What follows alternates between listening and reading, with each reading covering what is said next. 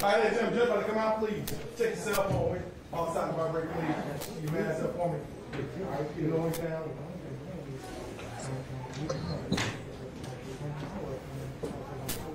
My first was only official off court when it was attorneys. Yeah, like the judge can say, you know, I'm not going to waive it. Hey, you slide down. The judge can say,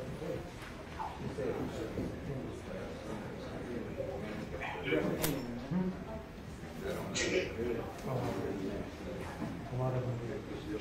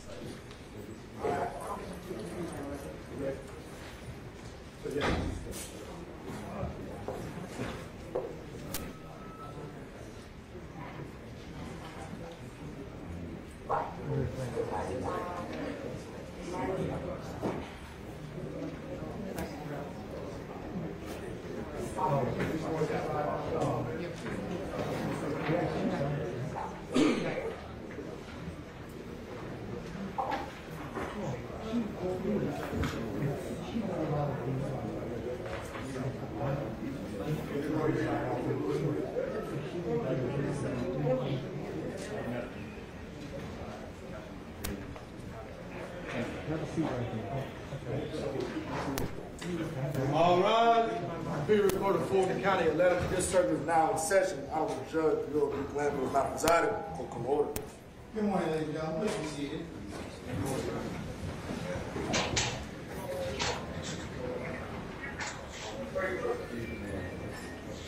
She must have been did this. Did this be all right? All right, ladies and gentlemen, can you all come in and have a seat?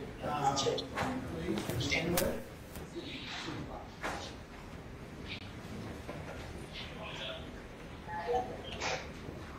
Slide down for me.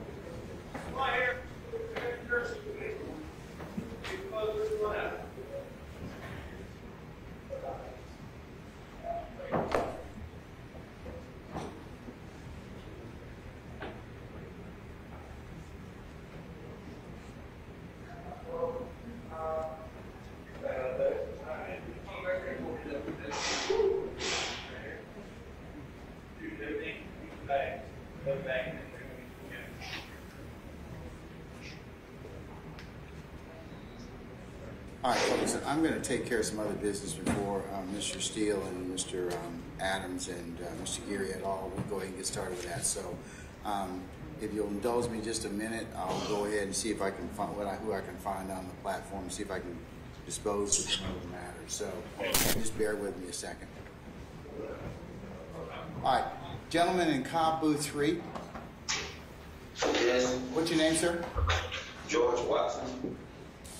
Yeah, that's my case. He's position number 7. Calendar. All right, sir.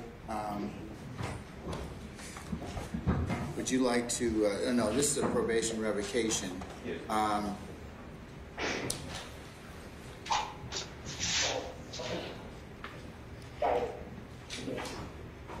Ms. Willingham, good morning, madam. Can you unmute yourself? Yes, Your Honor. Okay. Good morning. This is position number 7, State of Georgia versus George Watson in 14 SC 126717. This is a revocation. As I understand it, counsels, there was not a petition that was submitted, correct? Correct, Your Honor.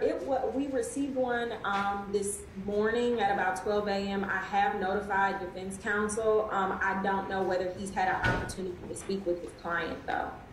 I have not, Your Honor, but... Would you like me to reset that, sir? Judge, considering the recommendation from the state, I think we'll be able to enter a consent to that today. And that would be a revoked time served and terminate the balance of probation, I believe. Ms. Willingham, if you'll confirm that for me. Yes, Your Honor. Do we have our probation department here today?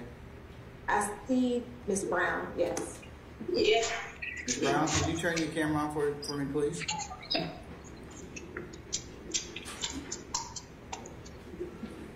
All right, good morning, madam. Okay.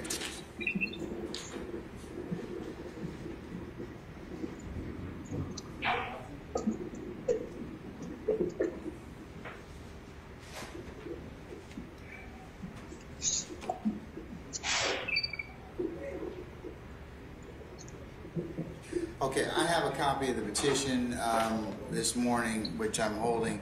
Mr. Siminoff, is this going to be a stipulated revocation? Yes, Your Honor. All right. Mr. Watson, good morning, sir.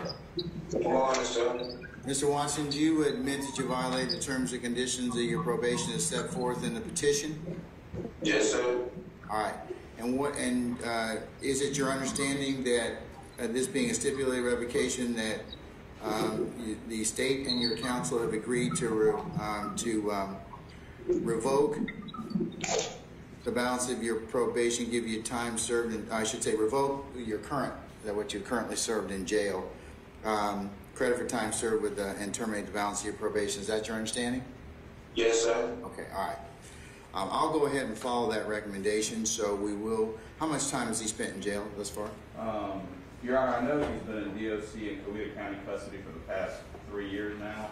However, in local jail, he's been in for 44 days.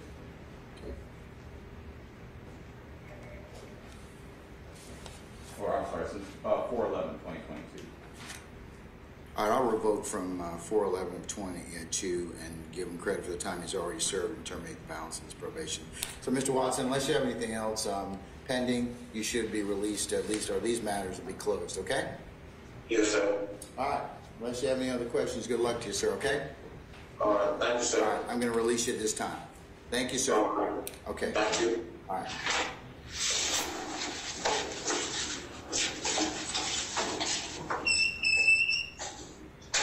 Mr. Siminoff, do you have any other revocation matters? I do, Your Honor. I think that the revocation matters start at position number 5, if I'm not mistaken. Yes, Judge. For position 5, Mr. Jaquan Jones. That's 18 SC 163169. Okay. Yes, Your Honor, I'm not sure if he's here. But if we could hold that and I could get access to my laptop, I think we can resolve that today if I can just get into a breakout room with him at any point. I just got a new offer today that I'm going to convey to him and make sure he's okay with it. Let's see if he's even on the platform. Is Jaquan Jones on the platform? Jaquan Jones, if you are, raise your hand.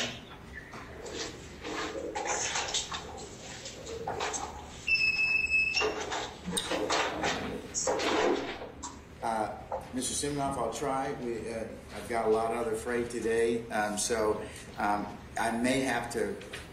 Is this going to get him out of custody? Potentially, yes. But if we could hold it for now, I can. I'll hold it for just a minute, okay? Thank you. What about position number 6? Arraignment, Crowder, and 08 SC 64827? That's my case, and the same issue filed last night. Orally this morning, so I'm going to defer to Mr. O'Neill on that. And Your Honor, the state's recommendation on it would be to revoke the ballot, which would be.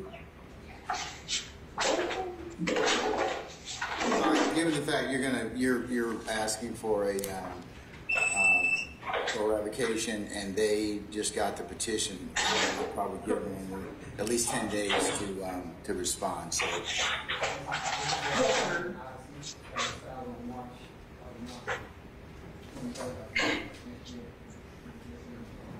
All right.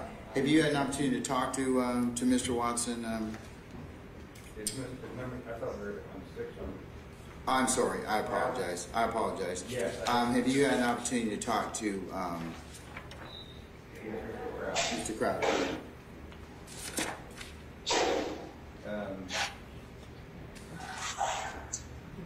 Yes, but I think the issue, which I didn't hear addressed, was when his probation ran. It would be 4 months and 27 days, which I think is less time than Mr. Raffoff would have initially presented to his client. What was the last thing you said again, Ms. Willingham? I apologize. It's okay. It is 4 months and 27 days, and I believe that's less than what Mr. Raffoff would have initially presented to his client, which I think we initially discussed 6 months.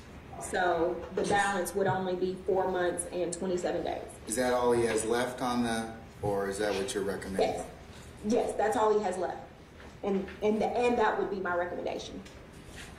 Okay. Now, if we could reset that within that time frame, that would be my preference. I don't think Mr. Crowder is on the platform as a Mr. Crowder. Oh, he is. He is in S214. Okay, all right. Mr. Chamberlain, when can we?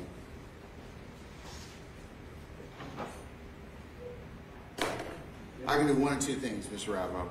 I can attempt at the heel of the calendar, at the heel of everything I have going on today, to let you talk, or if you want to call out and see if you can talk with Mr. Crowder. If not, I can reset it. Mr. Chamberlain, I have to find a date for you to put it back on. Yeah, because and I say that to everyone who has kind of matters before us, because we kind of limited this to space in terms of my Zoom availabilities for both arraignments, or proceedings, and trial. Well, I need to talk to him again. Yeah, I can do it. We can have a conversation. It's not today, but we can go out to jail, and then you and Mr. Williams can always work out the night and see what he wants. Yes, Your Honor, that we can do that. That work for you, Mr. Raffoff? Yeah. All right, Mr. Crowder, your attorney, Mr. Raffoff, is going to reach out to you shortly, and if the state and he can work out something, I'll sign an order, and that should be the matter at the end of your case, okay? Sir, may I speak to the court, Your Honor? You're talking to him. Okay, I needed 10 years on this probation, Your Honor, with no problems, Your Honor. Okay, but I think your lawyer is going to talk with the state about that, and they've told me that you only have about 4 months and 27 days left. So, yes, sir. So Mr. Raffoff's going to talk with Ms. Willingham, our ADA, and see if they can work out something, okay? Yes, sir. Okay, all right. So he'll be back in touch with you really soon, and we should be able to resolve your matter, okay? Yes, sir. All right. So I'll release you at this point in time, sir. Thank you.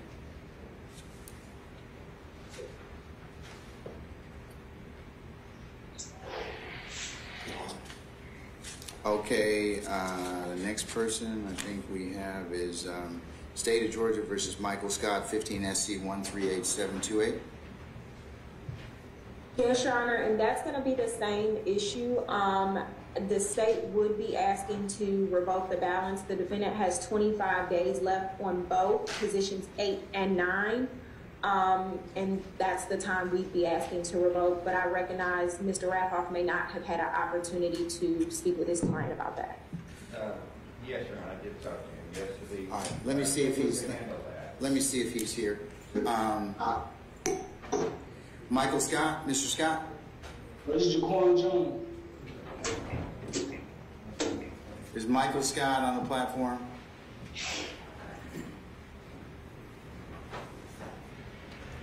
Sir, what is your name in 2014? Jaquan Jones.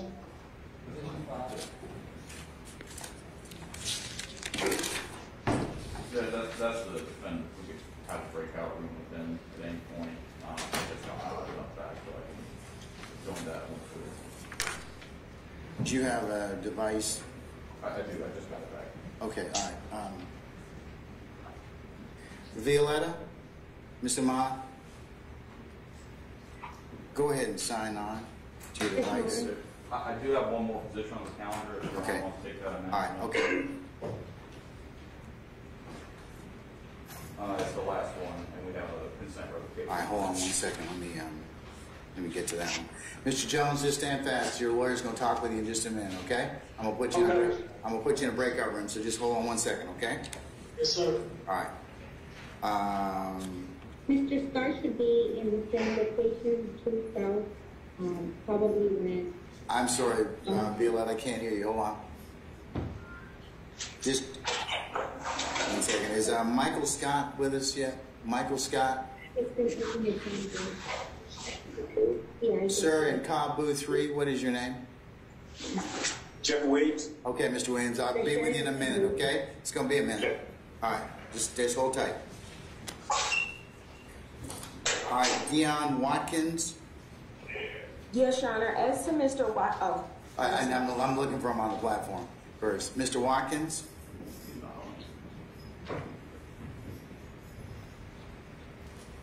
Okay, all right.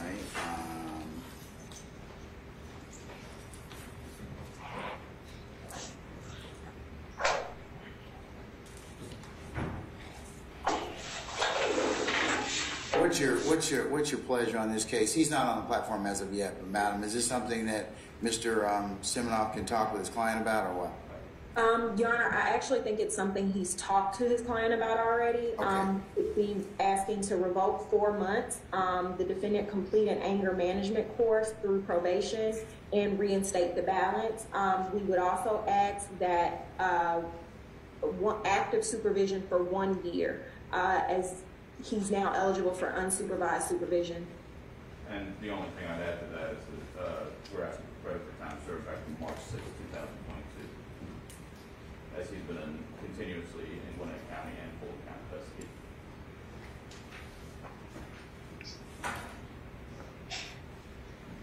Okay, Ms. Willingham, do me a favor, and you want your recommendation is to revoke 4 months, complete anger management through probation. What was the last thing after that? We'd ask that he be on active supervision for 1 year of that time.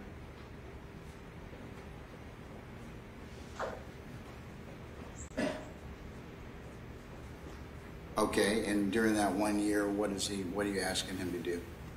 The anger management course will be done during that time, but we want to make sure that he's reporting during that active supervision, because he's actually now eligible for unsupervised probation. But we'd want him to be supervised. Well, he can petition for unsupervised visitation. Unsupervised probation after a year.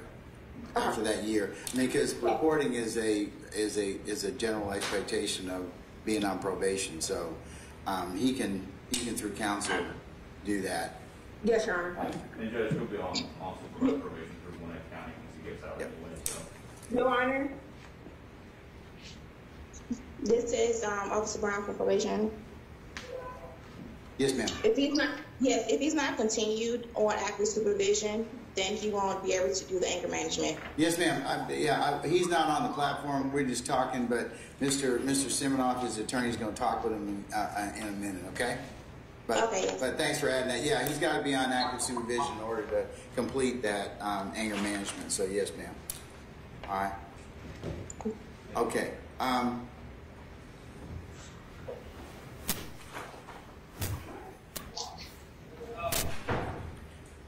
Lieutenant Dooley, madam. Good morning, yes, sir. Good morning. Where is Mr. Watkins? Do you have him? What's your number, is it? He's number 10 on the calendar today. 1 North, 600. Open 1 North, please. Okay, I don't think I have that one open, but Can you open that one, Viola? hey, Violetta, can you open 1 North, please? Video for that.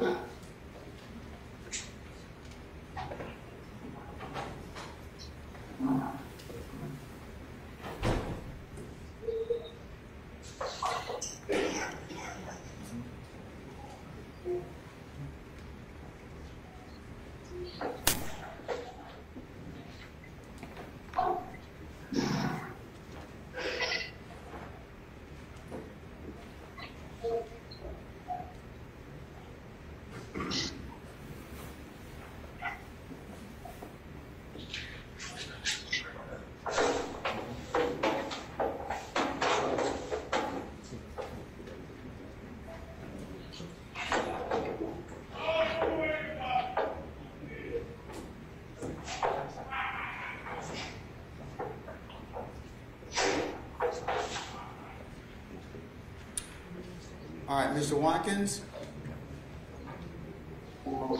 Sir, if you could raise your hand if you can hear me, Mr. Watkins. All right, I see him. Okay.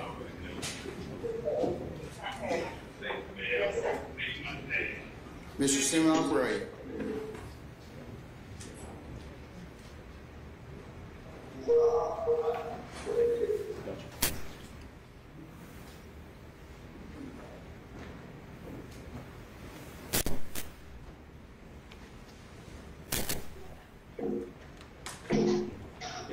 I do have Mr. Watkins available.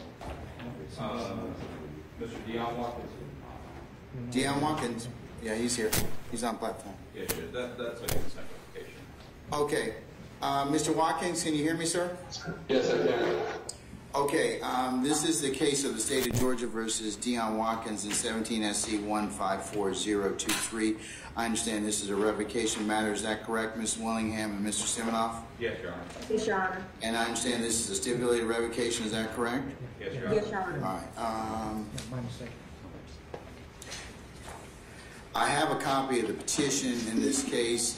Mr. Siminoff, you had an opportunity to talk to the client about the petition and the purported violation? Yes, Your Honor. All right. Mr.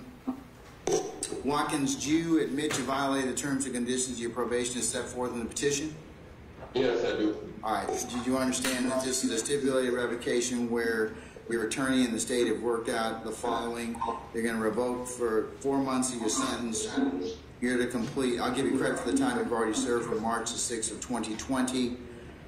You're going to be reinstated to probation after the service of that time. During the period of probation, you'll need to complete anger management and on active supervision for at least 1 year, after which you can petition for non-reporting probation if you are in good standing at that point in time. Is that your understanding, sir? Yes, sir, it is. Okay, all right. Then I'll go ahead and revoke 4 months. I'll give you credit for the time you've already served from March the 6th of 2020. Your Honor, I believe it's 2022. 2022, I should say. Yes, sir. Thank you. Once you've completed the balance of that time, you'll be released to or reinstated to probation. During the period of probation, you will complete anger management through probation, and after a year of supervised probation and the completion of your anger management course, you can petition for non-reporting probation should as long as your status is current, okay? Yes, sir. Thank you, Your Honor. All right, unless you have anything else, that'll be the order of the court, all right? All right. All right, sir, I'm going to release you at this time. Thank you. Thank you, Your Honor. Have a good day. All right, thank you. All right, Mr. Siminoff, are you talking to, is there anybody else I need to talk to? Let's see. I'm about to go sign in, get put in the breakout room for the other case. Decline Jones number 5. All right, were you able to, okay, all right. I'm about to do that. Okay, all right. Mr. Raffoff? Yeah, Mr. 8 and 9, Michael Scott, he was in the 2 South 404, the same as, Let me see if I can find Mr. Crowder was yesterday. Okay, well, didn't have court yesterday. Let me see if I can find him. Let me see if I can find him. Michael Crowder? Michael Scott. Michael Scott, I should say. Thank you. Lieutenant Dooley, can you help me out again? I'm looking for Michael Scott.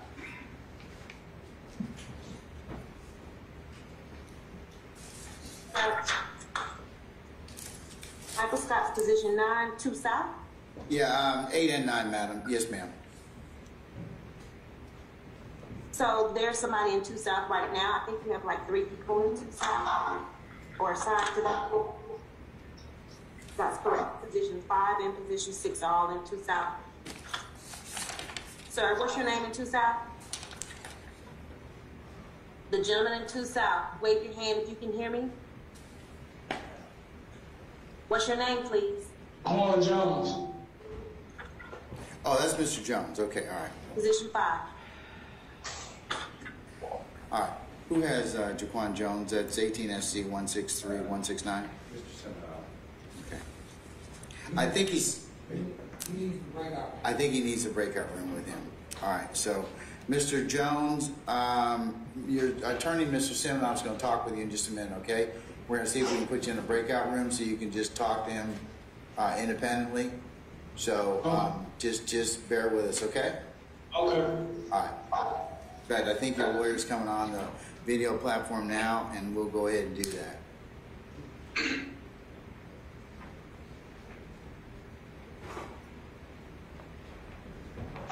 Oh, she put me in there with it, but I won't leave and go back into the. All right. Yeah, just leave the breakout room, and then Mr. Sim.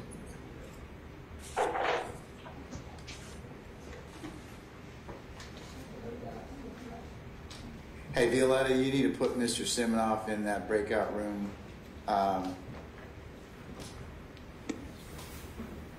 Yes, Your Honor. Okay, yeah, put Mr. Siminoff in that breakout room. You just put us in there. That you just put us in.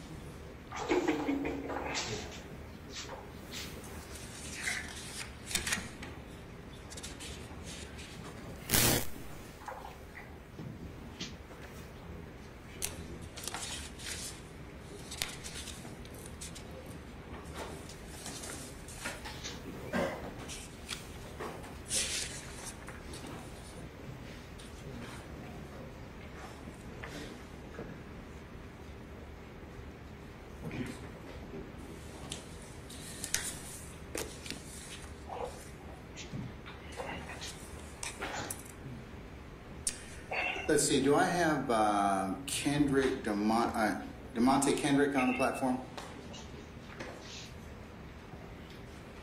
All right, Mr. Kendrick, you are in, let's see, N4, 506. Violetta, can you unmute N506, please? Thank you.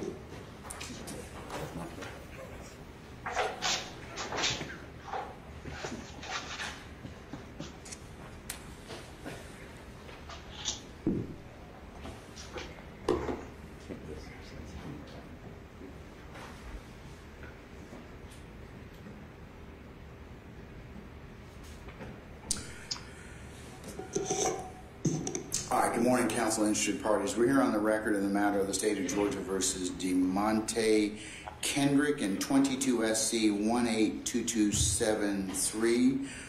Good morning, Mr. Kendrick. All right. And good morning, Mr. Apt. Good morning, Your Honor. All right. Good morning, Mr. Mr. Geary, and et al. Okay, all right. Okay, Mr. App, I believe that we reset you from the last calendar to determine or make a bond determination. Did I formally arraign your client at that point in time?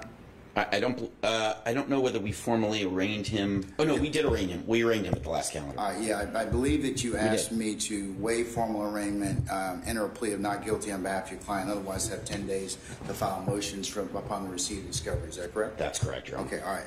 So today we're here for bond, so if you wish to go ahead and tell me the IL factors and the other things that you believe are necessary for me to make a bond determination. Your Honor, to start, I think you should know my client is 29 years old. He completed high school. He is a full-time musician. He's signed to a nationally recognized recording label. He's had 1 platinum and 2 gold records. Your Honor, he's got a child who is 7 years old, Dawson, who he helps to raise with that child's mother. He's lived in Atlanta his whole life, Your Honor. He has significant ties to the community. His mother, Tasha, is here. If you'll just stand up, Tasha. And there are a lot of friends and family and people here from the community in support of him. If you'll hear on behalf of Mr. Kendrick, just please stand up. So, Your Honor, he's got a lot of community support. Thank you, ladies and gentlemen. You can sit down. He's got friends, family, business associates. He's really, I mean, other than for work to perform as a musician, hasn't really left the state of Georgia. He's got significant ties here. He's lived here his whole life. And there are, and Your Honor, if there's a way that I can display these to the court, or I can just enter them, if we're doing this, I assume we're doing bond by proffer today. So, do you, Mr. Geary, do you have any objections to what have you seen what Mr. Abt is going to show me? I view them no objections, sir. Okay, all right. And you can just hand them to me if you have a copy for me. I do, Your Honor. Okay. And so, all right. What I'm, if Your Honor is okay, I'll just I'll admit your. Okay, so we have 1, 2, 3, 4, 5, 6, 7, 8, 9 photos. I'll admit them as D1 for purposes of the motion. Okay. Thank you, Your Honor. All right. And so what you're looking at are photographs of my client in various philanthropic and community service organizations. He helped create a youth football team to help inner city youth stay off the streets. That is known as the Atlanta Trackhawks. He helped found that organization. He coached those kids. He created this youth football league, which is actively involved in order to ensure that young inner city children are doing the right thing, learning the right ways in life, and having an outlet. He also is involved in a other charity called Area 51, which there is photographic evidence of, where he helped raise money for and provide food for underprivileged and inner city families and homeless people. Your Honor, you'll also see in those photographs there are charity concerts my client has done in order to raise money, where he did, took all the proceeds of those concerts and used those funds to provide the food and football equipment and other means by which he supported the community. Now, I expect Mr. Geary to raise that my client's had some criminal history, and we don't deny that. But I think what's telling about his prior criminal cases is that he has shown up and appeared for every single court date, every time, both in state and federal courts, when he was charged with crimes that could have cost him his life. He does not have failure to appears. He is not a flight risk. And I would present to the court, he had even another murder case in this very courthouse in which the state declined to prosecute him. And he showed up for every court date. The state has a habit of wrongfully accusing my client of these serious crimes. And they're going to try and argue that he's been arrested previously for other crimes, several of which he was not convicted of. But he's got community support, Your Honor, as I'm sure Your Honor would expect in a serious case like this. We'd be happy to have him on house arrest and have an ankle monitor on him and provide the state and the court with a list of approved visitors, which the state could have the option to edit and change. And the only reason we'd really want him to leave the house is for a medical emergency. I can go to his residence and he can assist me in his defense, or I can meet with him by Zoom. But I do believe that the court should consider a reasonable bond in this matter. He does have ties to communities. He's not a flight risk. We'd be happy to turn over his passport. And I think we are humble before the court in asking that the court issue a bond, cash property, or surety good bond of $100,000. Thank you, Your Honor. All right, thank you, Mr. Adams. Mr. Geary? Good morning, sir. Good morning. Judge, I'm not going to belabor the record that the counsel went over. It is extensive. I will say in one of the incidences in a federal court, which you'll hear more about probably later in a hearing today, Mr. Steele actually represented Mr. Kendrick in a probation revocation in federal court. So apparently he doesn't do very well on probation. For the court's knowledge, and I guess I'll start and go a little backwards, while Mr. Kendrick has been in court, we have him documented to using another inmate's phone messages, or phone code, to use the phone at the jail to try not to be discovered. In some of the phone calls that we had concerning Mr. Kendrick, he's actually trying to get a phone brought to him in the jail.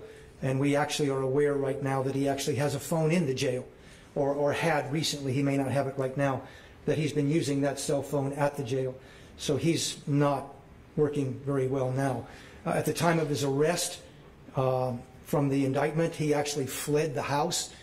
He was stopped back in the woods, so he tried to flee then. He has 10 new open charges as a result of that arrest. My understanding, he's on no bond from that already. And that's just on the recent things, Judge. Judge, he has a murder charge in Acts 17, 18, and 19 of the indictment that's pending in this case.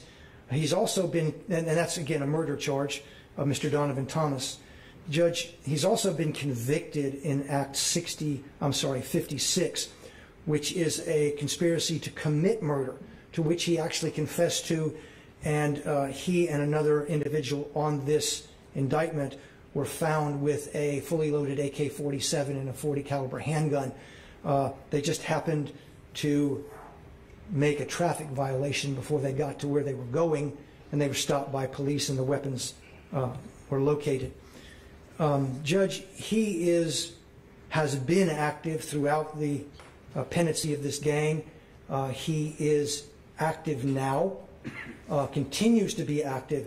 When we've got him on the phone, the cell phone from the jail, he is continually speaking about gang activity to the extent that he's even trying to hide evidence. There were cell phones located at a particular area, and he called to make sure those phones were disposed of. Given that we were on that call, we located those phones before they could be destroyed. So the attempt was made. We just happened to be lucky enough to be one step ahead of him in that situation.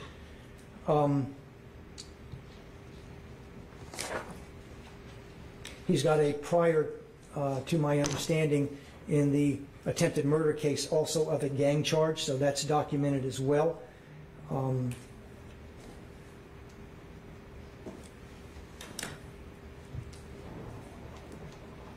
In the conspiracy to commit murder charge, they also had a stolen weapon, which is very common with this outfit. They have numerous stolen weapon allegations throughout this. They don't use weapons that respectively are traceable back to any of them. During that time, he was a convicted felon, so he's got also a conviction for possession of firearm by a convicted felon. So he clearly doesn't listen to court's instructions as given to him. He is in a music video, and I know we've had some back and forth on that, but that's as late as 2020, where he basically said that if people mess with one of the other gang members, they're going to die.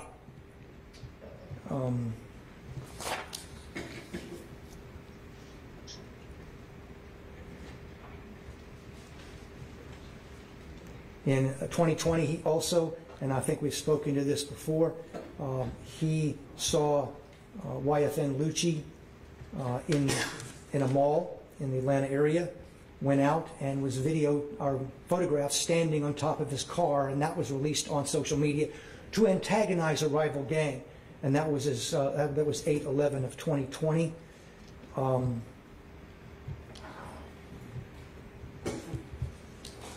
Your Honor, we've got other numerous videos and photographs in the indictment showing the defendant posing for these things and involved in these things, demonstrating a allegiance and a loyalty to the gang and the gang activity, to including violence and other types of gang activity. Given that, I would say that he is a pending murder, that he's already pled to an attempted murder, that his conduct has showed complete disrespect to the court's orders prior to having a weapon by a convicted felon, and while in jail, attempting to circumvent the jail call process and to get a cell phone in, which he was successful in doing, and talking about destroying evidence in there while doing that. Your Honor, I would say he is an extreme threat to the community, to witnesses, and to commit additional felonies, and ask the court to deny bond. Your Honor, may I briefly respond? You can, sir. Go ahead. So the first thing I'd like to address is Mr. Gary categorizes my client as having been previously convicted of and pled guilty to allegations in this indictment, which is, I don't know whether Mr. Gary is just having a... That's the predicate, I think, or that's the allegation as part of the indictment in one of the counts. I think that's what he's referring to. Your Honor, he has not pled guilty to any underlying... He's been convicted of one federal gun offense and has a probation violation from that offense. Those are his convictions. So if the state wants to allege that that is the basis for their charge that he's a convicted felon in possession of a firearm, they're allowed to do that. But to say that he's been already pled guilty to and convicted of counts in this indictment is a gross misstatement. And Your Honor obviously knows that my client's presumed innocent. That's the presumption he carries with him at this very hearing. The state wants to allege that he fled the home. At the time of his arrest, he was a visitor at a friend's home. He was a co-defendant in this case. And there were an army of people approaching through multiple directions towards the house. And at that moment, at that particular moment, he did not know that there were police, that they were police, and that they were there to arrest him. All he knew is there were armed men approaching the house. And so, yes, he ran for his own safety. Once he realized they were police, he returned, and he was arrested. There is a photograph of my client standing on a car That's about the best evidence the state has. Hard evidence they have against him. That's not a crime. And I think the other thing that Mr. Gary brings up and the court should consider, because it's part of 17-6-1, is the economic impact. Not just to my client, but this case in general. The court, in its discretion, under that code section, is allowed to consider a wide variety of factors.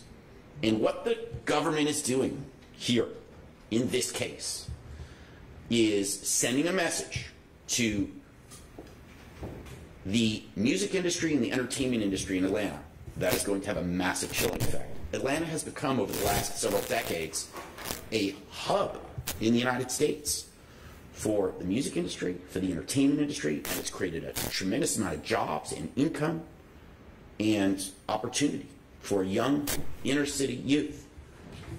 I would argue to this court it's actually prevented a lot of crime.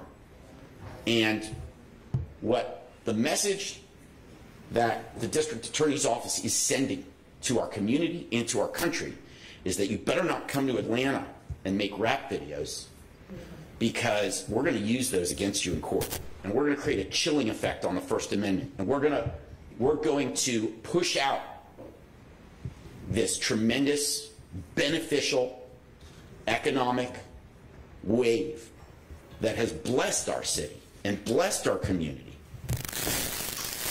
They're sending a message to every young kid today in the city who hopes to grow up and become a successful musician, that whatever you go on YouTube and the internet and create as your art form, you're gonna have that used against you later.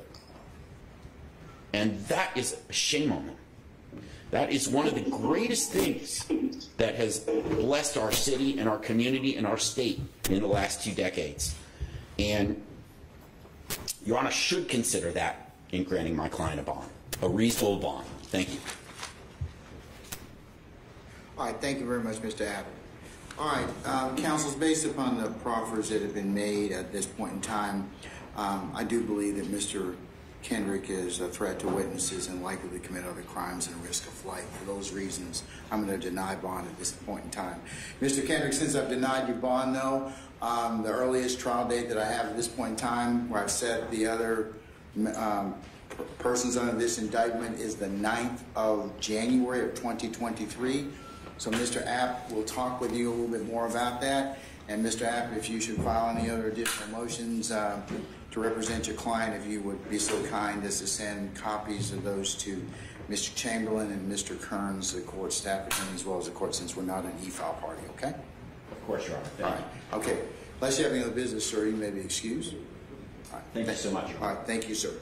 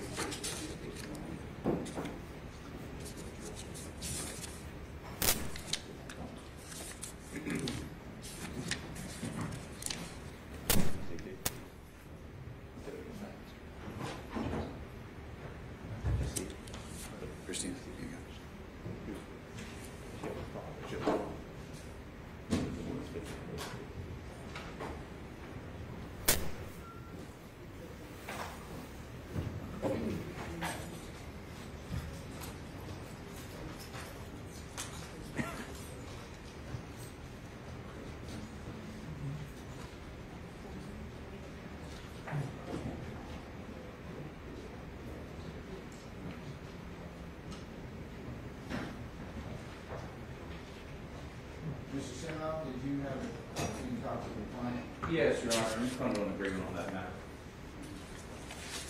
Okay, what position number was that again? I'm sorry. Number 5. Thank you, sir.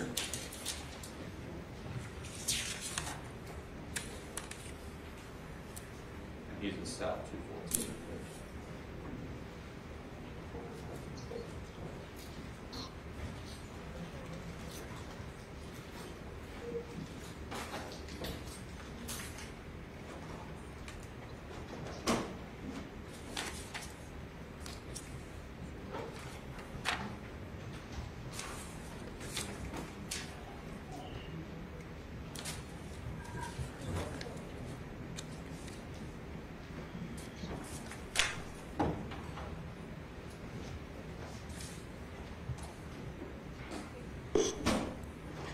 Christine, you ready? I'm going to do number 5 now. Okay. All right, Mr. Jones, we're going to take care of your revocation matter at this point in time, so just bear with us a second. All right, this is the State of Georgia versus Jaquan Emmanuel Jones in 18 SC 163169. Ms. Willingham and Mr. Siminoff, again, good morning. Counsel, as I understand, this is going to be a stipulated revocation. Is that correct? Yes, Your Honor. Is that correct, Mr. Siminoff? Yes. All right, and what is the state recommending in this particular stipulation that you've negotiated?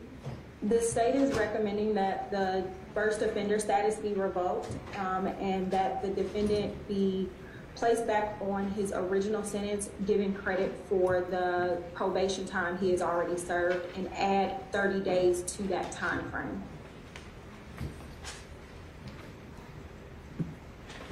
That's correct, Judge. So for the custodial time, we're asking for credit for time served back to May 20th, 2022. And for the adjudication on the probation, we're asking for credit for time served back to the original sentence date. The last thing you said again, the probation, I've got the first offender revocation reinstate to back to the original sentence and adding 30 days. I'll give him credit for, it's from May the 20th, is that right? Yes, Judge. Of 2022? Yes, Your Honor. All right, and then for the adjudication of the guilt, he's entitled to the credit for the probation he's already served. So we're asking for that credit to be back to the original sentence date. how much time are you asking for? I'm not sure what the sentence date is. I don't have it in front of me, but we'll need that. He would have a remaining balance of 1 year, 4 months, and 25 days. I believe it's on the petition as well, Your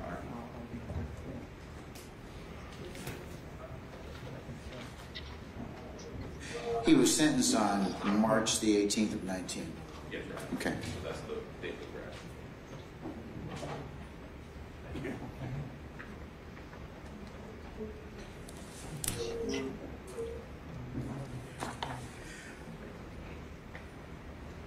Okay, Mr. Jones? Yes, sir. Sir, did you have an opportunity to read the petition and go through it with your attorney, Mr. Siminoff? Yes, sir. All right, and do you admit you violated the terms and conditions of your probation as set forth in paragraph 4 of the petition? Yes, sir. All right. You also, is it your understanding, sir, this is a stipulated revocation whereby your attorney and the state have agreed that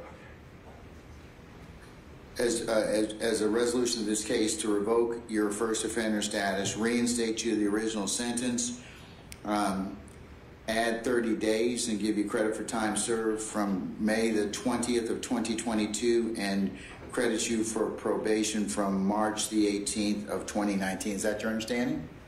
Yes, sir. All right. I will go ahead and follow that recommendation, Mr. Jones, and I will revoke your first offender status. I'll reinstate you to the original sentence. I'm going to add 30 days, which I'll give you credit for time served from May the 20th of 2022, and I will credit you for probation from the 18th of March of 2019. Otherwise, reinstate you to that sentence, okay? Yes, sir. All right. Unless you have any questions, sir, then that will conclude your matter, okay?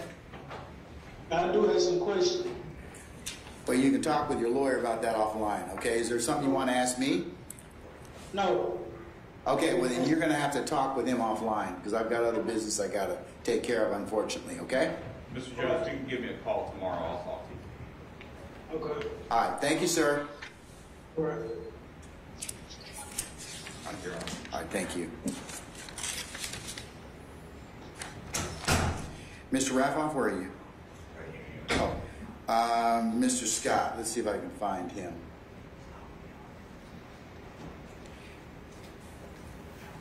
Michael Scott, you on the platform? All right, let's see if I can find Mr. Scott. Lieutenant Dooley?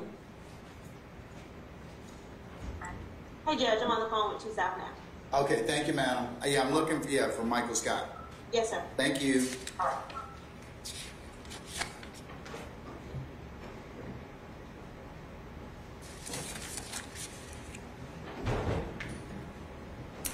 Mr. Partridge. Good morning, y'all. I see you in your executive office, mobile. I hope you're parked. I'm about ready to begin your bond, arraignment and bond. Let me see if I can find Mr. Beebe to begin with. All right, Mr. Beebe, where are you? Judge, Mr. Beebe's in Cobb. I was going to ask the court if the court would be open. I'm just getting. I'm going to find him. I'm going to find him. Mr. Beebe, can we have Mr. Beebe brought out, please? Deamonte Beebe from Cobb. Thank you. Just bear with us a second, Mr. Partridge, okay? No rush on that. All right, okay, all right.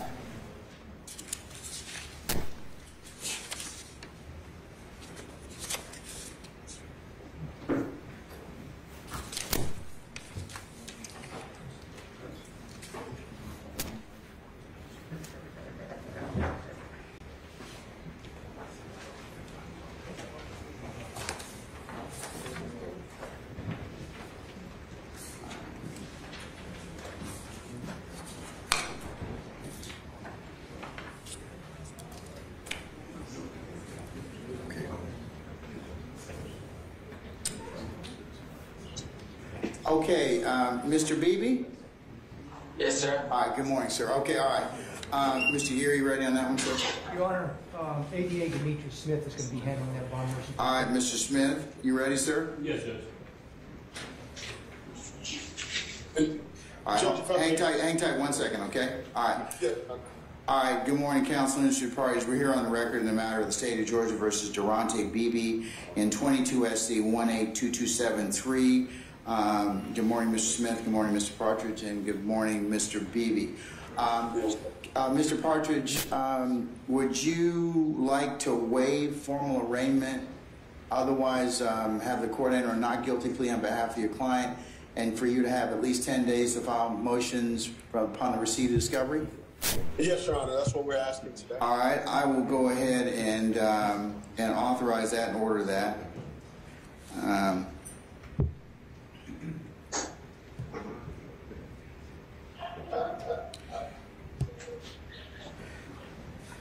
Okay, you also, Mr. Partridge, filed a bond motion on behalf of your client. So at this point in time, if you wish to proffer those factors under IELA that or any other factors I need to know about, so I can go ahead and make a bond determination after hearing from Mr. Smith, okay? Your Honor, with regard to the bond, I believe former counsel filed bond. I just got onto the case last week, Judge, so I was actually going to ask the court if the court would actually allow us to reset the bond portion of this so that I may get a little bit more skin in the game, so to speak, and come up to speed with the issues surrounding Mr. Beebe. And I've informed him of the same, Judge. Okay, all right. Let me confer with Mr. Chamberlain as to the earliest date that I can do that. I'm just going to tell you in honest candor that I have very limited spaces given the fact that we're still laboring under the pandemic, and I have I can only have Zoom availability because I have to compete with my other 30 colleagues from 2 courts and our probate judge. So let me see what I have available, okay? Yes, Judge. All right, just bear with me a second.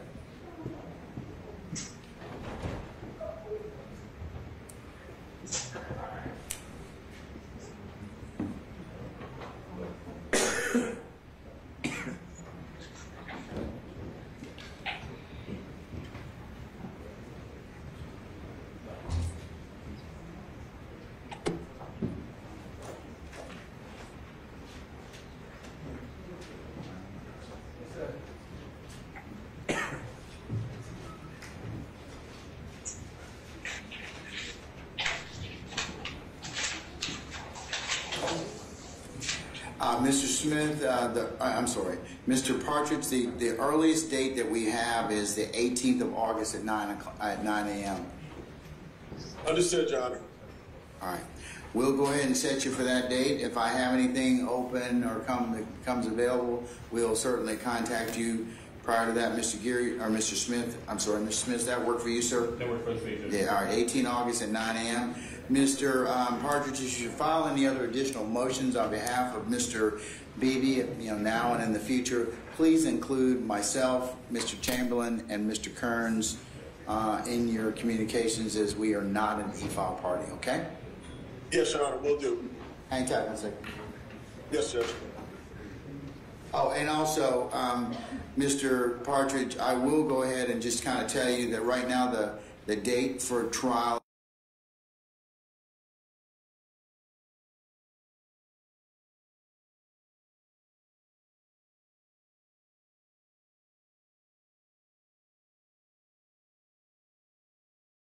of August at 9 a.m. Okay, Mr. Beebe, your attorney's going to talk with you a little bit about getting ready for bond, and we'll see you back on the 18th of August at the, to deal with your bond. Okay?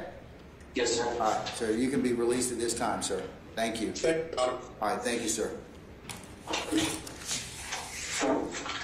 Mr. Gear, something you want to? Yes, please, Judge. Yes. Judge, at the conclusion of Mr. Kendrick's bond hearing, I discovered that I made a mistake, and I want to clear it up with the court as quickly as possible and be as frank with the court as I know. With the 28 defendants, I mixed one fact. Is Mr. Apt here? Oh, he's here. Okay, Yes, all right. Okay, all right. So we're going. Okay, all right. Is Mr. Kendrick here? Let me see. Where is he? We may have released him already. That's the problem. Let me see if I can get Lieutenant Dooley to bring him back. I can stay, Judge. There's no. Lieutenant Dooley, is it possible to place Mr. Kendrick? I know we released him a little earlier, but can we get him back? Position 4? Yes, ma'am. Yes, sir. Okay, all right. All right, just all right, bear with us, Counsel. Okay.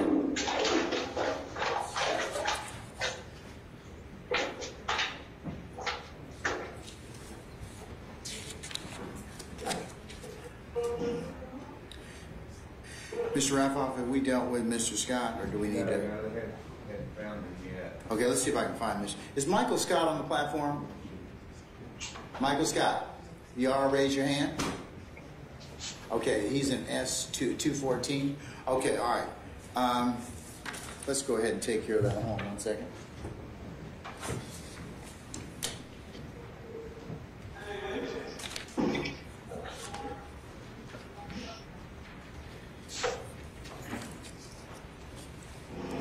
Mr. Chamberlain? Do we have the petitions for Mr. Scott? They're not on the side of you? On the other side. You may have given them back. No, I may have given them back to you, sir. That's what I'm saying. They're not there. They're here. All right. Right there. Mr. Scott? Yes. Thank you, Edward. All right.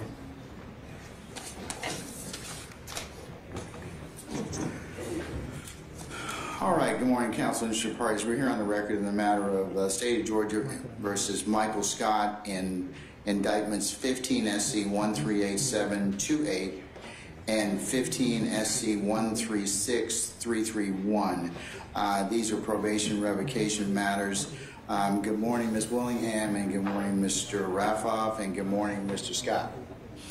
Okay, as I understand it, these are going to be stipulated revocations. What is the state's recommendation in position number 8? Your Honor, the state's position on both 8 and 9 is actually going to be to revoke the balance. It's 25 days remaining on each case, and we're okay with those cases running concurrent as they did originally as well. Okay. All right. Mr. Raffoff, is that your understanding? Yes, Your Honor. All right, is Mr. Scott, good morning, sir. Good morning. Sir, did you have an opportunity to speak with Mr. Raffoff concerning these two aforementioned revocation petitions in 15 SC 138728 and 15 SC 136331? Yes. All right. Do you admit that you violated the terms and conditions of your probation as set forth in paragraph 4 of each of the aforementioned petitions? The case was a hearsay case. Sir, I can't hear you. I apologize. Do you admit that you violated the terms and conditions of your probation as set forth in the petitions? Yes. Okay. All right. Based upon the petition and the negotiation and your acquiescence, I will go ahead and follow your attorney and the state's recommendation in this case and revoke 25 days on each particular indictment ending in 8728 and 6331. I'll revoke 25 days, which is the balance, and at that point in time, close the case. Okay? As to both matters. Anything else on behalf of the state or the defense? Mr. Raffoff or Ms. Willingham? Nothing further. All right, then that'll be the order of the court. All right, so Mr. Scott, you are. I'm going to release you at this point in time, and if there's something else holding you in, then certainly you have to address that. But if not, then this should resolve these two probation matters for you. Okay? All right, thank you, sir. You can be released at this point in time.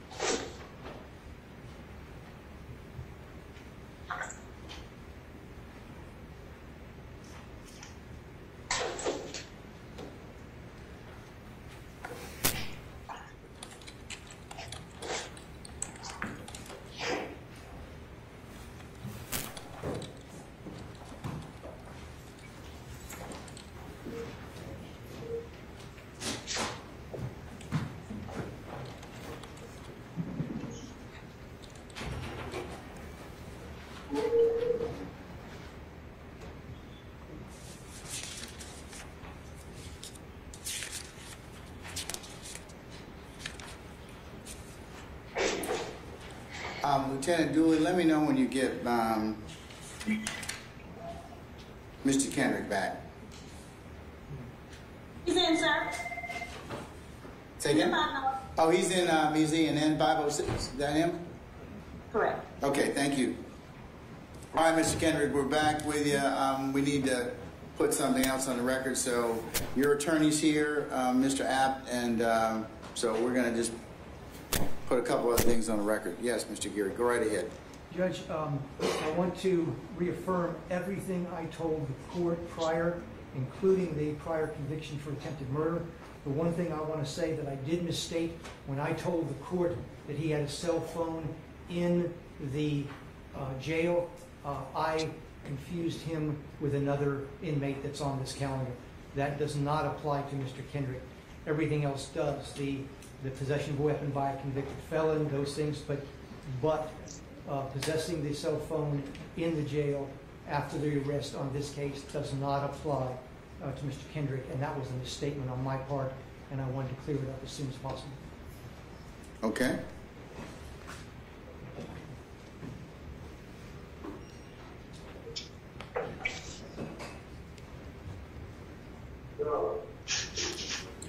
All right, well, given that, Mr. Geary and Mr. Apt, I'm still going to leave him in a no bond status based upon what's been proffered thus far. I understand, Your Honor. But I appreciate you clearing that up and your candor with the court as well as the opposing counsel, okay? For the record, Your Honor, I appreciate Mr. Geary's professionalism and ethics always. We're all human. Okay. All right, thank you, sir. All right. Okay.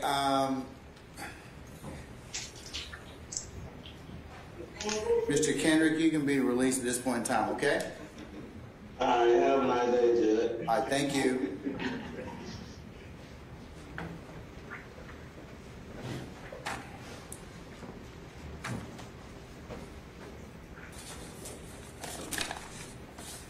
All right, Mr. Hudson, where are you? Yes, sir, I'm right here. Okay, you can bring your client up, Mr. Walter Murphy. Mr. Murphy and Mr. Hudson, come on up.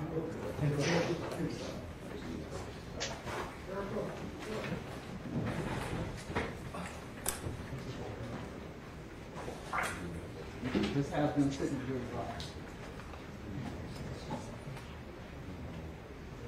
No, I'm saying have them still sitting here. Sit there. So, you guys come sit over here. Have them come sit down.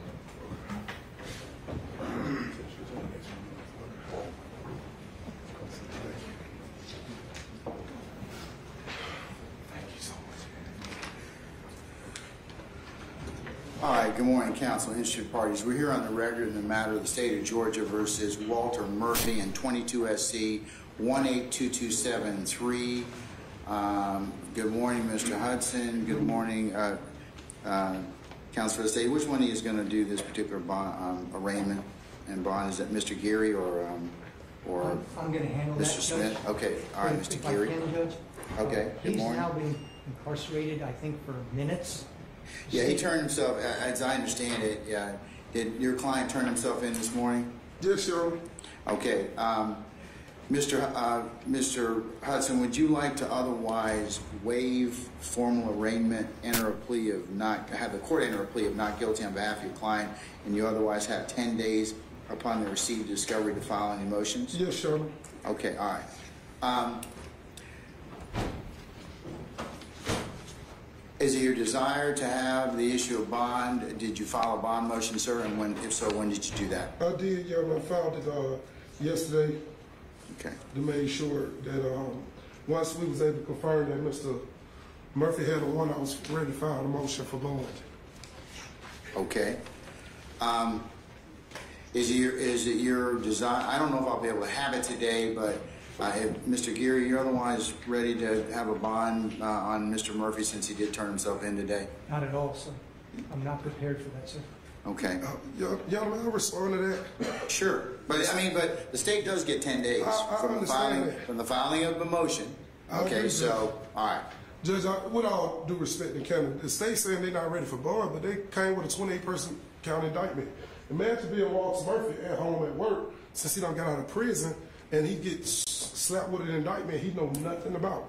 And now he had to kiss his fiance, his 3 children goodbye, and he being accused of something he's already pled to from 2015. He just got out of prison and got a job. And the state not ready? Well, how long were they ready when they put this sham indictment together against this man? So I'm ready, Judge. With all due respect, Judge, I'm ready at your court's disposal. So whenever date you set, I'm okay with that. Okay. But the state saying they not ready and they put together a blind indictment, they always should have been ready. Okay. Mr. Chamberlain, when's the next available date that we have for a bond? We could do a bond hearing for Mr. Murphy. Unfortunately, it will be August 18th unless you instruct me otherwise. Let's see if we can find something. And thank you, y'all. I can waive his presence if need be. Hang tight. I trust my client. My client trusts me. We're going to go ahead and let me see if I can find something, okay? Well, while Lieutenant Dooley is present, ask her.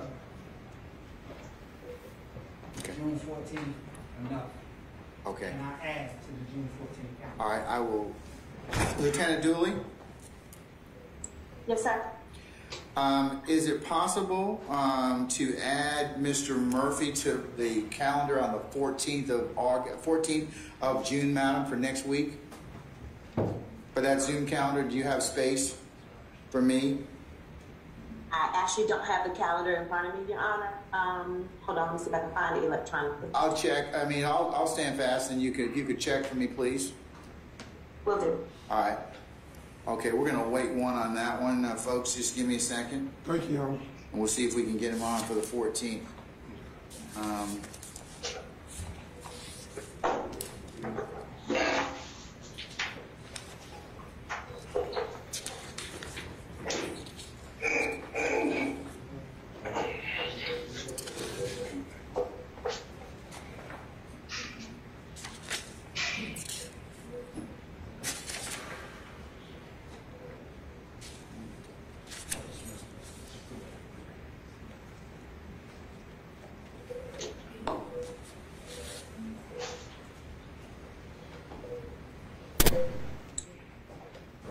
Your Honor, it looks like I've received one email from Mr. Chamberlain regarding one defendant for that calendar, so yes, you can add. No. So I'll look for another email. That's one of the emails I sent maybe 2 days ago. And there's one I sent a while back. You may need to search up email. When did you send it, Mr. Chairman? I have to get into my email. Okay. To see when I sent it the first time. That's the issue. Wednesday 5/4. Found it. Okay. So,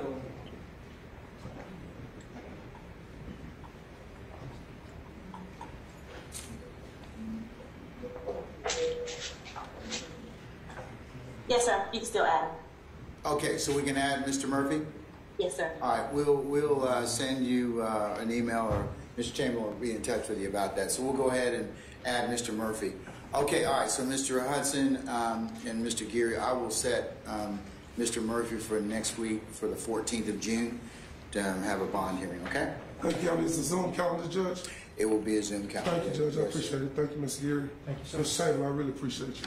Okay, all right. Unless there's anything else, we will see you next week, okay? All right.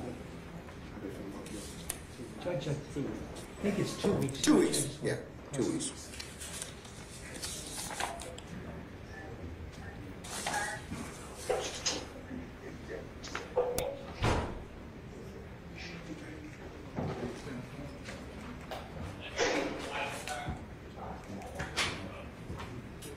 Thank you, Your Honor.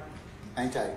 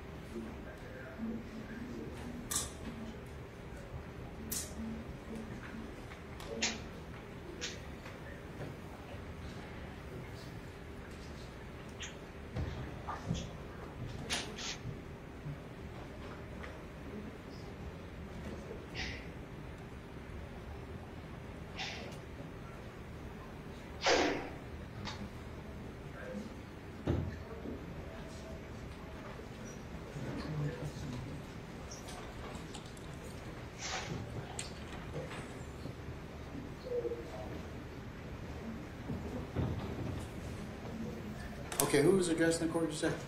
Mark Winnie from Chapter. Mr. Winnie, how are you, sir? Fine, thank you. How are you, Judge? I'm fine. What can I do for you?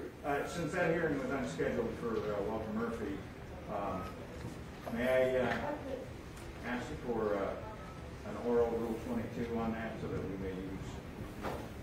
If you submit one, I mean, it's first come, first serve. I'll note that you did ask me in open court, but if you could submit something now, or when you get back to your office, or have somebody send one. I've asked them to send one. And then we'll mark it down, okay? So I can check back later and find out if we're authorized to use the video in the hearing. For when you come there for this period, or? Walter Murphy. Oh, okay. I guess my point being, there is no way for us to follow the 24-hour rule since it was impromptu. All right, sir. Okay.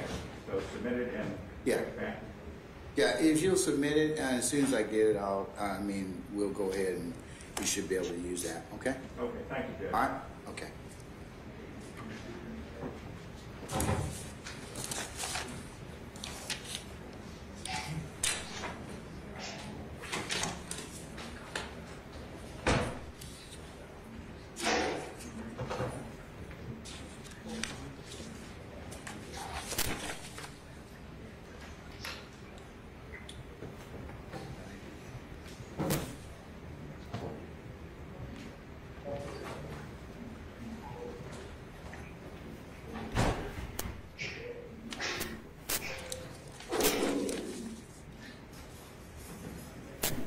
do we have any, I think we have a plea.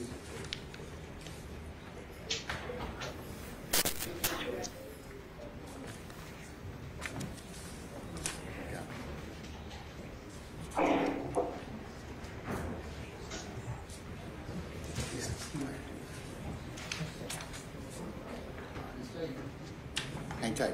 Okay, just 1 second.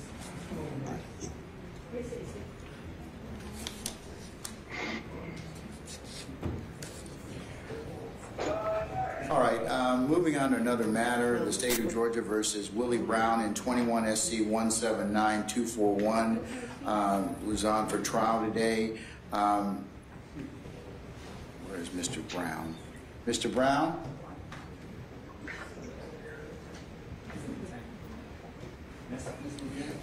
All right, let's bring out Mr. Brown, please. And Ms. Levinsky, are you here, or is it? Yeah, okay, go ahead. I am here. All right.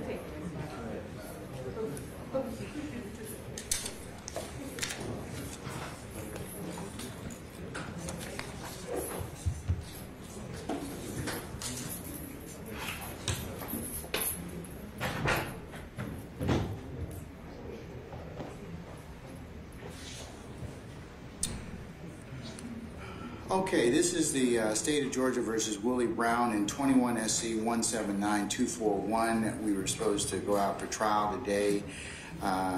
Good morning, Ms. Levinsky, and good morning. Who's representing the state? Is it Miss Kelsey Jones Connor? No, Your Honor, it's going to be 88 Terrence Miller and Deputy District Attorney Lauren McCall. She is on Zoom.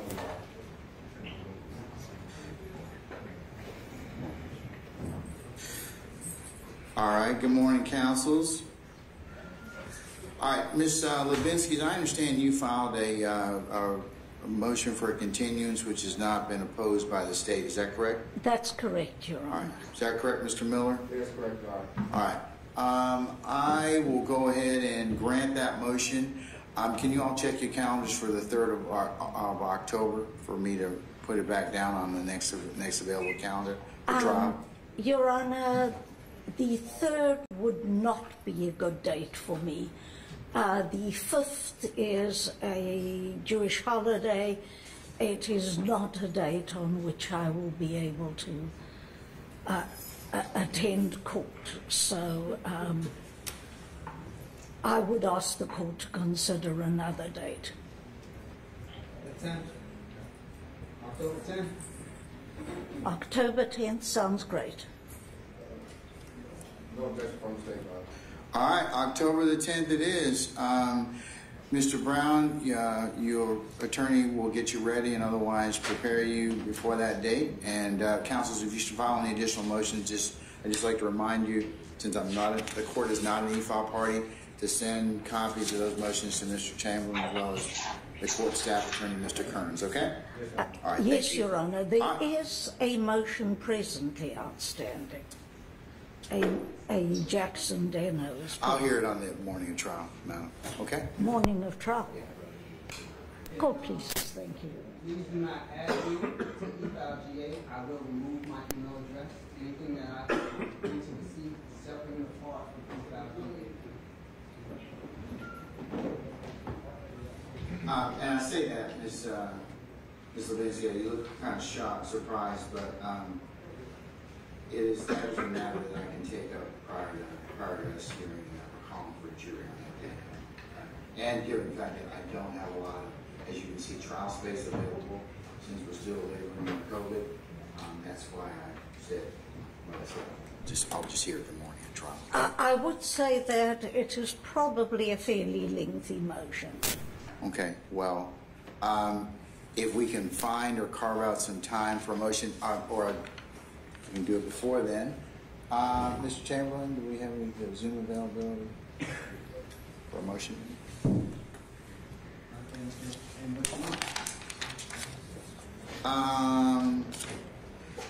Let's go to some.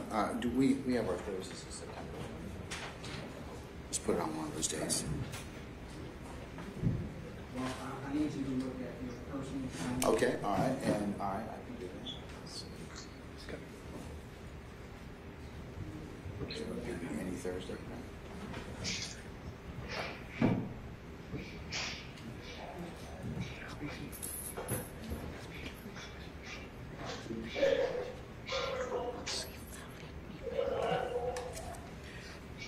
How about 22 September?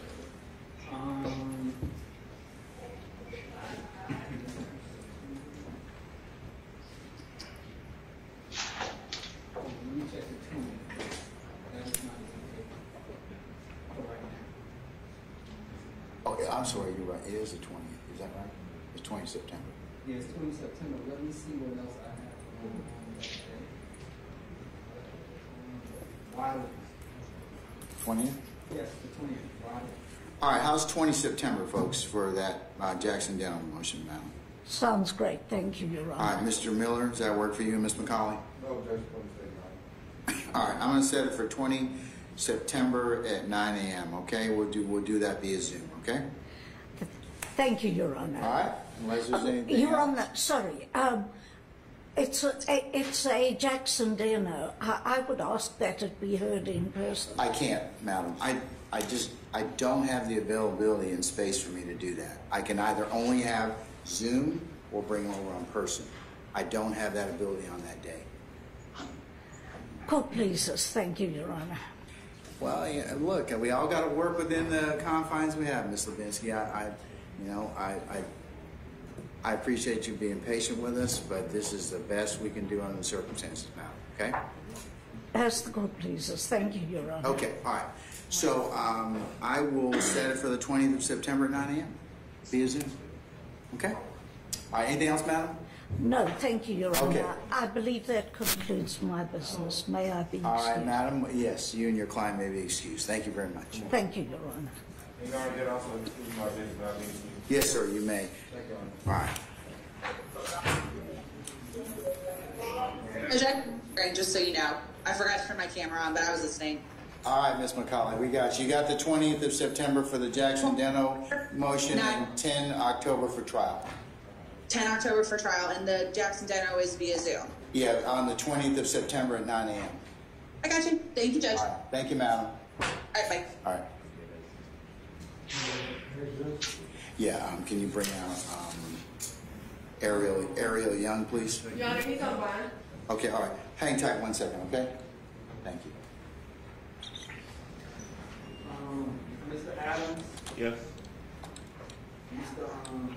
Steele, can y'all move to the... Of course, sure.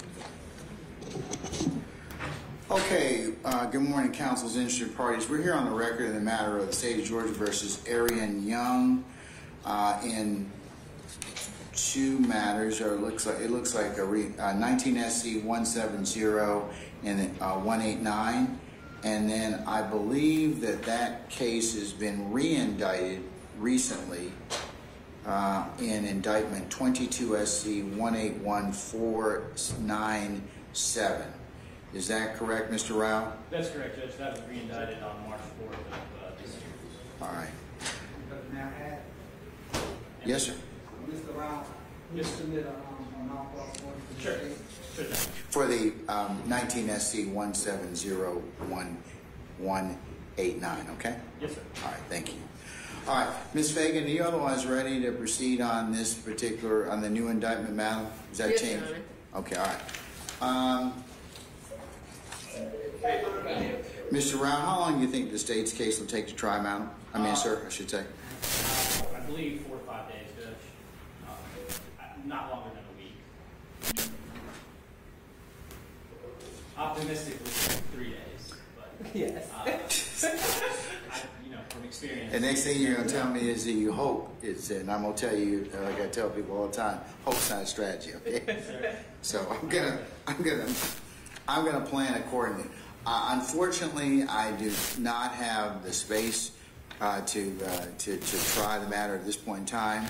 But Ms. Fagan and Mr. Rao, what I'd like to do is to put you on another calendar. Again, also now that I know your space and time allocations, I can potentially schedule it accordingly. Okay. Judge, there is one thing I would like the court to consider. Yes. There is a particular witness that was out of state. We were intending to fly him, and we would have expected this testimony to have taken place on Monday. Where are they coming from out of state? He's stationed now at Fort Sam Houston. Texas. Yes, sir. We secured special permission from the Army to have him testify on Monday. He's currently starting his deployment there on June 13th. And that is expected to go until the end of the year. However, he did indicate to me that after the month of July, he would be able to secure special permission from his OIC to basically be granted a one-day leave where we would fly him in that morning and then fly him out the same day. Just something for the court to consider. Okay, and I appreciate you telling me that for scheduling. So he's available anytime during August. There after, so the July is not a good month. It's not a good month for anybody, given schedules and vacations and everything else and conferences. So it would probably be after August, anyways. Yes, so. Sir. And if the court, I understand with all the scheduling and COVID and everything, but he indicated that he would need a date certain, essentially, for us to give him as far as the date Sure. That he would need to request for. How much lead time? 10 days, maybe. 10 days. As much as I can give, but as you much know. as you can give, Judge. Okay, all right.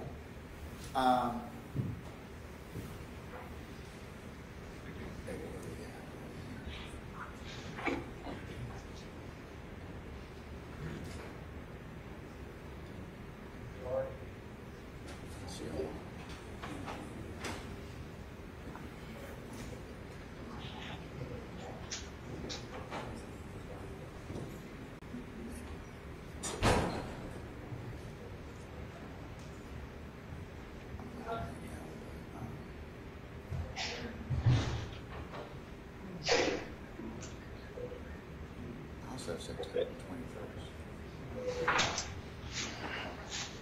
Criminal jurisdiction.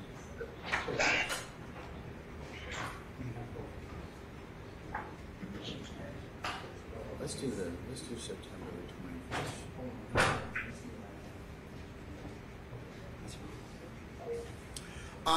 Let's right now, folks. Let's do 21 September. Okay. Yes, sir. Ms. Fagan, does that work for you, ma'am? Well, Your Honor, I don't have my phone, but I'm assuming so. We will be filing a bond motion he has a GPS monitor on. So this was the second time it was set, and we expected to be going out today. So we are ready in this case. Okay. I'm going to put this.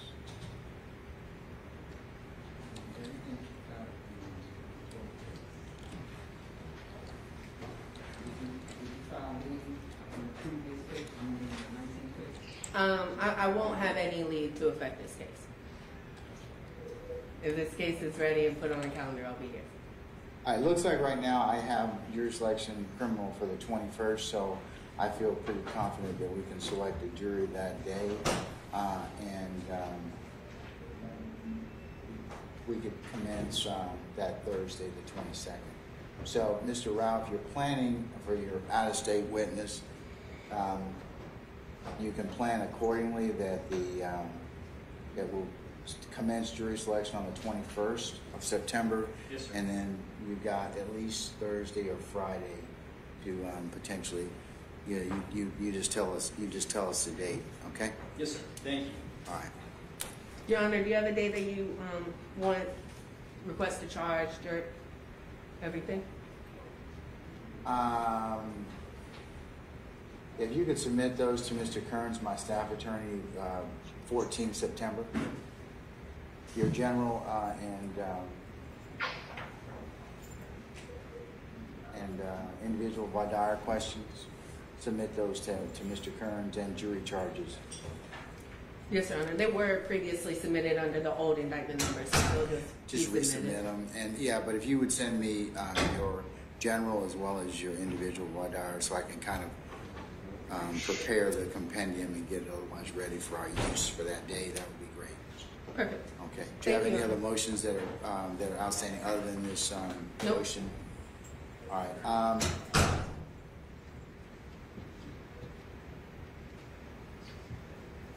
Mr. Chamberlain, since Ms. Fagan is here and Mr. Rao is here, do we have a date that we could potentially hear her motion to have him remove, or the court consider removal of the GPS device? Change in bond, basically.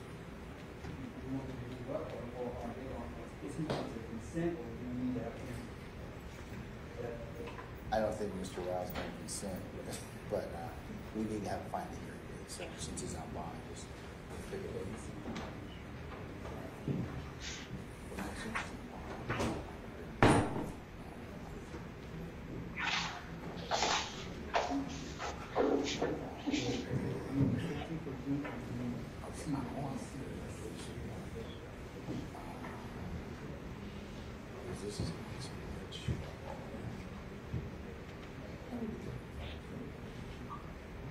Ms. Fagan and Mr. Rao, are you available the 14th of June? Yes, sir. Yes, sir. 9 o'clock? Yes, sir. Yes, sir. All right, we'll add you to the to that particular event date.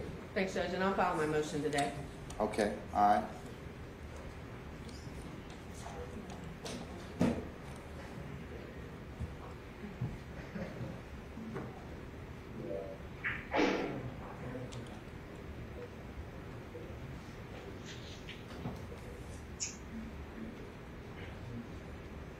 Yeah, 11 o'clock. Why don't you all just delay your coming to 11?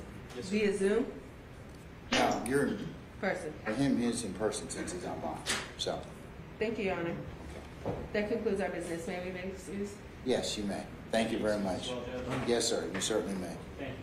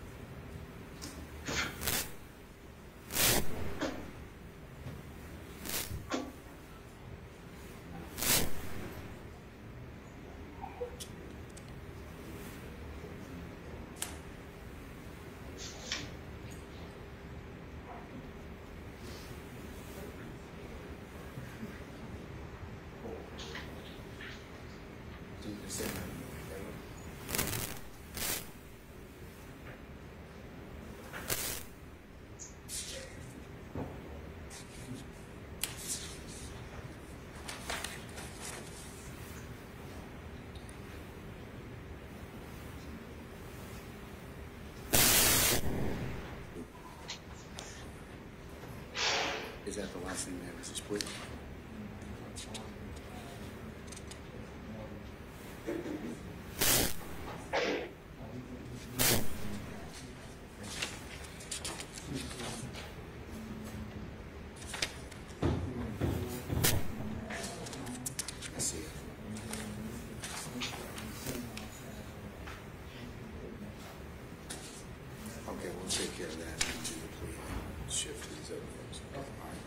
Okay. All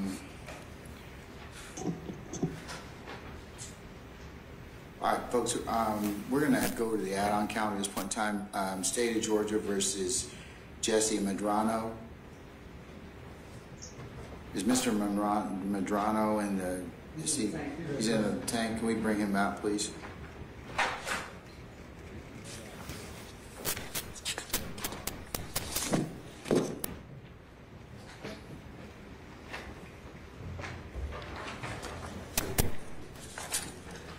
Judge, a lot of my notes are on my computer. It's outside right now. Say again? My notes for this case are on my computer, and they made me turn them. Oh, you can have it. You can bring it in. He can have his computer.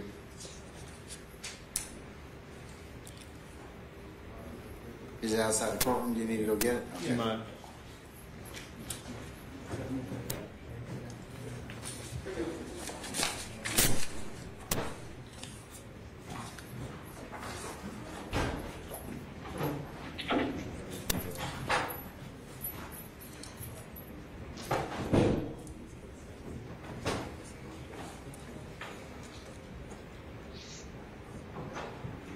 What's your first name? You know?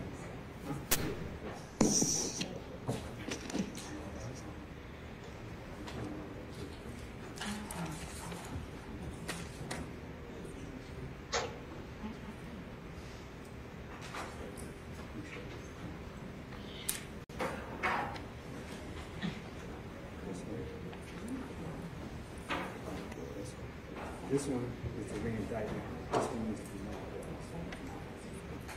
So you'll submit me right now. This case already has a bond, so I don't know if he's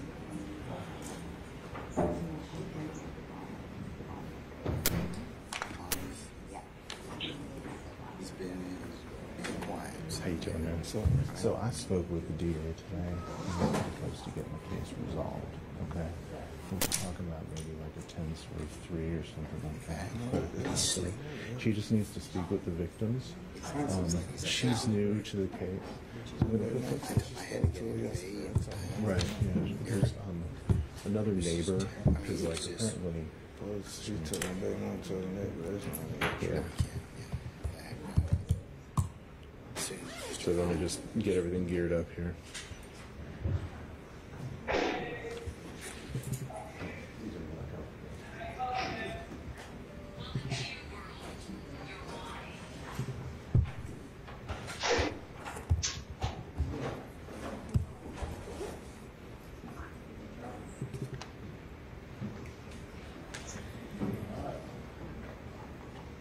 Mr. Melvin, let me know when you're ready. I'm ready, Judge.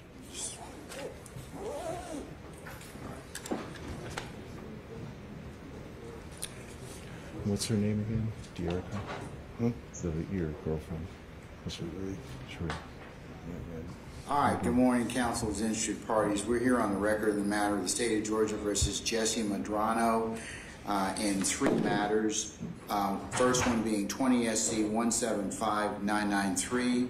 Second matter being 21 SC 179680. Third matter being 21 SC 179871. Good morning, Mr. Melnick. Good morning, Ms. Hunter. And good morning, Mr. Medrano. Good morning. All right. So at this point in time, Mr. Melnick, what brings you before the court at this point in time? As I understand your, is it the bond hearing on 21 SC 179871? That's correct, Judge. Okay. That's the arson case, correct? Okay, all right. And is that a re-indictment of 21 SC 179680? Yes, Your Honor. ADA Hunter, it is a re-indictment for the case ending 680. The state intends to submit a non-cause order to the court today. Okay, if you'll submit that to Mr. Chamberlain. Do you have any objection, Mr. No, of course not, Your Honor. Mr. Melnick? Okay, all right. Then that case, that case will be null prost as it was re-indicted. Okay, all right. So Mr. Medrano has bond on the matter ending in 5993. That's correct. The drug case, as I understand. Okay, all right. So we're here to discuss the issue as to bond on the matter ending in 9871. So Floor is yours, Mr. Mello. You want to tell me what factors, tell me no what factors. Tell me the Ayala factors and other things you wish me to consider for bond, okay? Thank you, Your Honor. Good morning. He has been in continuous custody since December the 20th of 2020. Mr. Medrano is 36 years of age. He has lived in the Atlanta area his entire life, Your Honor. His mother lives here. His brother lives here. He has children who are dependent upon him for support that all live in Atlanta, in Fulton County. So he has very, very strong ties to the Atlanta area. Obviously, he has been gainfully employed all of his adult life. He was working in the music industry at the time of his arrest and working with his brother, Corey Medrano, and he will have employment waiting for him upon his release from custody. I have not received discovery in this case, Judge, and this case has been through the hands of at least 5 different assistant district attorneys in the DA's office since I've been representing Mr. Medrano. It obviously got caught up in the COVID delay and was indicted fairly recently, despite Mr. Medrano's lengthy stay in jail. So I don't have his entire criminal history, but he certainly has nothing similar to what he's being charged with today on his criminal history. I know that for a fact. Your Honor, I've spoken with the victim in this case. They have had a relationship with one another for a long period of time. She does not wish for Mr. Medrano to remain in custody. She has told me on more than one occasion, she's actually been in continuous contact with me, that she would like for Mr. Medrano to get out to help her support their children. And he's always been there for his family and for his children. He's waited in jail for a very long time, waiting for some sort of resolution in this case. And through no fault of his own, this case has just been delayed for a very, very long period of time. We had one bond hearing on this case pre-indictment where bond was denied. But, Your Honor, I think given his ties to the community and the length of time that he has stayed in jail with no bond, I'm just asking you to grant a reasonable bond, $25,000 with him on an ankle monitor, and to have no contact with any alleged victim or any other witness in this case.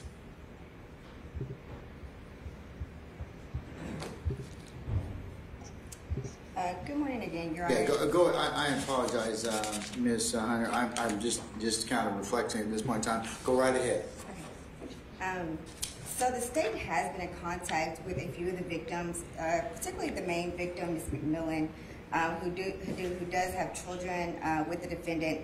There are at least 11 victims in this case, and Your Honor has probably already heard the facts. But Ms. McMillan's home was burned down to the ground. It was a townhome. But there are several other neighbors who live close by, including 10 other victims. They either had total property damage due to the smoke-induced water damage, and there are several victims who are also witnesses in the case who saw the defendant in this case running away from the scene. The state has been in contact with at least 3 of those victims and also 2 witnesses in the case. But as far as the Ayala factors, the defendant in this case is a risk of flight. He has 4 prior FTAs, 2 out of Fulton County, 1 from 2006 and 1 from 2017, 2 out of Cobb County from 2017 and 2018. The day of the incident, and that's November the 20th of 2020, the defendant also fled the scene of the incident after causing the fire that damaged at least 11 residences. He was witnessed getting into a vehicle after running through several backyards with a red gas can in his hand. He's also a risk or a threat to persons and property in the community based off the nature of his criminal history. He does have 2 prior felony convictions, 2 out of Fulton County, that's 06 SC 51025. He was convicted in 2008 of aggravated assault and a robbery. Also 07 SC 61156. He was convicted of an aggravated assault out of Fulton in 2008, and that sentence ran concurrent with the 06 case. Also, he is a risk to persons of property in the community based off the nature of these charges. Again, there were 11 victims who lost either their entire homes or had significant property damage. He's a threat as far as committing felonies pending trial. As you stated earlier, he has the open pending drug case, 20 SC 175993. He also has an unindicted case, 20 CP 195853. That's also a drug case, Your Honor. And he is a risk to intimidate witnesses. Your Honor, the state did speak with the victim, Ms. Cherie McMillan. She does have two children, at least two children by the defendant. The defendant does speak with the children. However, Ms. McMillan has stated that the defendant does not know where she resides. She does not want him to know where she resides. The state also spoke with at least one other witness in the case who was very familiar with the conduct of the defendant going back and forth to the victim's residence prior to this incident, causing damage to the home. She has stated that, in speaking with the victim initially, that the defendant was making calls to her home from the jail when he was initially arrested, and also that if he were to get out there, he would probably be a threat to the victim in this case. And again, the victim has expressed that she does not want him to have any contact with her. They do have children together, so that if he were to communicate with the children, it would be via her mother or her brother. So at this time, the state is requesting that the defendant receive no bond. All right.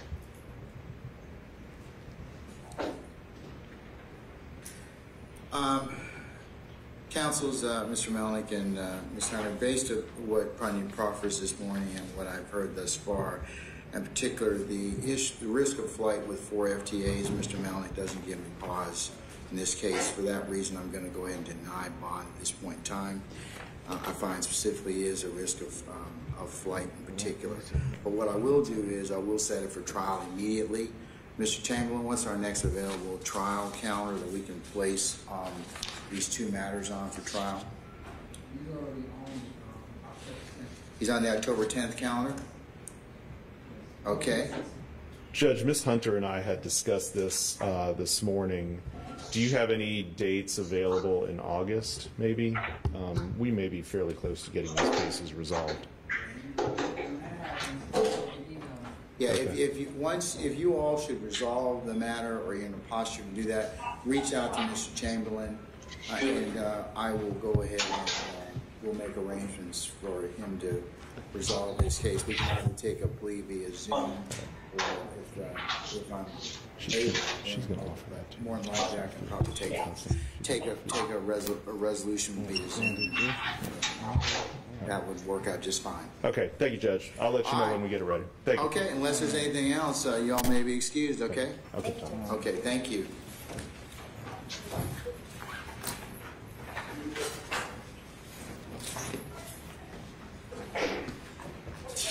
All right, can we bring out Ms. Tigner, please? Okay. Oh, it was withdrawn? Thank you. Okay, all right. That was position number 5 on the calendar. All right.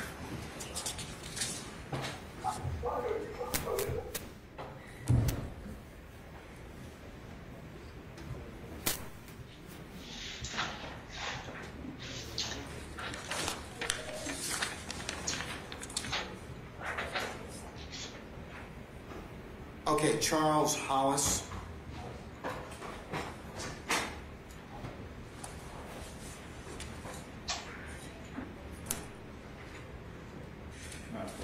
Yeah, Mr. Geary, Mr. Steele, after this plea, I'm going to take just a brief comfort break, and I think we've cleared all the freight. I can kind of go ahead and begin with y'all's matter, okay? Thank you for your patience.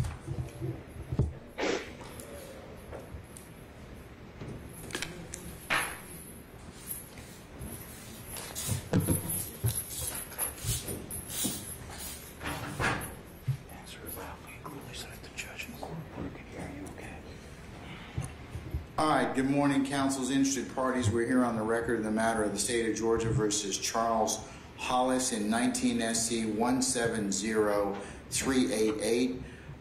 Good morning, Mr. Simonoff, and good morning, Ms. Willingham. Good morning, Judge.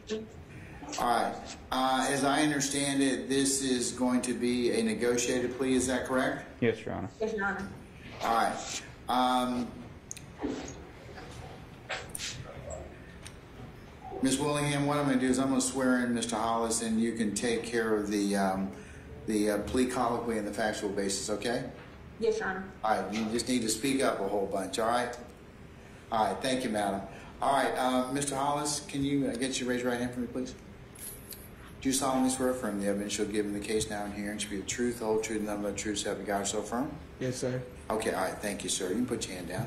All right, Mr. Hollis, over the next several minutes, you're going to be asked a series of questions by my prosecutor, Ms. Willingham, as well as the court. Those questions are not designed to embarrass you in any way. The court, as me, I have to determine a couple things. One, that your plea is freely and voluntarily entered. Sir, I'm over here. Sir, over here. All right. Plea is freely and voluntarily entered, and that there's a factual basis for your plea, because in our American system of jurisprudence, we don't make people plead guilty. All right, so I have to make sure you understand those rights, and you voluntarily waive those rights or give those rights, so I can enter a plea against you. I can enter sentence, okay? Yes, all right, sir. so if we ask some things about how old you are, how far you went to school, that's the purpose of those questions, okay? Yes, sir. You need to answer audibly. I'm not trying to be difficult with you, but we need to be able to make a record. So if you could speak up as well. But, yes, sir. Okay, all right, wonderful. All right, Ms. Willingham, go ahead now. State your name, your age, and your date of birth. Charles Hollis. I'm 22, 7799. Are you now under the influence of any medicine, drug, or alcohol? No, ma'am. How far did you go in school? 9th grade. Can you read and write in the English language? Yes, ma'am. Have you had the opportunity to review the document that charges you in this case? Yes, ma'am. Do you fully understand the nature of the charges pending against you? Yes, ma'am. By pleading guilty today, you are giving up certain rights. The right to a trial by jury, right to be presumed innocent, right to confront any witnesses that may testify against you, the right to subpoena any witnesses for your defense, the right to testify yourself and to offer any other evidence in your defense, the right to have an attorney to assist you throughout the trial proceedings, and the right to not incriminate yourself. Do you understand that if you were to plead not guilty or remain silent and enter no plea at all, the state would be required to have a trial on these charges by jury? Yes, ma'am. You are pleading guilty today to hijacking a motor vehicle in the 2nd degree with a minimum sentence of 1 year and a maximum of 20 years. Armed robbery with a minimum sentence of 10 years and a maximum of 20 years. Aggravated assault with a minimum sentence of 1 year and a maximum of 20.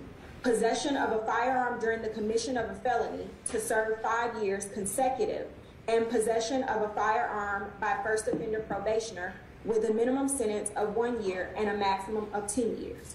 Do you understand you are not required to plead guilty to the charges unless the grand jury has heard sworn testimony and then charged you in an indictment? Yes, ma'am. Are you now serving any other sentence in confinement, or are you on probation or parole for anything, anywhere? No, ma'am. You heard me tell the court what the negotiation in this case is, which is 15 years to serve 7 with a balance probated. Do you understand the maximum sentence on each charge and can run those sentences consecutively or one after the other? Yes, ma'am. Do you understand, however, that if the court does not accept this negotiation, you have a right to withdraw your guilty plea today? Yes, ma'am. Should the court sentence include a period of probation, you will be required to obey both general conditions of probation and special conditions of probation. You will be required to follow the general conditions of probation that probation will give to you when you meet with them, including, but not limited to, that you are not to violate the criminal laws of any governmental unit. For special conditions, you are to have no contact with the victim in this case, Looking Dollar. Do you understand that a violation of any of these conditions could lead to a revocation of your probation? Yes, ma'am. Are you entering your plea of guilty with the understanding of everything we just talked about? Yes, ma'am. Has anyone used any force, threats, or promises which caused you to plead guilty against your will? No, ma'am. Are you satisfied with what your lawyer has done for you in your case? Yes, ma'am. Do you have any more questions for your lawyer before we go on? No, ma'am. Have you understood everything I have asked you so far? Yes, ma'am. Understanding all of your rights, do you wish to enter a plea to these charges today? Yes, ma'am. Is your decision to plead guilty made freely and voluntarily? Yes, ma'am. Did you, in fact, commit the offenses to which you are pleading guilty? Yes. Are the facts in this case, as I previously told the court, generally true and accurate? Yes, ma'am.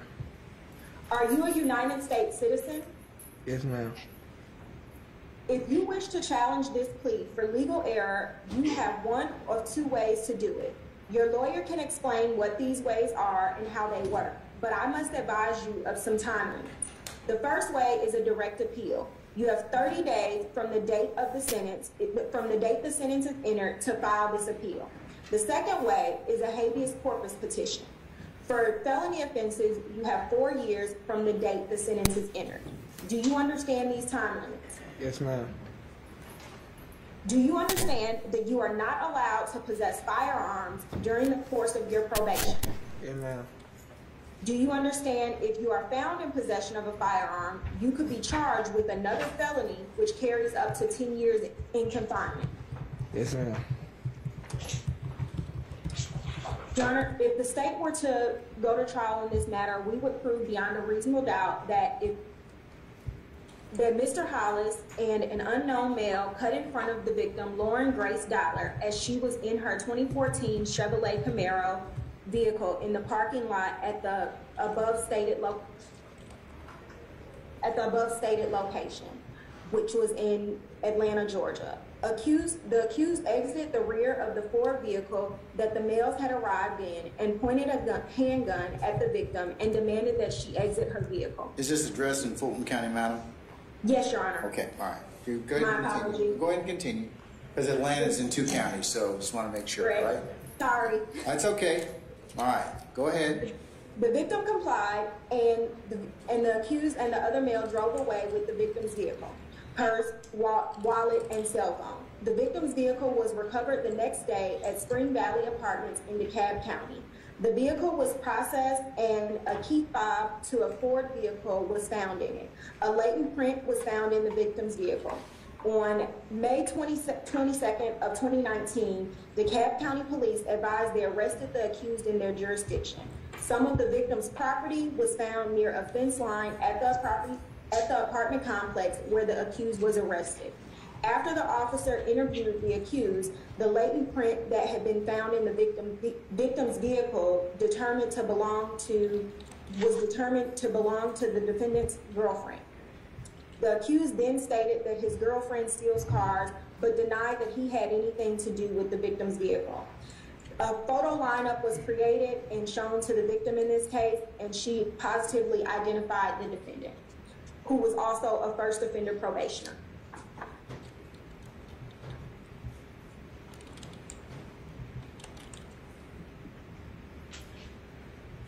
Okay, anything else, madam? Nothing further, Your Honor. Okay, all right. Mr. Siminoff, good morning, sir. Anything on behalf of your client? Your Honor, we are asking for credit for time served back to May 22nd, 2019. He has been continuously in custody between here and DeKalb County for this case since that date.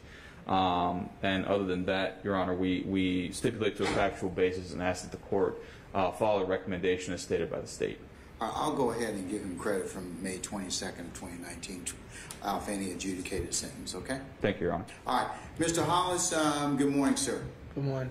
Sir, do you have the opportunity to fully discuss the facts and circumstances of this case with your attorney, Mr. Siminoff, to your satisfaction? Yes, sir. Did he explain to you the various constitutional rights you give up by pleading guilty to your satisfaction? Those are the same rights that my prosecutor, Ms. Willingham, just set forth on the record a few minutes ago. Do you have any questions about those rights you wish to ask me? No, sir. All right. I'm holding up a copy of the indictment in this case. On page 2, is this your signature above the word defendant? Yes, sir. Did you have the opportunity to fully discuss the facts and circumstances and the counts of this indictment to your satisfaction? Yes, sir. Did Mr. Siminoff explain to you the various counts therein to your satisfaction? Yes, sir. Do you have any questions about this indictment? No, sir. Anything you want to ask the court as to? No, sir. All right, I'll note that the indictment's been signed, the plea has been entered. Mr. Hollis, based upon the responses you've given in the court's inquiry and colloquy, I find that your guilty plea is freely and voluntarily entered. I find a factual basis for your plea, and I'm going to accept your plea as tendered and as negotiated. To count 1, hijacking a motor vehicle, you are entering a plea to the lesser included offense of hijacking a motor vehicle 2nd degree. The court will sentence you to 10 years to serve 7 years. On count 2, and with a balanced probate, I should say, on count 1, let me complete my thought. As to count 2, armed robbery, this court will sentence you to 10 years to serve 7 years with a balanced probated, and that is a deviation from the mandatory minimum under 17-10-6.1E, and I'll run that concurrently with count 1. As it pertains to count 3, aggravated assault with a deadly weapon, this court will sentence you to 10 years to serve 7 concurrent with count 1. And as it pertains to count 4, possession of a firearm during a commission of felony, this court will send you to 5 years probation consecutive to count 1. And then on count 5, the possession of a firearm by a first offender probationer, this court will sentence you to 5 years concurrent with count 1, and the special conditions of your probation will be that you have no contact with the victim, in this case, Lauren Dollar. Can you do that? Yes, sir. You can do that. I'll make that the sentence of the court. So your total sentence in aggregate is 15 years to serve 7. I'll give you credit from May the 22nd of 2019 toward the adjudicated amounts that the court has already announced in the sentence, and the balance will be on probation, and that will be your sentence. Counsel, that is Mr. Siminoff and Ms. Willingham, any clarifications on the court's entry of sentence or defendant's entry of plea? No, Your Honor. I have a question. Mr. Siminoff. Yes, sir. So that's May 22nd, 2019. When did he hit the Fulton County Jail? He was in Fulton. Well, it says August 15th, so did Yes. he come, was he? He came from DeKalb directly to Fulton. He had a hold in DeKalb the whole time. I'm going to and give him came to credit for Fulton. all his incarceration from that I time. just want to make sure I put that right in time or that date. Coincide right into August, April 15th through the present. I'm going to give him credit from the time he's been in custody, regardless from May the 22nd to 19. Yeah, that'll be included. That'll be included. That's what I'm saying. But he'll get credit from. So he's been in. Was he in DeKalb, or where was he from? He was arrested in DeKalb and spent some time in that jail, and then got transferred here. So his arrest date was May 22nd. Yes. Of 2019. Yes, and he's been continuously incarcerated since then. And then he came over to us to Fulton. On what date? 4/15/2021. Okay, then he'll get credit for both those periods of time toward his adjudicated sentence. Anything else, Mr. Taylor? No, that's it. Okay. Your Honor, probation question. Madam. Could the defendant remain up until I come speak with him, Your Honor? Are you coming to up to the courtroom? Yes, I am. Okay, that's fine. I'll tell the folks here to hold him up for just a little bit, okay? Thank you. All right, thank you. All right, unless there's anything else, that will be the sentence of the court. Good luck to you, Mr. Hollis, okay? Thank you, Judge. All right, thank you. That concludes my business with the court. May I? Yes, you may be excused, madam. Same announcement, Judge. Might as well, Judge, may I be excused? Yes, Mr. Peoples, why were you here? Observing, I've just joined the office, Judge. Okay, well, welcome aboard, and yes, you can be excused as well, okay? Thank you, Judge. Have a good one. Thank you, sir. All right, I think we've cleared the other freight and other matters, so folks, we're going to be in recess for probably about 10 minutes, and then I'll go ahead and I'll come out and we'll deal with the other remaining matters, okay? All right.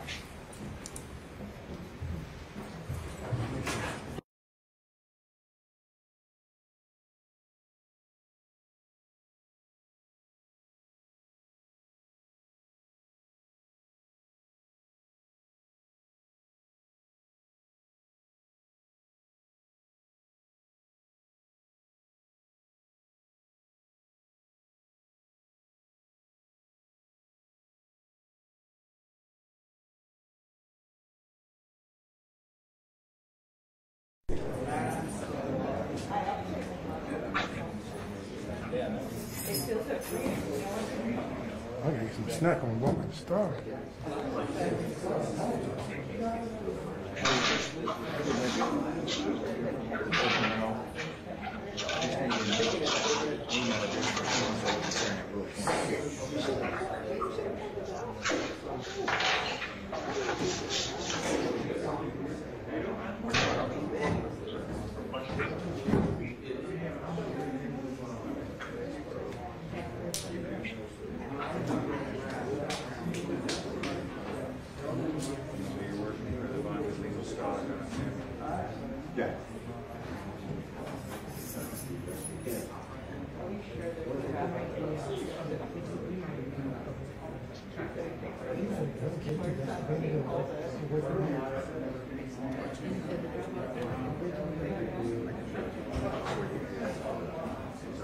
I did not realize.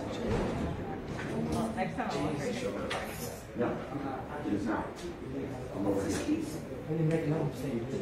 No. Okay. Come on. You're fine. Okay. So.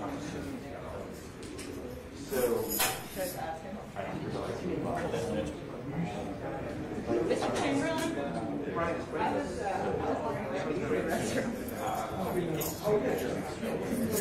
Yeah, go do it. Thank you. Is it accepted? Okay, thank you.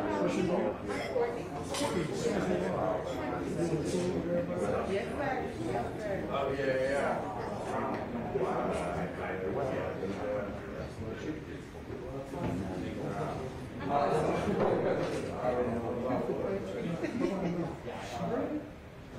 Good luck. I'm in a fucking but I started your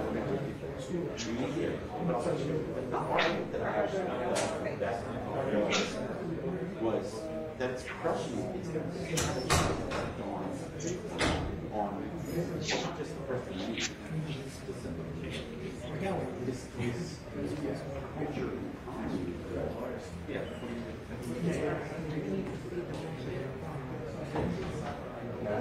Yeah, I can copy it. Thank you. No problem.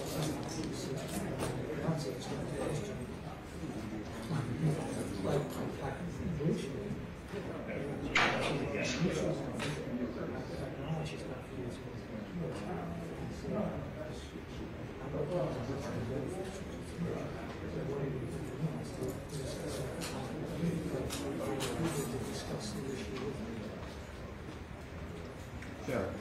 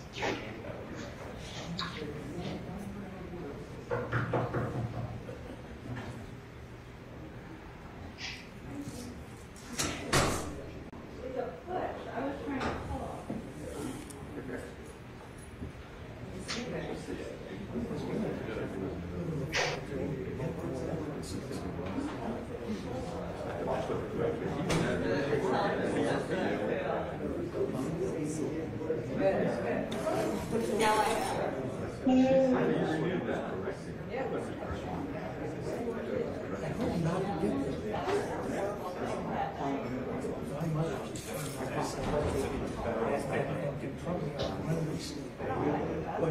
all of the friends she has got are your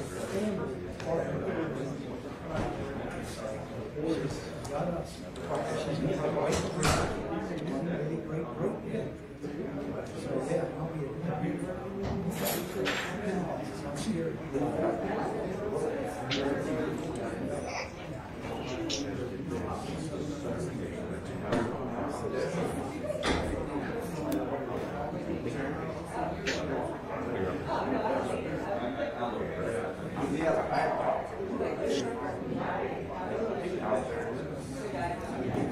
Well, everybody had two calls.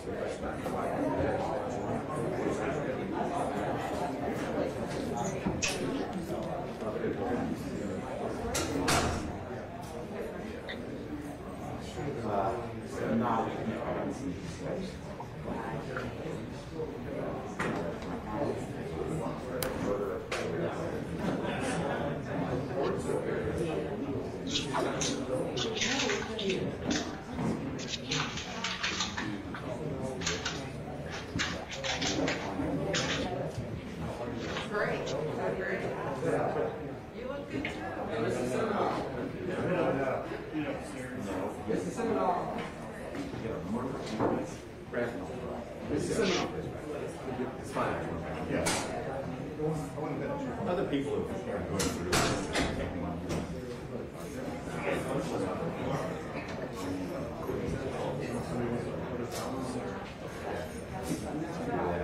So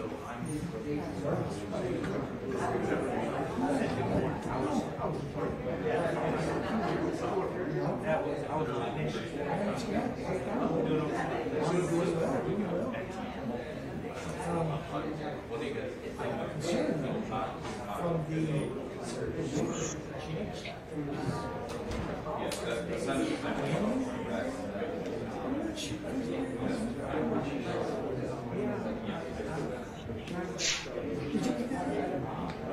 I've also picked up my letting everything play out.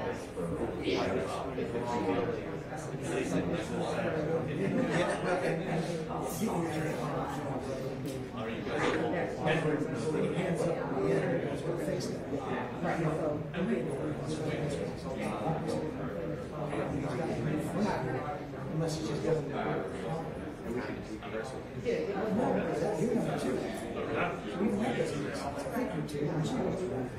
I have no idea. I haven't even seen it.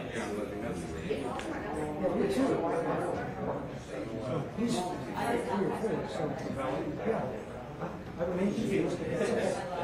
I live this.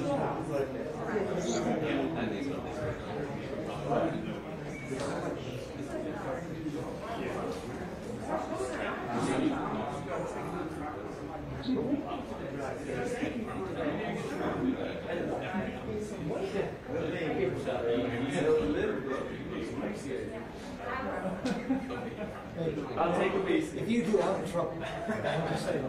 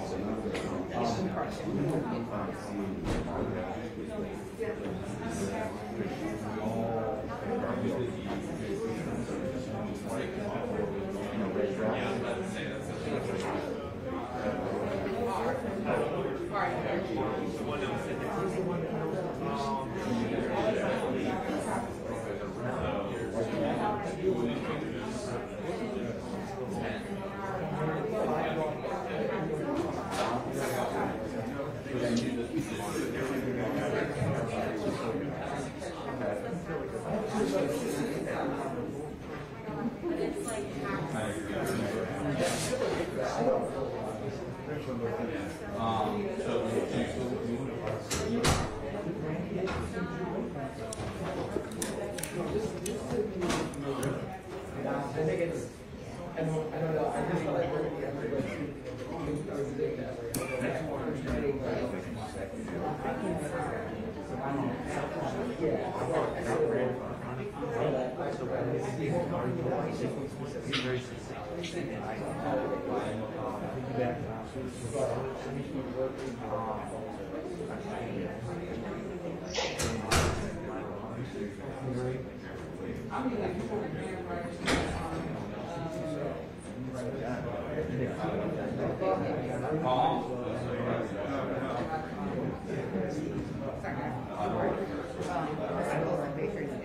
letter from Mr. Coleman is part in case you want so the audio and that contains Mr. Colson Baker and Mr.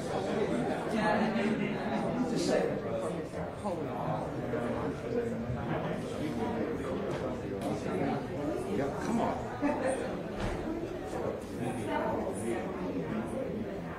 I'm not with you.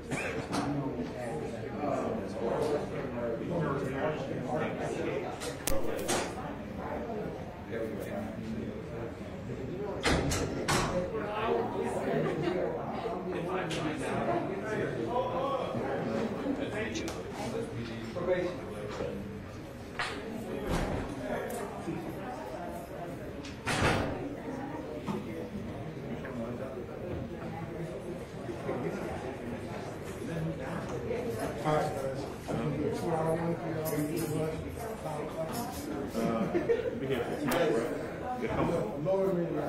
right? 30 minutes or an hour. An hour is 2 hours. Give me 10 minutes. Solid 2.5, 3 hours. I've been experienced with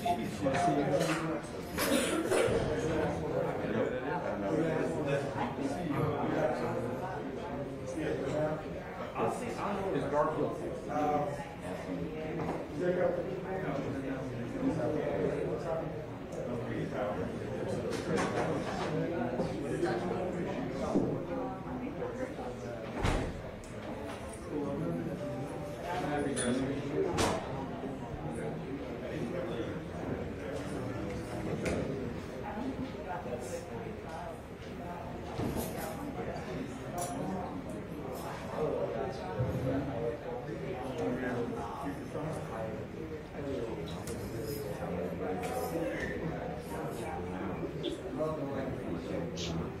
No. But yeah, I didn't want to cross over that. And I thought about this.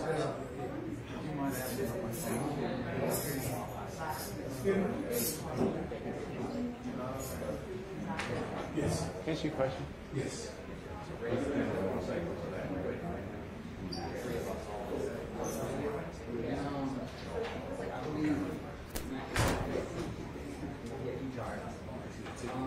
Mr. Shaw.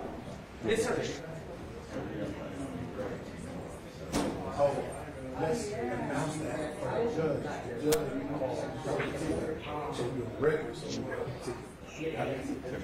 So when judge come out, we announce it. I'm right. Don't worry about it. I mean, that's all right. We're going to be out here. Sure. I just don't want to disturb you. Here you go. I mean, if you... Yeah, this, I'm going to get from it.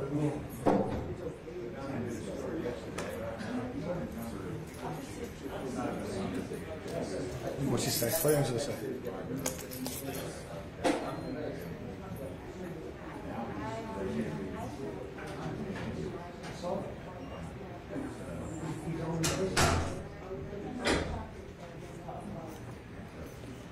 How do you peel the guard? You got the wrong one?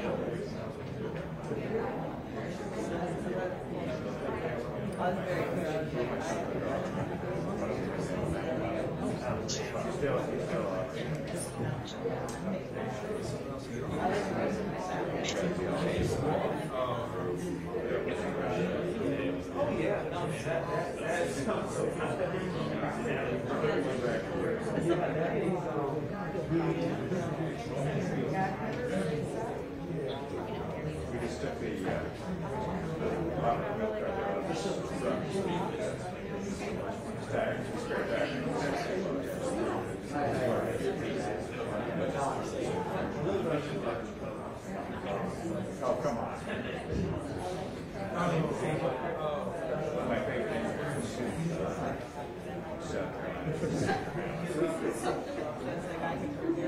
she gave me a mess up.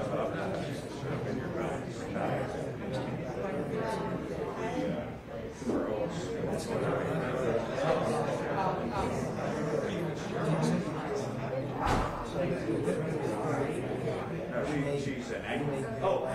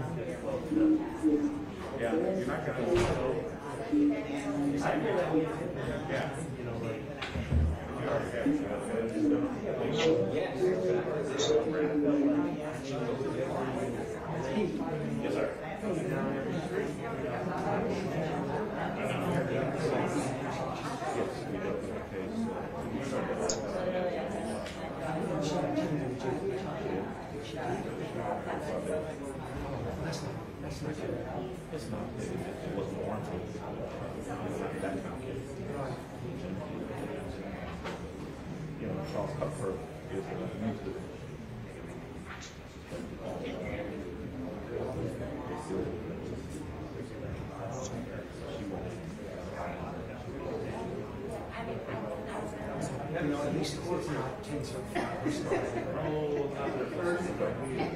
was they kept it this meeting. Okay.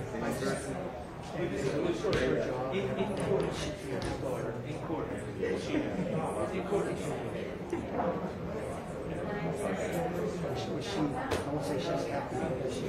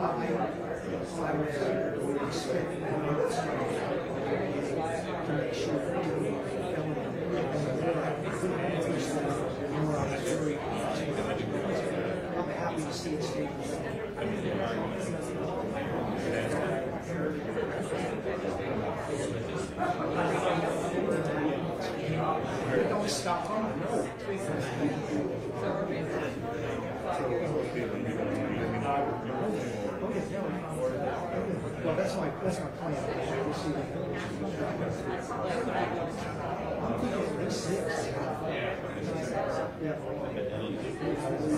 have a belief that I'm here for 20 minutes.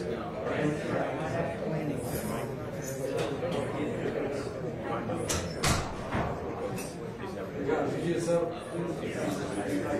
All right, something else to go break. That's like 1 second. I first said 60. Please remain seated, court of order.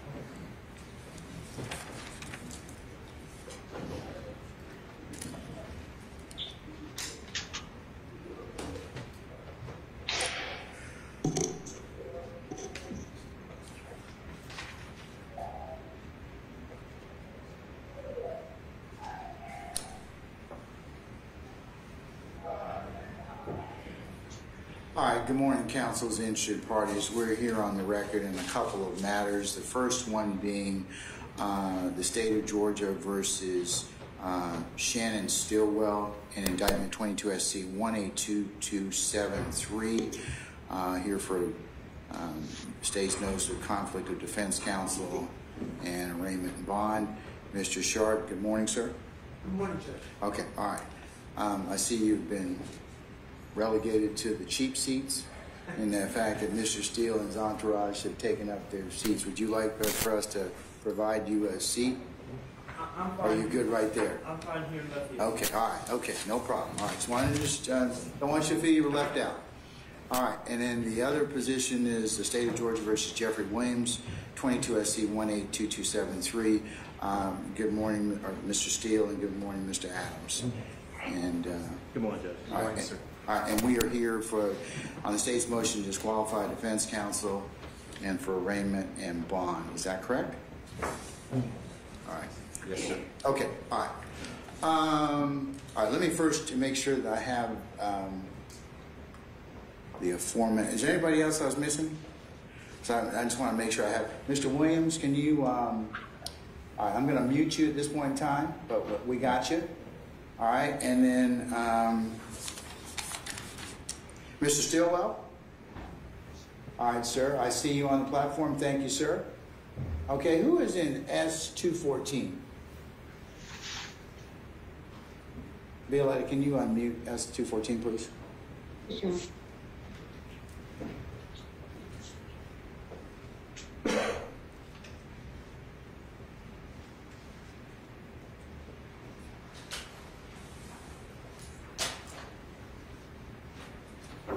All right, sir, in S214, what's your name? Scott. I'm sorry, one more time? Michael Scott.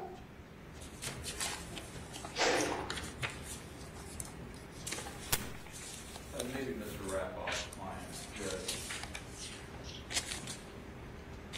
I think this matter may be resolved. Mr. Scott, we resolved your matter. You're free to go. Sit back to get an understanding of what's going on. Say again? I was sitting back to get an understanding of what's going on. He can't do that today. He said he's going to come out and see you, okay? Who? Mr. Rapoff. Okay? He's going to come out and see you, but at this point, I'm going to excuse you for the day, okay? Thank you, sir.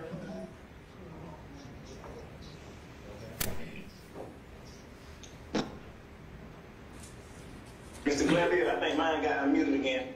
I'm going to keep you on mute because I can't compete with the background noise from your location. So I'm going to unmute you, okay?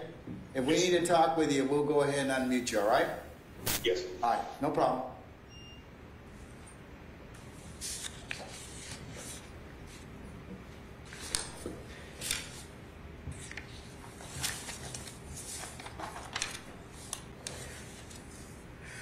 All right. Before we go ahead and get started, folks, I've had the opportunity to read both the state's motions as it pertains to Mr. Shart and Mr. Steele, and I've also had a chance to take a look at the responses that were filed on behalf of Mr. Steele as well as Mr. Shart. And stated you can take it any way you want, but I think that the court, if I can frame just generally your issue in this particular circumstance for the state, and maybe the defendant's position on it.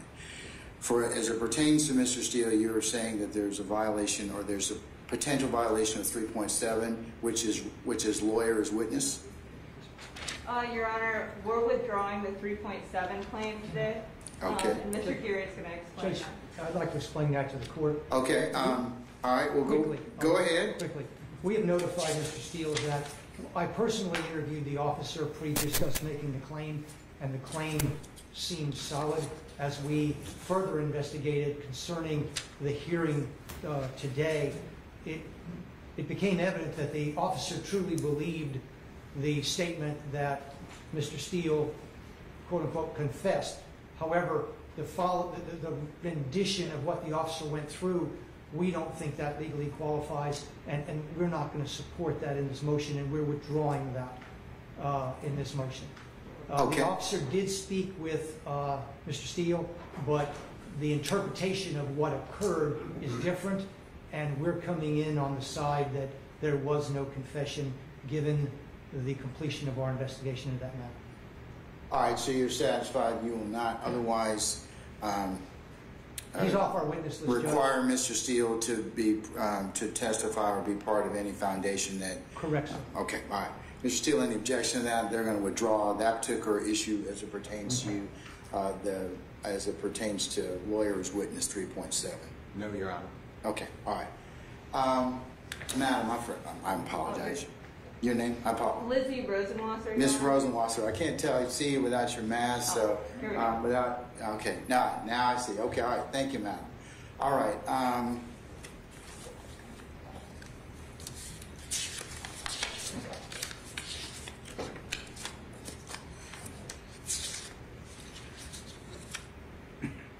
All right, and Mr. Smith, again, good morning. But I have all three of you now. Okay. Okay.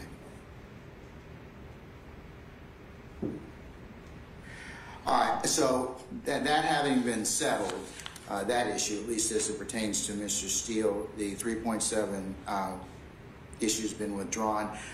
You still have 1.7 and 1.9, and I guess you're going to make argument on that particular issue, and to that effect. Is that correct, madam? Yes, Your Honor. As well as, is that the same basis that you're moving to disqualify Mr.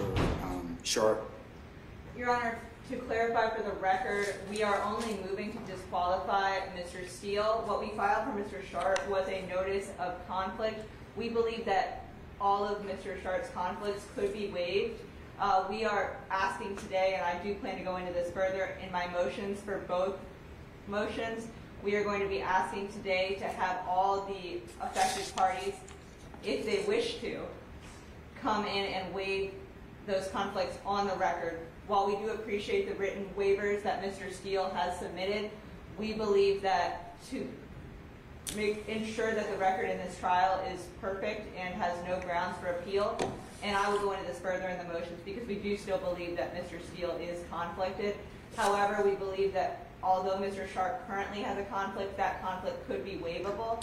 So at this point, we would ask the court to inquire into that conflict because we do believe that Mr. Sharp's conflict, as it only affects a former client, may be a waivable conflict. At this point, a conflict exists, but that conflict could be waived under 1.7b, whereas we do not believe that Mr. Steele's conflicts are all waivable. Okay, all right. All right, well, given that, then, madam, I'll go ahead and let you proceed, and then I'll let Mr. Steele respond if he should so desire, because it appears that looking at 1.7, and that reads as follows: a lawyer shall not represent or continue to represent a client if there's significant risk that the lawyer's own interest or the lawyer's duties to another client, former client, or third person will materially and adversely affect the representation of the client, except as permitted in Rule 1.7b. And give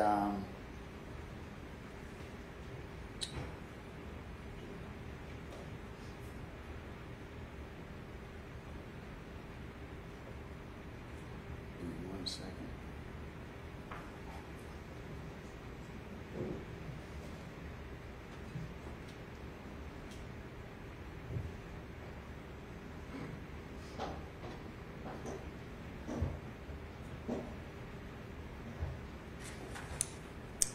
And also, the court's had an opportunity to kind of take a look at the case law that the state as well as the defense has raised in this particular situation.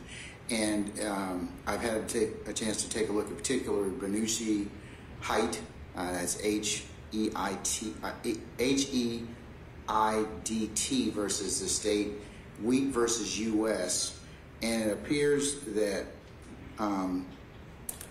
what brings us here is that Mr. Steele under 1.7 has already kind of, because he's the lawyer that's representing his current client, has already made that determination that he can represent his client. But it appears that the case law then shifts to a couple of things and says that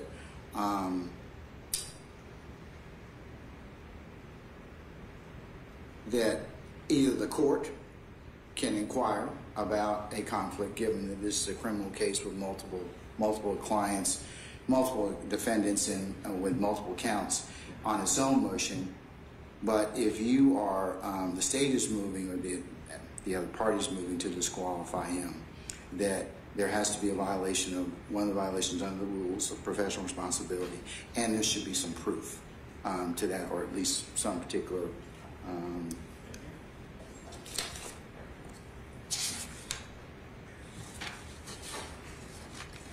Bernocchi, and that is BRNOCCHI versus Fortucci, and that's FORCUCCI 279 Georgia 460.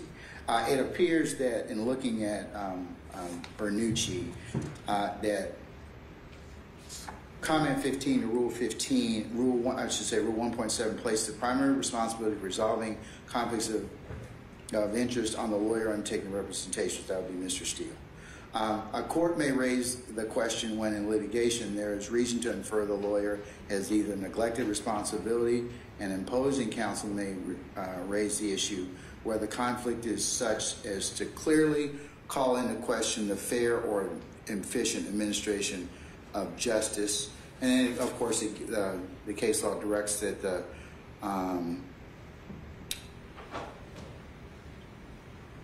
to advise an objection from opposing counsel should be viewed with caution, and it can be used as a technique as harassment.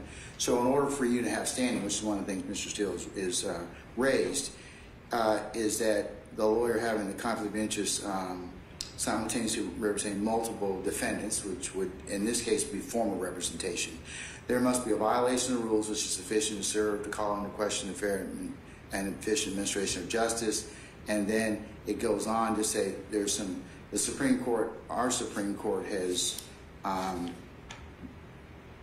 adopted or kind of mentioned what Texas does in Henry Robinson, where opposing counsel must provide substantiation. So I'm going to need to probably hear something on that. So from looking at Bernocchi, I can raise the issue on my own, which I would have given what you said already. But what Mr. Steele is saying is that the burden is upon you, since he's already made this decision. He can potentially represent Mr. Williams in particular. So we'll start out with him to begin with, and then you can move on to Mr. Sharp. Okay? Okay. Yes. Okay. All right.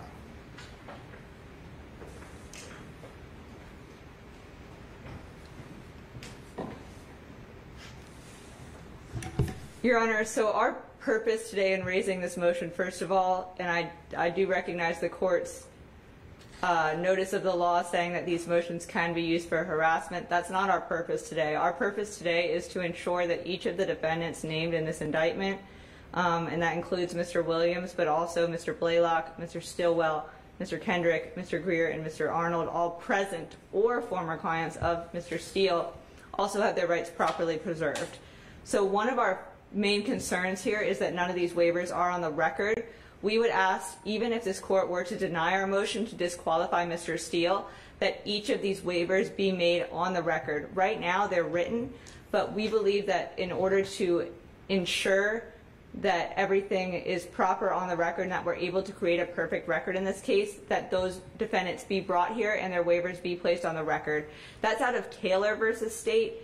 That's 320 Georgia Court of Appeals 595. That's a 2013 case. In that case, defendants alleged on appeal that there had been a conflict in the lawyer, and as a result, they should get a new trial. However, because the waivers were actually made on the record by the affected defendants, as opposed they were taken in court, made on the record, the Court of Appeals found that any error was induced by the defendant's statements, and that as a result, the case was not reversible. So first of all, more than anything, we would ask that any waivers be made on the record, as opposed to simply the written waivers, which again, while we do appreciate, we believe are not sufficient to waive the conflicts, especially in light of our allegation that Mr. Williams operates a position of leadership in the gang. That's in count 56 of our indictment. We do allege that. Our concern is that as a leader of the gang, perhaps some of these individuals may feel influenced. So we would like them to be advised by this court on the record, and if they still wish to waive their rights, we believe that would at least cure some of these potential conflicts. However, Your Honor, our main concern, and I did hear the court cite to Bernucci, but our main concern is not with Mr. Steele's former representation of various clients. While we do have concerns about that, our main concern lies with Mr. Steele's current representation of co-defendant Blaylock. Mr. Steele is currently representing co-defendant Blaylock in Mr. Blaylock's direct appeal of his murder convictions. Mr. Blaylock was previously convicted of murder, a murder that occurred in 2019. That murder has then been alleged as one of the predicate RICO acts. So in this particular indictment, the murder for which Mr. Steele is presently representing Mr. Blaylock on appeal, that murder is also one of the counts alleged in this indictment. That apparently, that case has that been returned from the court, from the appellate court already? No, Your Honor. Okay, so right. the posture of that case right now is that Mr. Steele has filed an entry of appearance. We are awaiting, and I'll be handling that appeal as well. We are awaiting transcripts and a motion for new trial. There is a scheduling order on that case. I believe the hearing is set for either late this year or next year. But that is at the motion for new trial stage in the Superior Court stage. So he's currently representing Mr. Blaylock. And I'll notice that in his motion, Mr. Steele alleged that he has not spoken to Mr. Blaylock. However, I would like to advise the court that although Mr. Steele perhaps alleges that he has not received any information about this, the federal courts, so the 11th Circuit, employ an irrebuttable presumption of the disclosure of relevant confidential information when an attorney represents someone on a related proceeding. And that is out of United States versus Cordoba. That's a 2013 district court case. Can you spell Cordoba for us, please? C as in cow, O, R, D as in dog, O, B as in boy, A. That's a 2013 district court case out of the Southern District of Florida. But it is citing to United States versus Henry, which is 307 Fed APPX 331, and that's out of the 11th Circuit, and that's 2009. And specifically, the rule is that there is an irrebuttable presumption of disclosure of confidential information whenever there is an attorney-client relationship. Further, that court found once it is shown that the prior representation was substantially related to the current representation, then it is irrebutably presumed that relevant confidential information was disclosed. And further, an attorney's representations that he cannot recall any confidential information that would be useful in the cross-examination of a potential client does not alleviate the potential conflict because the situation might change. So I think that's particularly pertinent in regards to Mr. Steele's representation of Mr. Blaylock. And I would also like to point the court to Georgia case law, specifically the Height case that the court mentions, the 2013 case out of Georgia. And particularly the showing required, and this is also reflected in 11th Circuit precedent for pretrial matters, there is no requirement of an actual conflict, but instead, and this is from Height at 346, accordingly, the courts must recognize a presumption in favor of an accused counsel of choice, but that presumption may be overcome not only by a demonstration of actual conflict of interest, but by a showing of a serious potential conflict. So the key language in this case, and in a lot of the cases out of the 11th Circuit and out of Georgia, is the existence of the serious potential for a conflict. What's the potential conflict that you So the potential conflict here is similar to that which is articulated in Height, which is if we would like to come to Mr. Blaylock, and we anticipate, and I'm putting this on the record now, if defendants in this indictment wish to cooperate with the prosecution and provide testimony against other defendants in that indictment, we are willing to offer deals depending on the information and depending on the defendant. We, at this point, would be unable to offer Mr. Blaylock any such deal because the representation of Mr. Williams would be a conflict. So I would like to point the court to Height at 347.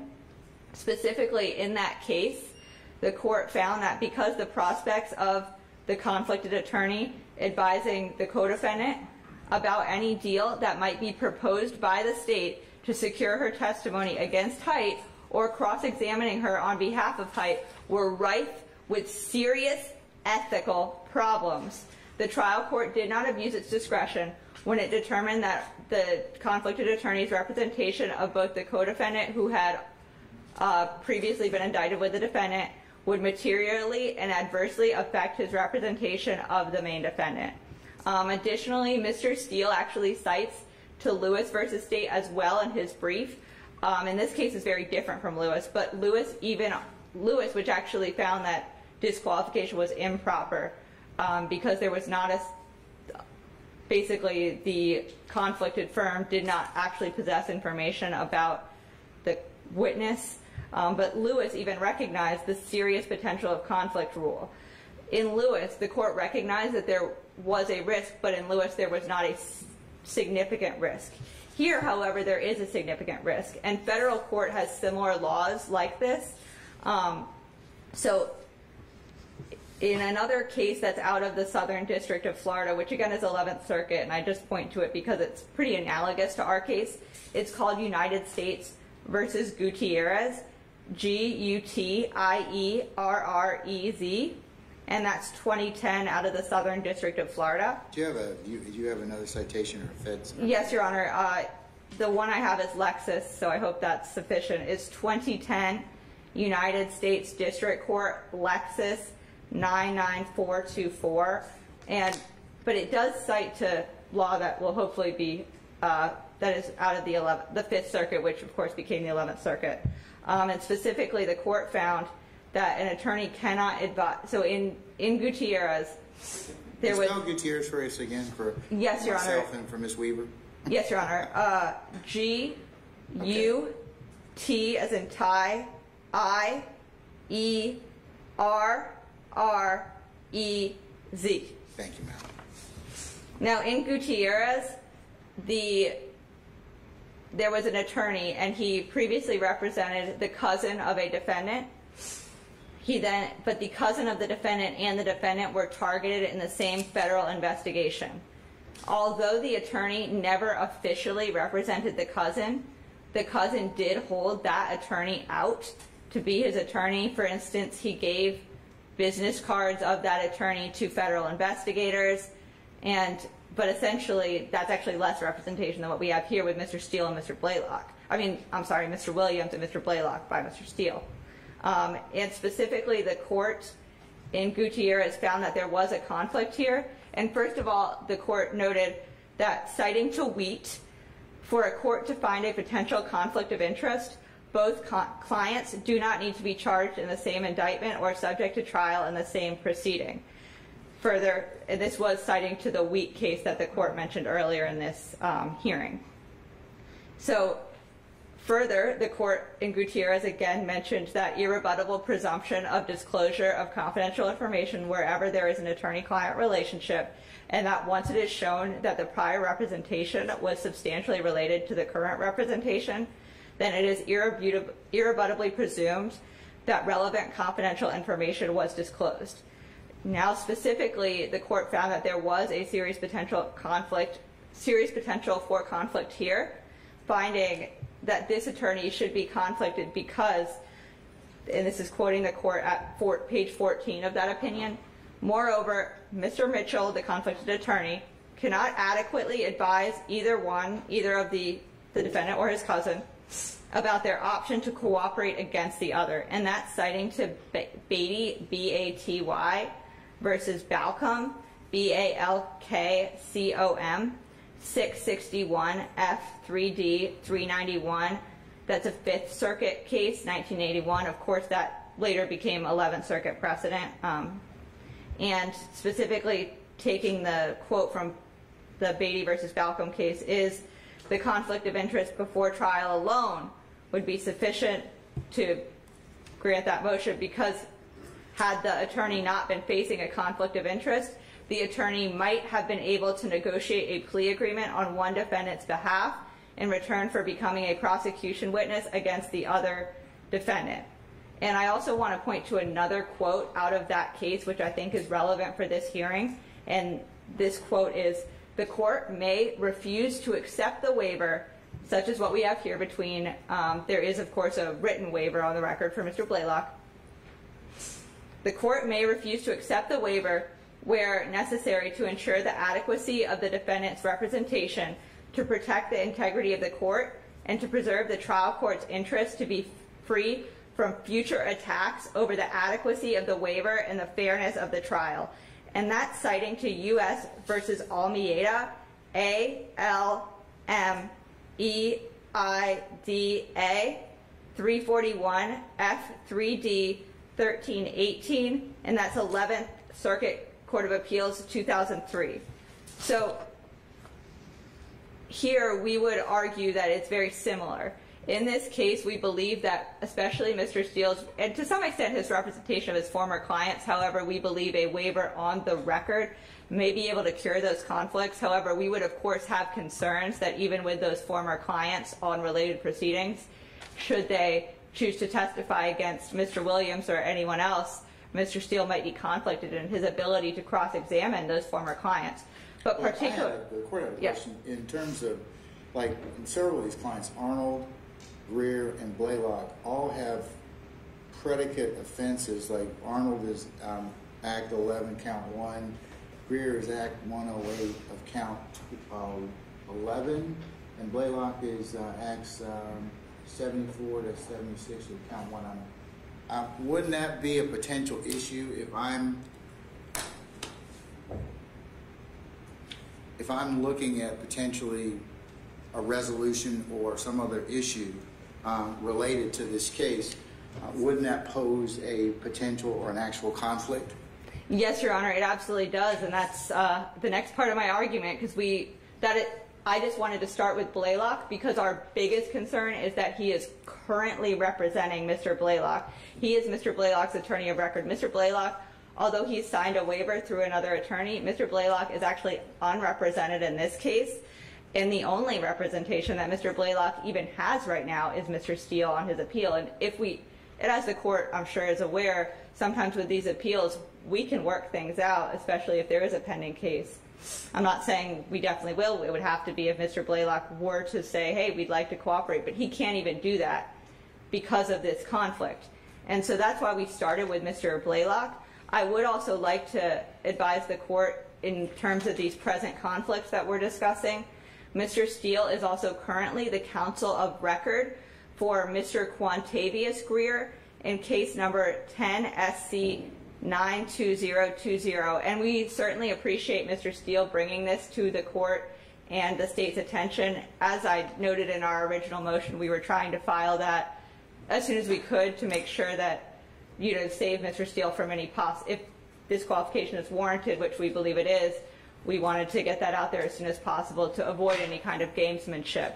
But as soon as we learned about that representation of Mr. Greer, we did look into that. And we noted that Mr. Greer is actually, he was convicted of murder. That case was reversed. The state will be trying that case again. That case is presently before this court in a separate case. That case is not related to the present indictment. But Mr. Steele is still Mr. Greer's counsel of record. Should Mr. Greer wish to cooperate, perhaps negotiate some sort of resolution to both of his cases, that would certainly create what is very obviously the serious potential for conflict that I've described. So that's another one. Also, as the court just raised to me moments ago, we do think that there are serious problems with the former clients based on especially the federal case law that I've discussed, where there is this irrebuttable presumption of disclosure of confidential information whenever there is an attorney-client relationship. And when that issue is substantially related to the current representation, which obviously it is. These counts are the predicate acts for the present case. We think that there is an irrebuttable presumption that relevant confidential information was disclosed. So, and again, also I'd like to point the court's attention to another case out of Georgia, the Georgia Court of Appeals case, Edwards versus State, 336, Georgia Court of Appeals 595, parallel site 784 SE 2D 924. That's a 2016 case. And in that case, the defendant's attorney had formerly represented the victim's mother in a previous proceeding. It was a child molestation case that was on trial. The court found that there was a serious potential for conflict there, and although the defendant in that case waived the conflict, the court found that the Court of Appeals found that the trial court properly declined to accept that waiver because the defendant's waiver of his attorney's conflict of interest does not always cure the problem, because courts have an independent interest in ensuring that criminal trials are conducted within the ethical standards of the profession and that legal proceedings appear fair to all who observe them.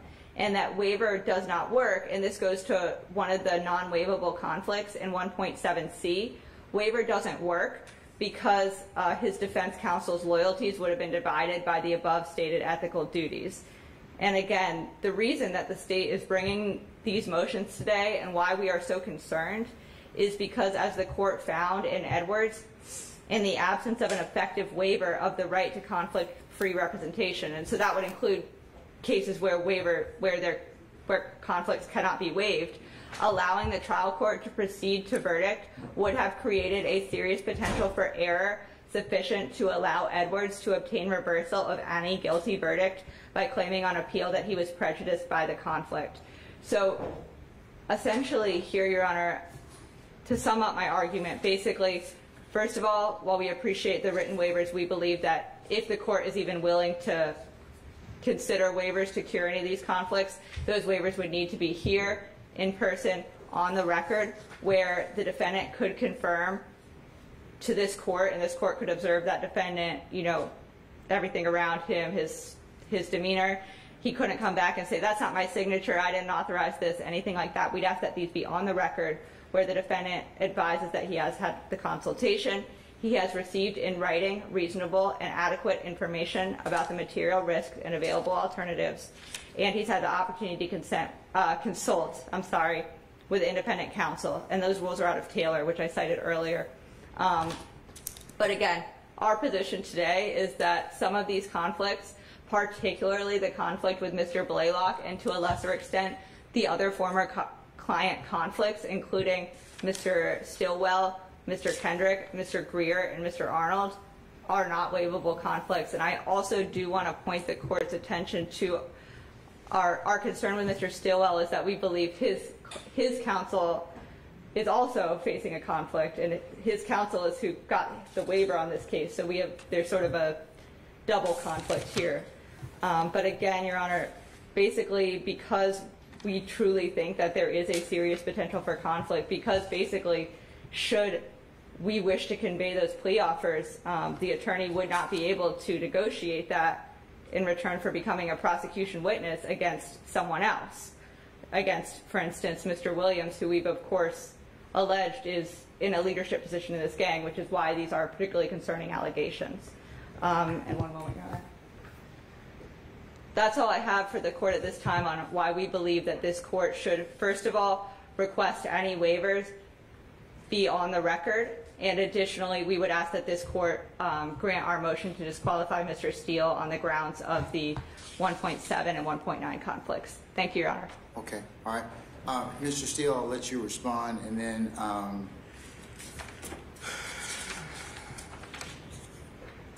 Ms. Rosenwasser, I'll let you, if you have any other argument as it pertains to Mr. Sharp, and then I'll let him respond, okay? All right.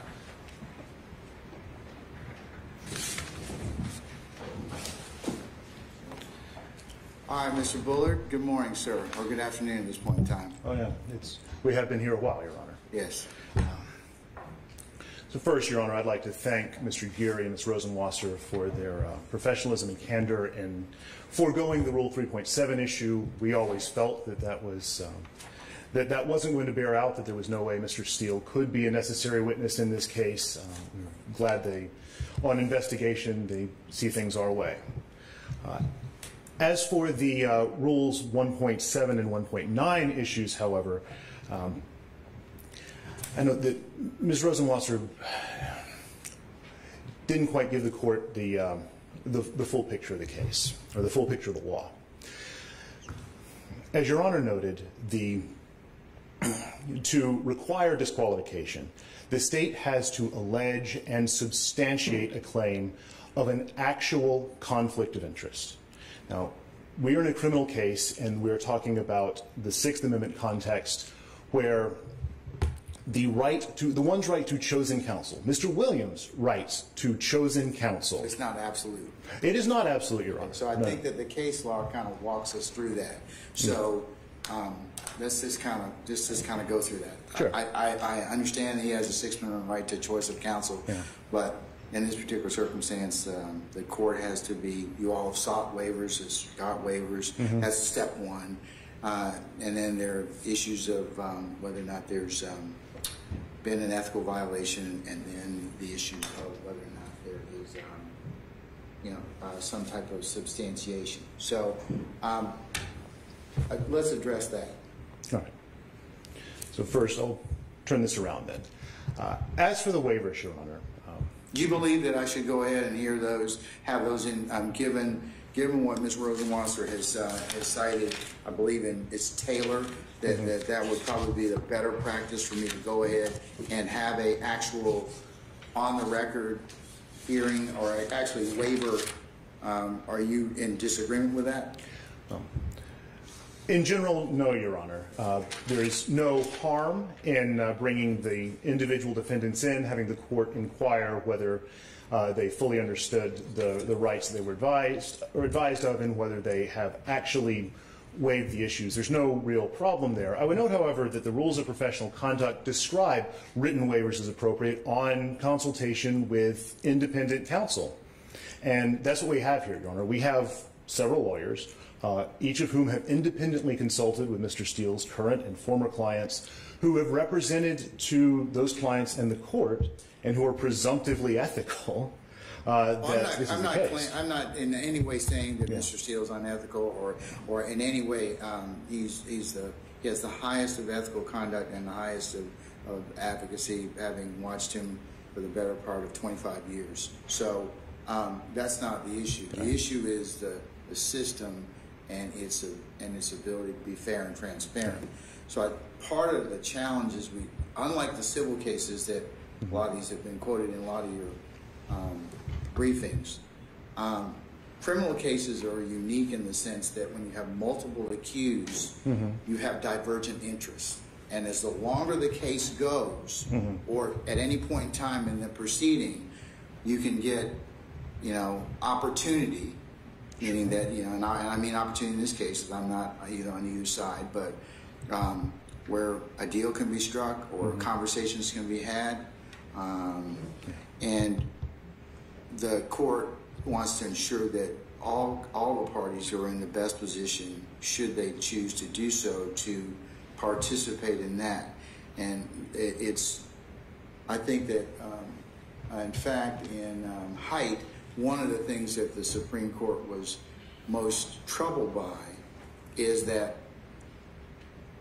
divergent interest and likelihood. And in criminal cases, especially where you got 28 folks, you're going to have that particular issue. And you've got three of these particular people, Arnold, Greer, and Blaylock, who are specifically referenced in predicate offenses as part of the RICO count. So, I mean, in terms of substantiation, I mean, I'm not kind of commenting on whether or not the state's going to be fruitful in this, but that would be part of the reason or what they proffered. So I I'm going to take judicial notice of the indictment. I'm going to have it admitted as Court 1 because it does go ahead and, Mr. Weaver, it does go ahead and give the predicate offenses that we're talking about that form some of the concern under 1.7. But I hijacked you, so sure. I apologize. Go right ahead. It's your courtroom, Your Honor. All right. If I could address that, though. Yeah. Sure. In a multi-co-defendant case, there is always the possibility that there may be interest, because we don't know that at some point one defendant may want to turn on another, that one defendant may want to turn state's evidence, that someone might be able to negotiate their way out for one reason or another. The point at this point, Your Honor, that is speculative because we don't know that's going to happen.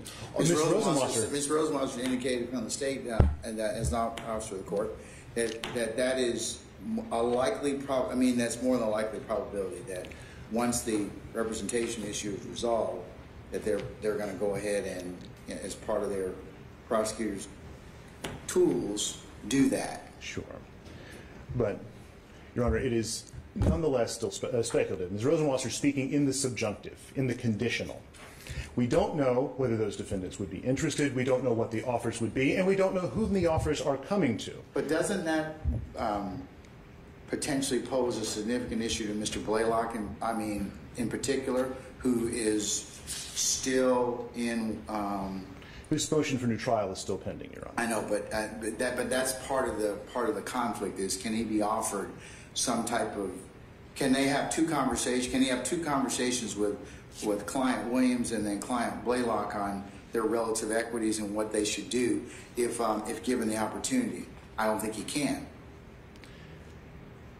If that were to come up, Your Honor, if the state were to make an offer to resolve the matter that Mr.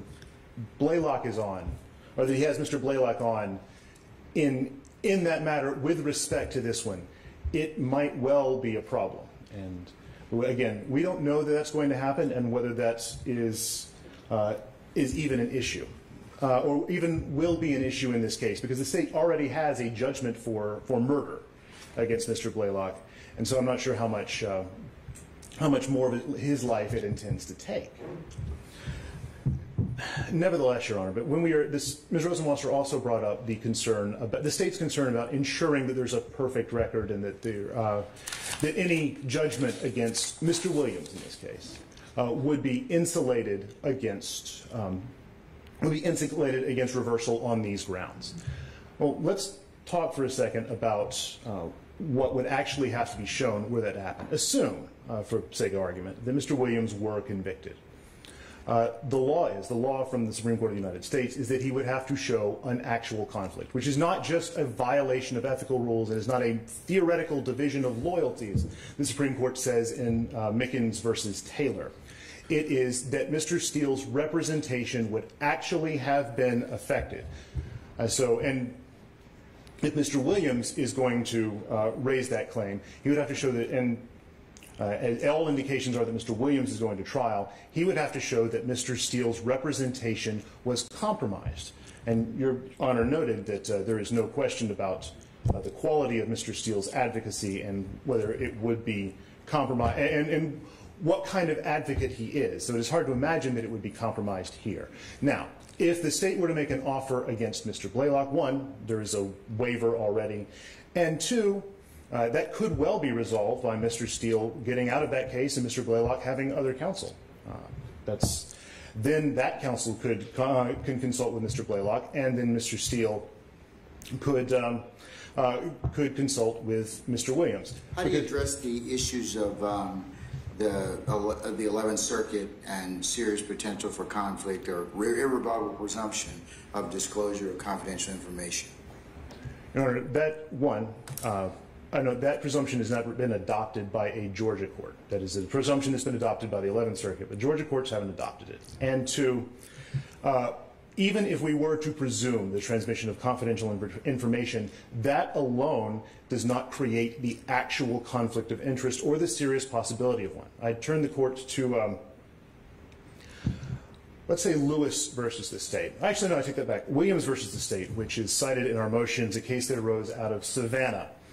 There, the public defender's office represented two co-defendants who were charged in a single indictment, pleaded one out, and then the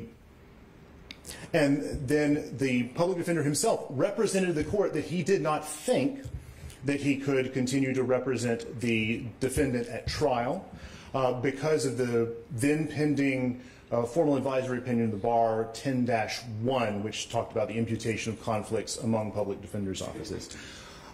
The court inquired there, determined that he didn't know enough about the other case, that his representation in this case wouldn't be compromised, and allowed him to go forward. Mr. Williams raised that issue on appeal, and the Supreme Court affirmed because he did not show an actual conflict of interest. There was no evidence that the representation was impacted.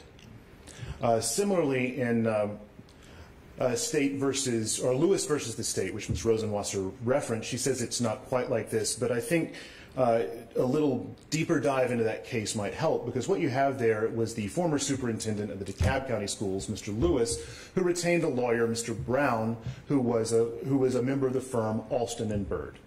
Alston and Bird also represented a witness in a number, or a witness's employer in a number of matters, and so the court inquired. There were representations made on the record that there was a discussion about whether the witness and the employer were the same, and whether there might be some conflict of interest between that would cause Mr. Brown to pull his punches. And there was speculation. It talks about the rigor of cross-examination. Yeah, the rigor of cross-examination, which is also something the 11th Circuit talks about repeatedly, whether there is going to be whether there might be a risk of disclosure of confidential information on cross-examination, or whether there might be an interest in not cross-examining as vigorously as possible.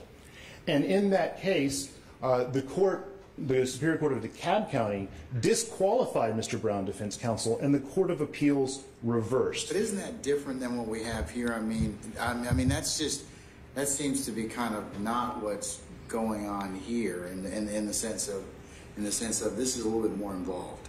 Sure, it's a little bit more involved, Your Honor. But at this point, what then Judge Blackwell said in the opinion was that, one, there is no evidence in the record that any of these things would be true, and it's noted that even if counsel stated that in their place, these general assertions were not enough to base disqualification on. The rare and extraordinary remedy of disqualification of counsel of choice. And all that the court was basing it on was conjecture upon conjecture, because we're speculating out there. So the claim there wasn't substantiated, just as the claim here hasn't been substantiated. We're speculating. I would also, since we're talking about federal cases, I might also point the courts to United States versus Harrison, which is cited, and I have copies of most of these cases if it would be helpful to the court. So in United States versus Harrison, if I may go on. You may. You can give one to Mr. Kearns too, please, if you have extras. The facts are somewhat complicated, but I'm going to try to distill it down. It involves a father and son who were law partners and multiple co-defendants in an indictment. Now, the son had previously represented one of the co-defendants in a civil matter, and the co-defendant had, and then the father took on the representation of another co-defendant in the criminal matter. The co-defendant, the information from the civil matter was germane to the criminal matter, and the representations made by the co-defendant would have turned the son into a witness. Now, the Middle District of Georgia, applying Georgia rules of professional conduct and inquiring into the case, did not find that there was a risk that the father, who was representing the co-defendant in the criminal case, would not be able to effectively cross-examine his son and law partner. Similarly, we have, or relatedly, there was also not an issue with there was not a showing that the confidential information might have been material to the case. So even if there's a presumption of confidential information, it does not mean that the representation will be materially affected.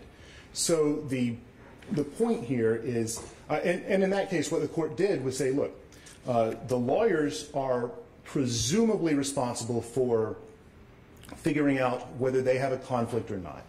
The government has not substantiated that there is a serious potential for an actual conflict, something that affects the representation. And if something comes up... You don't think the predicate offenses that are listed in count 1 to Arnold, Greer, and Blaylock are serious potential conflicts? I don't, Your Honor, because we just don't know enough.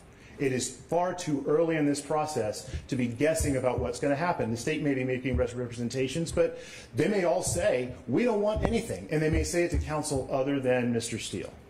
That would be, I mean, of course, they're truthful advocates. I mean, I'm not saying that what's in the indictment, they have to prove all the material allegations in the indictment as part of their case in chief.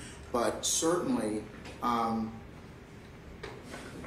if these were not in there, I would tend to believe that it's more than just mere speculation. They can prove it. So why would it be not? Why would it be speculative? Because, Your Honor, just because those charges are there does not mean that it would be speculative that the several defendants would be interested in pleading. It would be speculative that the several defendants, that even if they pleaded that their interest might or might not, their potential testimony might or might not be potentially adverse to Mr. Williams. It is speculative what the offer would even be at this point. We just simply don't know, and there's not enough evidence to substantiate that claim.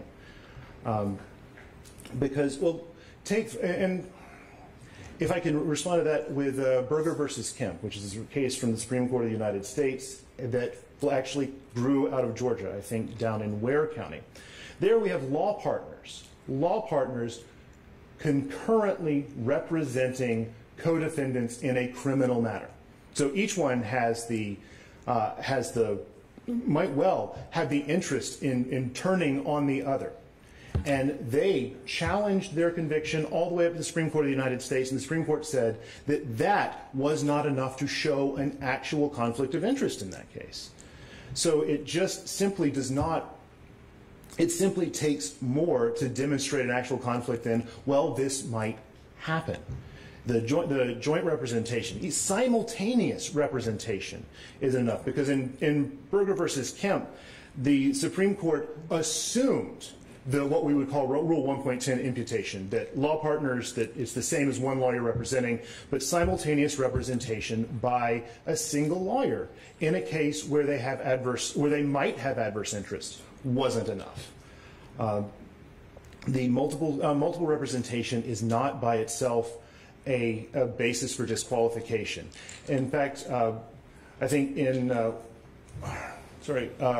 Wheat versus, well, both in Mickens versus, in actually all three of those cases, cite back to an opinion by Justice Frankfurter in Glasser. It was an opinion in dissent, but the majority adopted that point that that a common defense might often be better strategy. And so the Constitution and the existence of an actual conflict does not turn on even just those opportunities. It takes more, and we are speculating. The other thing to remember here, Your Honor, is that an erroneous deprivation of counsel at this point. I mean, the state is concerned about ensuring that that any judgment in its favor is stable, but an erroneous deprivation of counsel at this point, no matter what quality of counsel Mr. Williams received at trial, if he's convicted, there's no showing of prejudice for reversal. He was denied his chosen counsel. His chosen counsel, with whom he has a long-standing relationship of almost a decade, his chosen counsel who is intimately familiar with his business and affairs, whom he trusts, who has advised him in a number of matters, and who is simply not replaceable, even by other competent defense counsel, because he has been chosen. And even if the court were to find a conflict, it still has to balance the risk of the need for ethical conduct and the need to ensure the fair administration of justice against those concerns for the defendant. Even if we got there, even if the court were to find that the state had substantiated its claim, which we still say it doesn't. I'd like to sort of loop back to two other points. As far as substantiation goes, Ms. Rosenwasser mentioned Edwards versus the state, the case out of the Court of Appeals, and it grew out of the Tallapoosa Circuit. And there the public defender, the appointed public defender, had represented a defendant in represented then a defendant in a child molestation matter, and the state's principal witness was the mother of the child, whom the public defender under previous practice represented, I believe, in a divorce matter. Not a divorce from this defendant, but a divorce matter. And there, the public defender himself put on the record that he was aware of confidential information that would affect his cross-examination. And that affirmative representation was enough to justify the Superior Court's disqualification of counsel, even though the defendant wanted to go on with his chosen counsel. The other thing, though, is completely different from what we have here. In Edwards, the witness, the former client, had offered no waiver, so there was no waiver of confidentiality, and the court did not accept upon investigation the public defender's representation that he could navigate around the confidential information. So he was trying to be ethical, but he conceded on the record that his representation would be affected. So there is a basis to infer that. That's a little different because, still under rules, all of us have an affirmative duty to, if a conflict develops and the potential that at the time the conflict is present to raise that to the trier of fact. So he was doing what he was supposed to do. Oh, absolutely, Your Honor. But the point is, when the issue went up on appeal, the court was not wrong in granting the mistrial because it concluded that he could not be effective, but there was substantiation. There was evidence in the record that would justify that conclusion, as opposed to, say, Lewis, where we were speculating, or even in. But doesn't that scenario demonstrate anybody who's been practicing criminal law for a while will tell you that conflicts often develop kind of at an instant, meaning that when these equities change or evidence is made available, that's when we're people that think there's not a conflict then develops, and then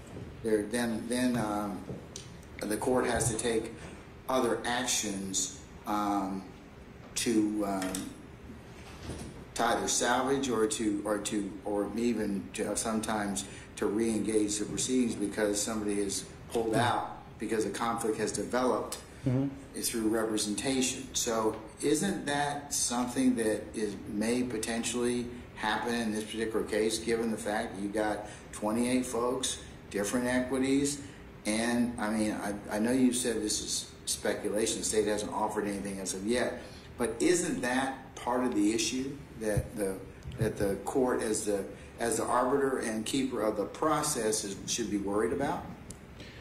I'm not saying the court should not be concerned, Your Honor. It is potential. Potential, however, does not mean serious potential, which is what Wheat requires. And I don't think it's serious potential that we've got 3 people that have predicates that are in the indictment? No, Your Honor, I don't. Not at this point. Not without more. And what would you consider to be more then? An actual attempt to make an offer. If there were an actual attempt to make an offer, if the state said, all right, we're making an offer, and the court were to determine it wasn't simply to manufacture the conflict, which is another point it has to consider here under Wheat. If the court were to actually make the offer, maybe we'd be in a different posture. We need to do something to address the conflict and perhaps change the posture of one of the defendants from present to former, and that's something that Mr. Steele would have to deal with. But that, or especially with Mr. Blaylock. But doesn't that pose a problem for the people who are that Mr. Steele has represented in the past, in particular Mr. Blaylock, from even evaluating an offer or even being available to discuss that without the worry that the current client is going to potentially roll on them, or give adverse testimony to against their interest? Well, let's take that for a second, Your Honor. So let's say an offer is made to Mr. Greer or Mr. Arnold or Mr. Stillwell Jackson. I know his name is Stillwell in the indictment. I think the waiver indicates that the name is properly Jackson. But let's say that offers are made to them. They're going to be made through other counsel, and other counsel are going to consult with him or with them. And other counsel are going to advise them of the risks and benefits, and they aren't going to be able to get, and they aren't going to have a claim because they have other independent counsel advising them that the representation they got in this case was adverse. The only person who even might, and we're not there yet, the only person who even might is Mr. Blaylock, whom Mr. Steele represents in a different, though factually connected matter. We don't know if there's going to be an offer there. We don't know if the state's going to be willing to give up some or all portion of its of the motion for of the judgment it has and that it is now trying to defend against an appeal. But it just simply hasn't happened yet. And we also let's assume that assume for the sake of argument that Mr. Steele withdrew from that representation. Mr. Blaylock had other counsel. The counsel he had then could advise him. He hasn't done that yet. He hasn't done that yet. Right. But again, if the state is speculating, well, this might happen, we might make this offer, Mr. Steele might withdraw. He might have other counsel. He might be properly advised. If we're talking about protecting the interests. How can he represent the interests of Mr. Blaylock, who's charged in Acts 76 and 74, 76 and count 1, and the interests of Mr. Williams at the same time? The state has conceded they're not presently adverse. It concedes that in the motion, Ms. Rosenwasser indicated today. It only indicates that they might become adverse. If they become adverse, then Mr. Steele would be the first person to come to the court and say, oh, now we have a problem. I need to either withdraw from one representation. I need to do something. I point the court back to United States versus Harrison. At the end of the district court's order, the court recognized that there was a potential for conflicts to arise, and it reminded counsel of their obligation to inform the court should the equities change, should the conflict or the serious potential for one manifest.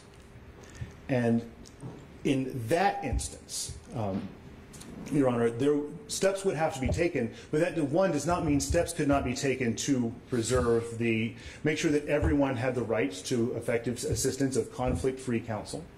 And in addition, that any judgment obtained against them would be sound, because when they received the advice and made the decision to plead or not, they would have had the benefit of independent counsel who didn't have these problems. It simply doesn't mean that, but all of these things could happen and it would still protect the judgment and wouldn't undermine the fair administration of justice. We just don't know yet.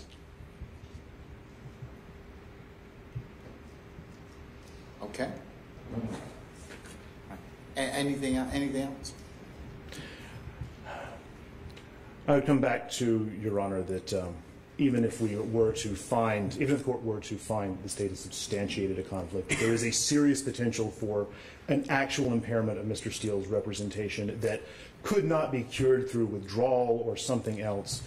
That when it comes down to balancing the equities, we have to talk about what Mr. Williams loses in this case. He loses an excellent lawyer, one whom he believes to be the best of the best, and rightly so, and by Your Honor's own acknowledgement, and one who knows him for 10 years, who has an expertise about his life and affairs that is simply irreplaceable, and who is already, and there is also going to be a significant financial cost and loss of effort that's already been put in, and all of that counts, Your Honor. So even if the court gets there, then it still has to balance the equities before making a decision. And the burden is still on the state to show that the extraordinary remedy of disqualification is appropriate. And lastly, Your Honor, I have, looping back to the beginning, I have no problem with the court making the inquiry that's described in Taylor, because more than anything else, that would insulate a potential judgment against reversal on these grounds, because once the waiver has been placed on the record, none of these defendants could claim they received the ineffective assistance of counsel, because they would have induced the error, and induced error is an absolute bar to reversal. I will tell you that from what you both have stated, I will, pursuant to Taylor, go ahead and probably do an in-person waiver. I think that would be prudent under the circumstances, and I'll set that up as soon as possible. So, but I definitely, as part and parcel of this particular analysis, would want that on the record, regardless of what I ruled. Okay. All right. All right. So I guess that brings us to the question: if the court's not ruling today, Mr. Steele had planned to argue the bond motion. I know there's no present adversity. Well, here's the thing. I have to resolve the issue of the counsel first, as I mentioned to Mr. Steele, before I do the issue of bond.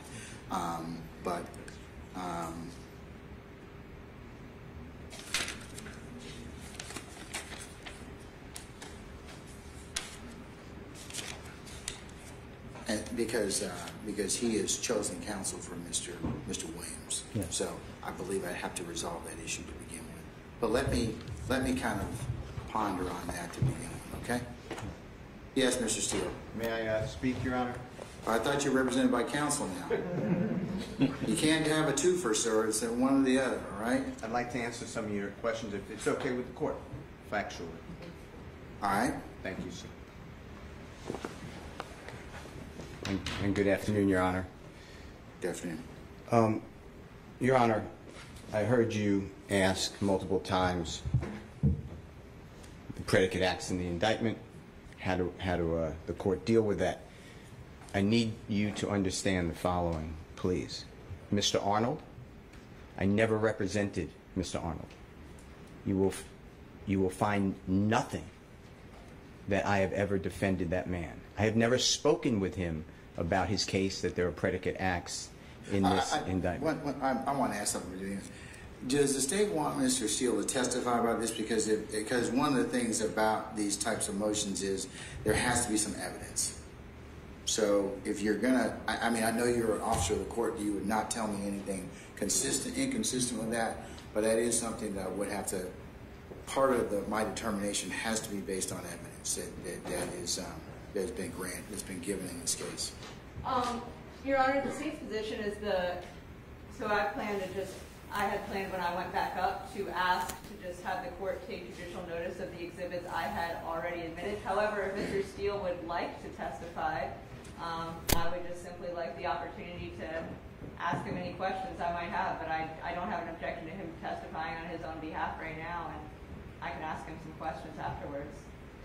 Mr. Steele, I've had one of these go up before, and as part of what was the other lawyer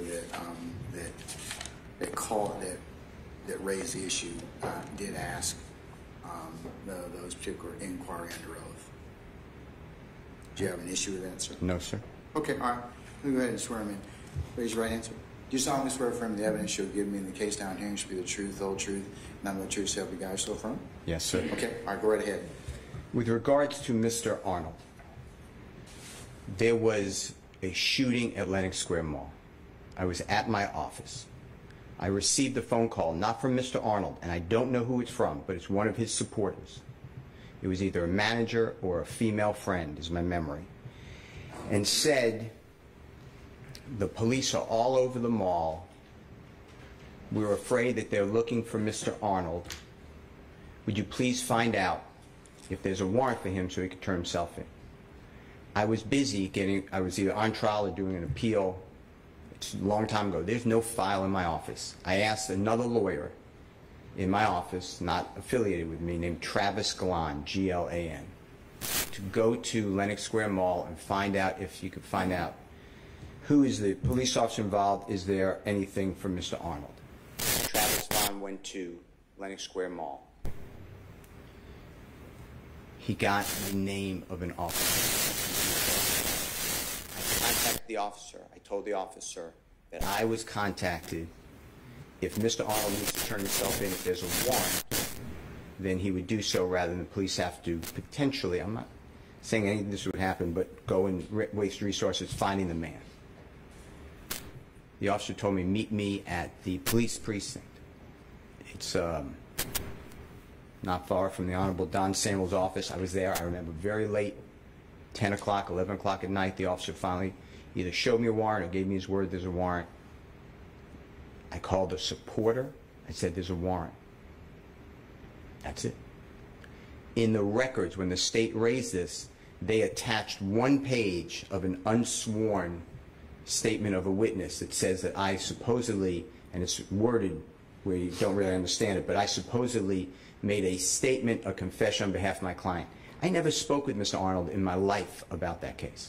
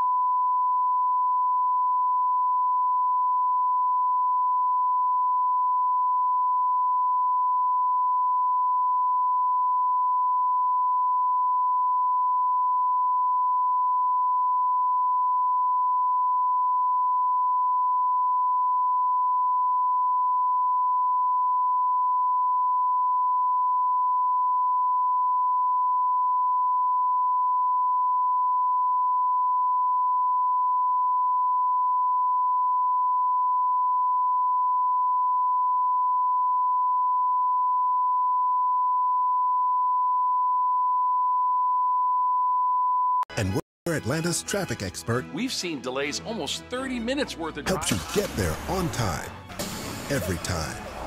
11 Alive Morning News is where you start the day prepared. Watch weekdays 5 to 7 a.m.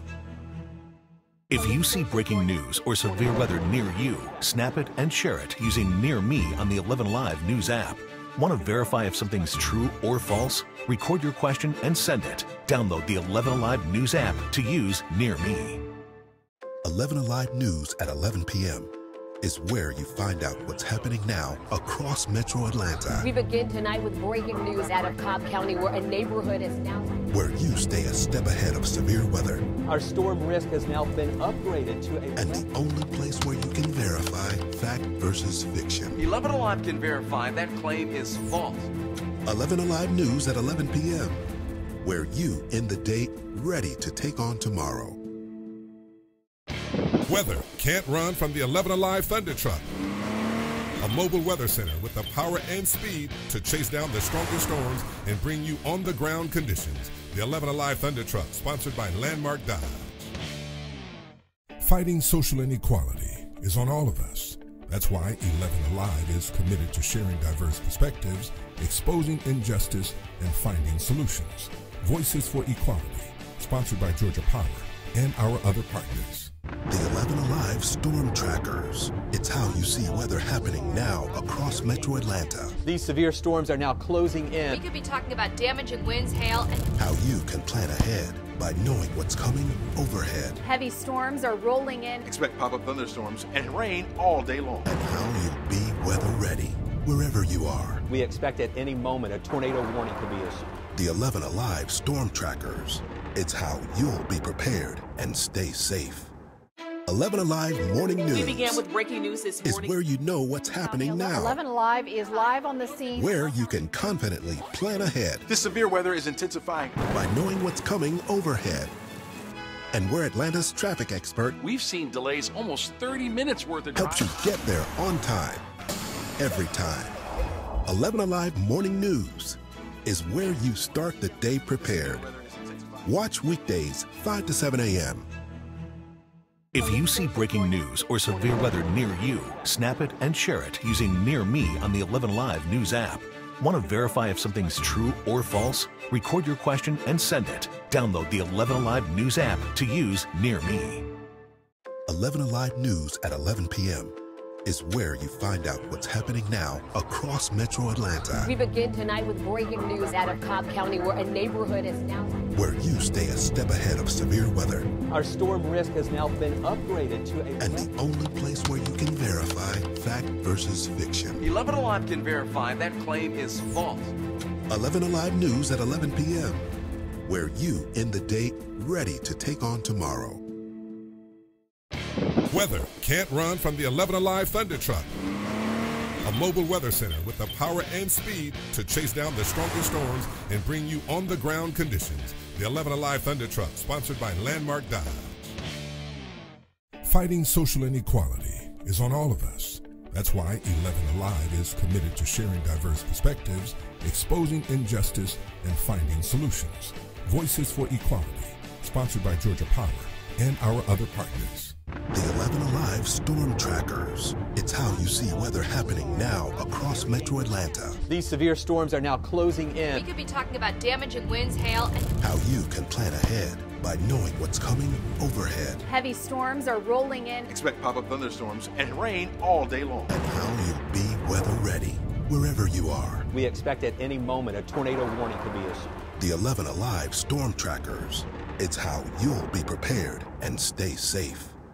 11 Alive Morning News. We began with breaking news this morning. Is where you know what's happening now. 11 Alive is live on the scene. Where you can confidently plan ahead. This severe weather is intensifying. By knowing what's coming overhead.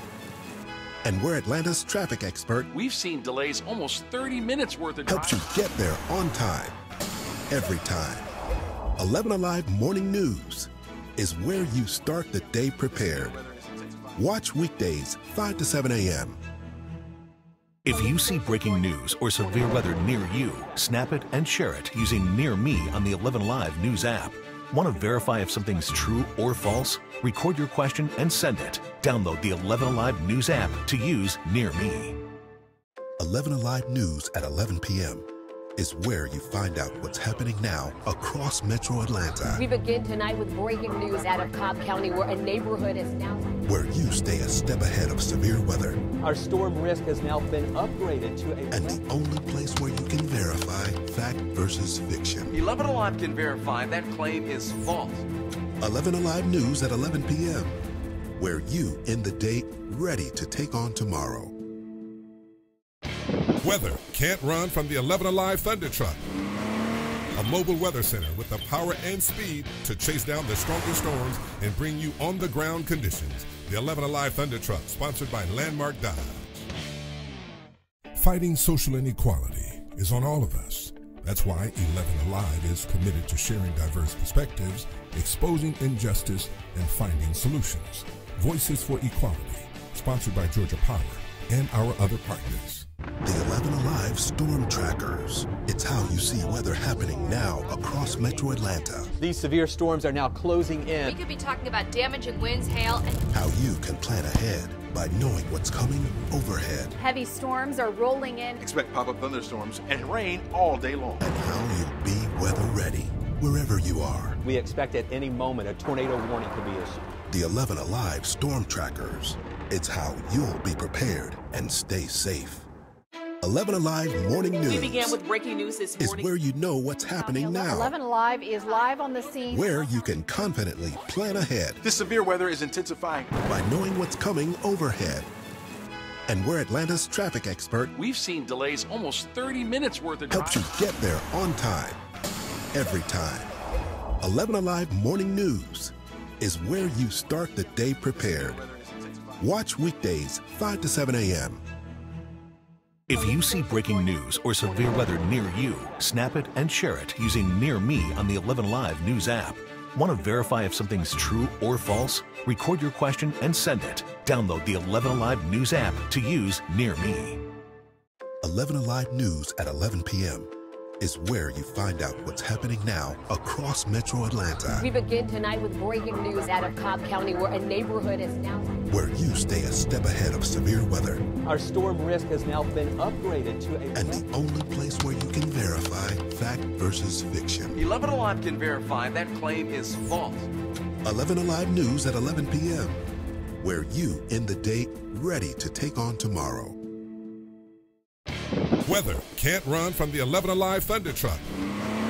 A mobile weather center with the power and speed to chase down the strongest storms and bring you on-the-ground conditions. The 11 Alive Thunder Truck, sponsored by Landmark Dodge. Fighting social inequality is on all of us. That's why 11 Alive is committed to sharing diverse perspectives, exposing injustice, and finding solutions.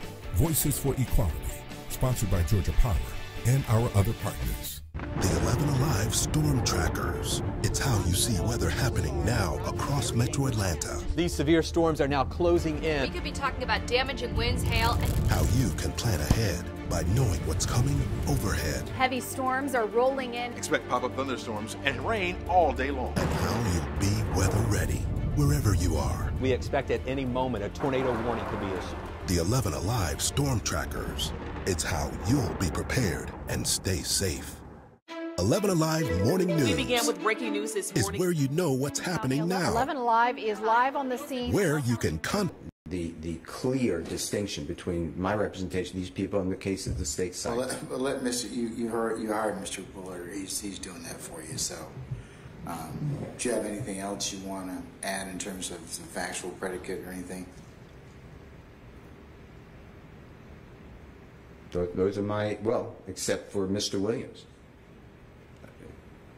If you choose to remove me from the representation of Jeffrey Williams, and I know he's represented on this motion by the Honorable Keith Adams, and I know he's on the screen.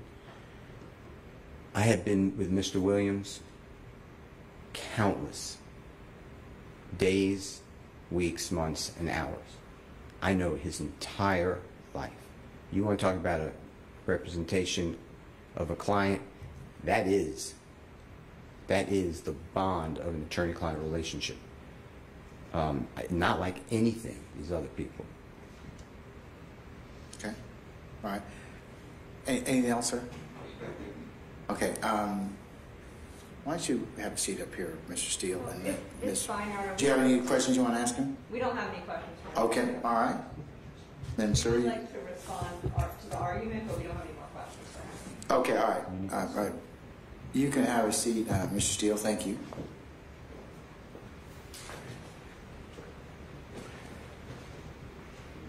All right.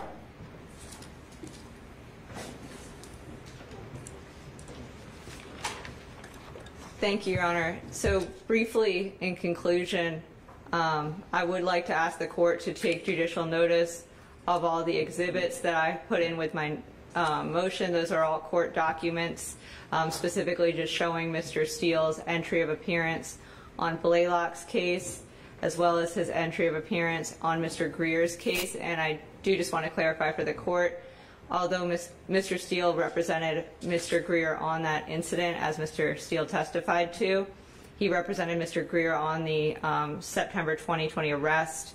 And of course, he was successful in getting that one charge dismissed. And that, you know, he clearly represented him on that. That's now a predicate act. The fact that the firearm that he had was stolen, that's become a predicate act. So that's the same incident. It's just a different crime charged. Obviously, Mr. Steele does still represent Mr. Blaylock, and our real concern here is we haven't made an offer to Mr. Blaylock because we really can't make an offer to Mr. Blaylock right now. And I will say, as officer of the court, we have discussed with at least one attorney the possibility of if a person or persons wish to cooperate with the state. We have raised that to at least one attorney so far. We, of course, plan to raise that issue in the future. And so basically our point here is that because of the position that we are in right now, Mr. Blaylock and Mr. Williams, there's there is a serious potential conflict there. And I want to clarify to the court, the standard pre-trial is not actual conflict. Actual conflict is the standard if someone is challenging it on appeal following trial. What it is right now is whether there's a serious potential conflict. We have shown that there's a serious potential conflict. The court documents show that on their face. And further, Mr. Steele's own testimony shows that he did represent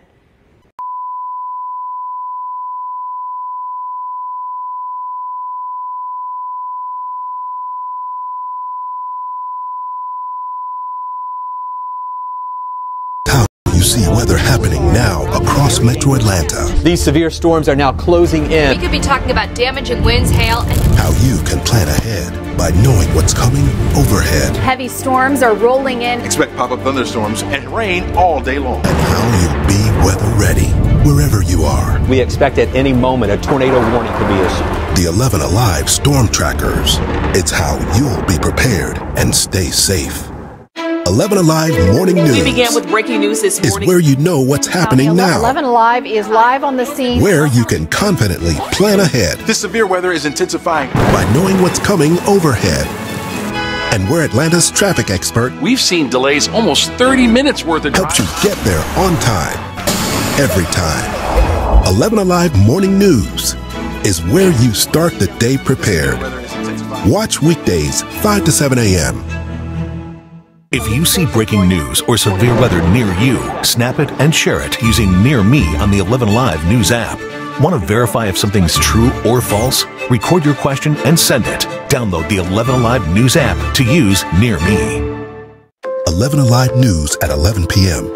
is where you find out what's happening now across Metro Atlanta. We begin tonight with breaking news out of Cobb County, where a neighborhood is now where you stay a step ahead of severe weather. Our storm risk has now been upgraded to a and the only place where you can verify fact versus that based on not only the former clients but especially Mr. Blaylock and Mr. Steele's current representing Mr. Blaylock on charges that are literally they are the same incident. It is the February 2019 murder. It's the same incident. Obviously, here it's charged as a RICO. There it was murder. Based on that, we would ask that this court grant the state's motion to disqualify. Thank you very much, Your Honor. All right, let's move on to Mr. Sharp. Want to go ahead and make your argument at that point in time or add to what you've already stated? Yes, Your Honor.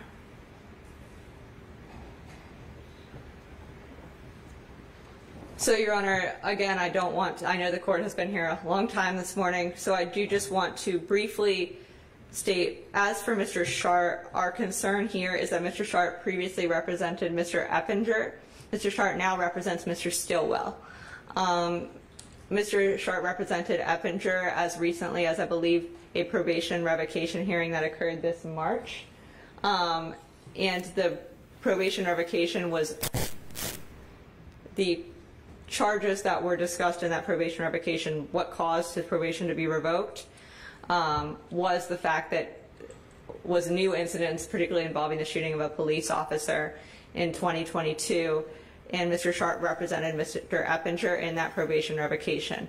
Mr. Sharp then left the public defender's office, and I believe he's either employed by him on his own or with a firm, and he's now representing Mr. Stillwell in this particular case. However, as a result, we believe that there's clearly a conflict between his prior representation of Mr. Eppinger and his current representation of Mr. Stillwell. Obviously, this is less egregious than what we just discussed, as it's a single client and it doesn't involve present representation. However, the probation revocation in which Mr. Sharp represented Mr. Eppinger, after Mr. Sharp left the office, it was taken over by his former colleagues. The court then handed down the sentence on that probation revocation, and that is currently being appealed right now. So that's actually a pending appeal that's happening currently on a case where he previously represented the defendant. So I think that creates a conflict there. And our main concern here is that there are no waivers. So unlike with Mr. Steele, there have not been any waivers put on the record here. We don't know if Mr. Eppinger would want to waive his conflict, is willing to waive his conflict. We don't know if Mr. Stillwell would waive this conflict, although he's waived his conflict with Mr. Steele in writing only, and we would ask for that to be on the record. Mr. Stillwell has not made any such waiver on this particular case. It would be the same cases that I cited to in the previous motion, so I don't want to belabor that to the court. But again, in those district courts where that prior representation was substantially related, there is a presumption that the confidential information was disclosed. And additionally, because they were substantially related, that's sort of an even bigger problem for us, because the acts in the probate that caused the probation to be revoked, those are indicted as counts and as predicate acts in the current indictment. So those are substantially related. As a result, we would at minimum ask for this, and again, I did want to be clear, we have not at this point moved for him to be disqualified. We would like to seek additional information whether these clients are willing to waive. Should they not wish to waive, we'll absolutely be moving for disqualification. However, we would simply like the court to essentially evaluate whether or not the court believes that this is a conflict that cannot be waived under 1.7c. And we wanted to bring this to the court's attention. That's why we filed this as a notice, as opposed to Mr. Steele's, which we filed as a motion to disqualify. Again, as with Mr. Steele's, we are not trying to deprive Mr. Stillwell of his desired counsel. We are simply trying to ensure that everything is done fairly to all parties, particularly in this case, Mr. Stillwell and Mr. Eppinger. All right. That's all I have for the court on this, Your Honor. Okay, all right. Mr. Short?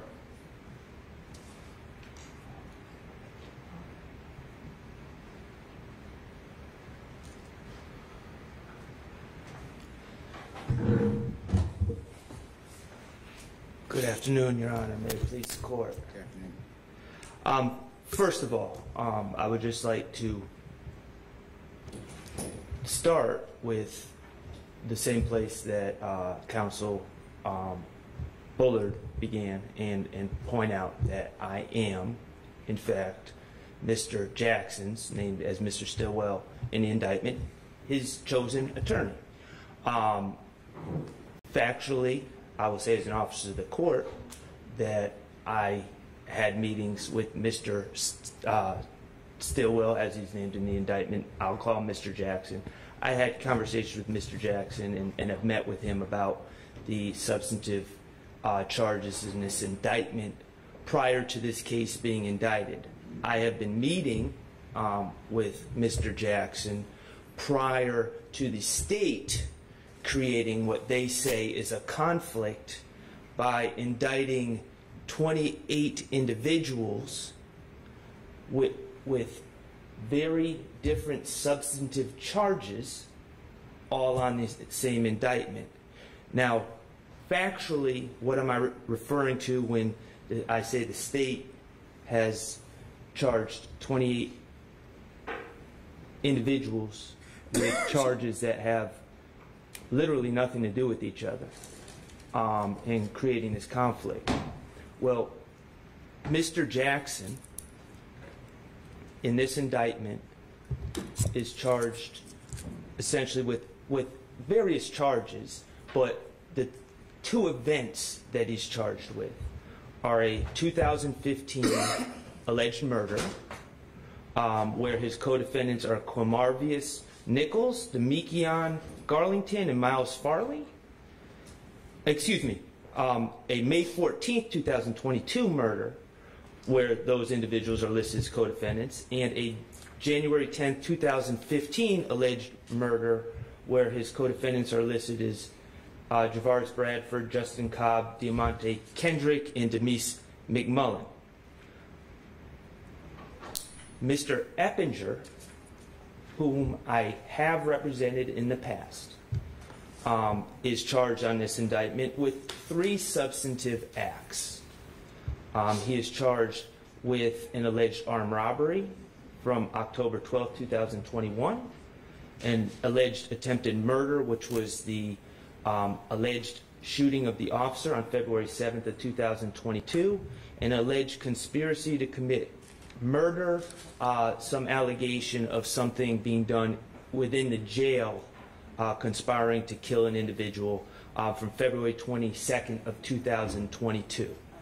I will point out that Mr. Stillwell, Mr. Jackson, is not a co-defendant on any of the substantive charges that Mr. Eppinger is charged with. Likewise, Mr. Eppinger is not a listed co-defendant on any of the charges against Mr. Jackson. There is no indication at all that Mr. Eppinger is a witness, has any information on either of the murders that Mr. Jackson is charged with, and there is no indication at all that Mr. Jackson has any information on the 3 substantive charges against Mr. Eppinger, which would make him a witness. There is no indication that these 2 individuals even know each other, other than they're reading each other's names on indictments they're named in.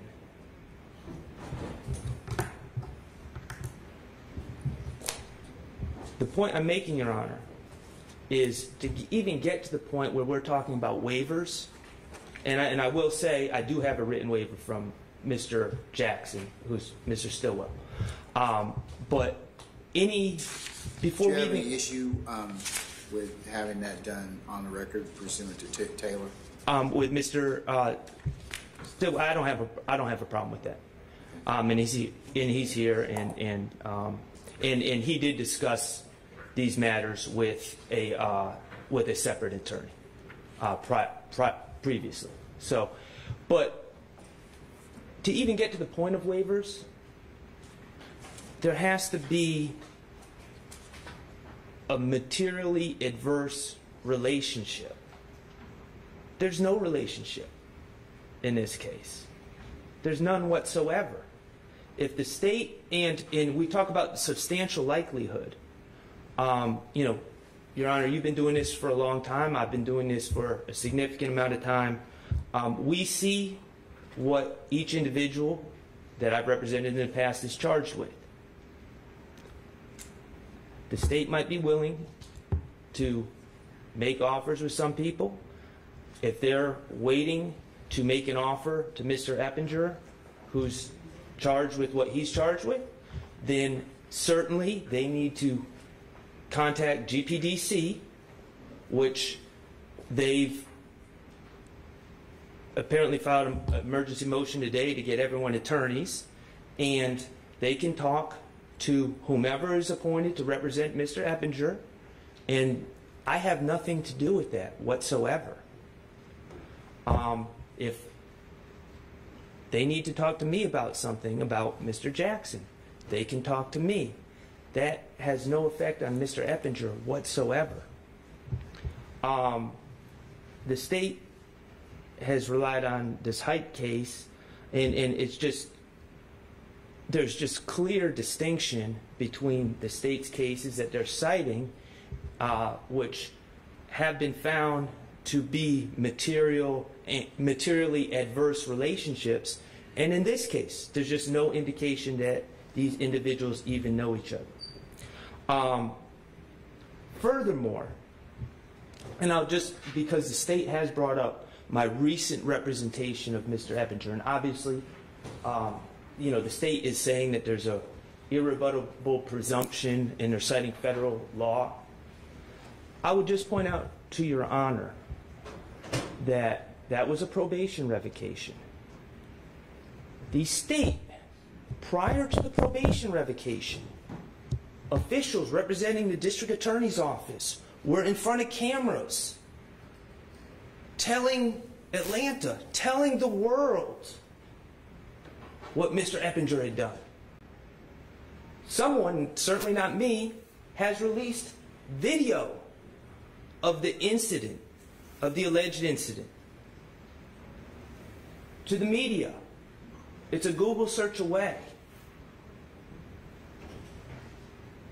I asked the state for discovery to prepare for any revocation hearing, and I wasn't given any.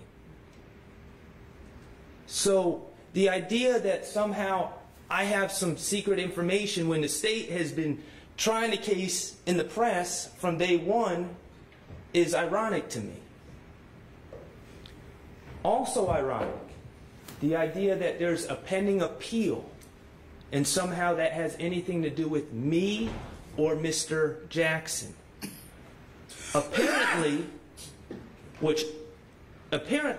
my former colleagues have filed an appeal of the sentence that Mr. Eppinger received. He received a lengthy sentence as a result of the probation revocation.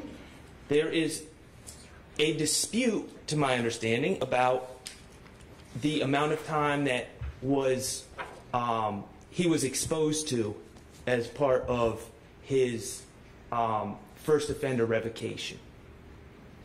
I did not file that appeal. That appeal has nothing to do, to my understanding, after talking to the appellate attorney, has nothing to do with the facts of this alleged incident, but is strictly a legal question.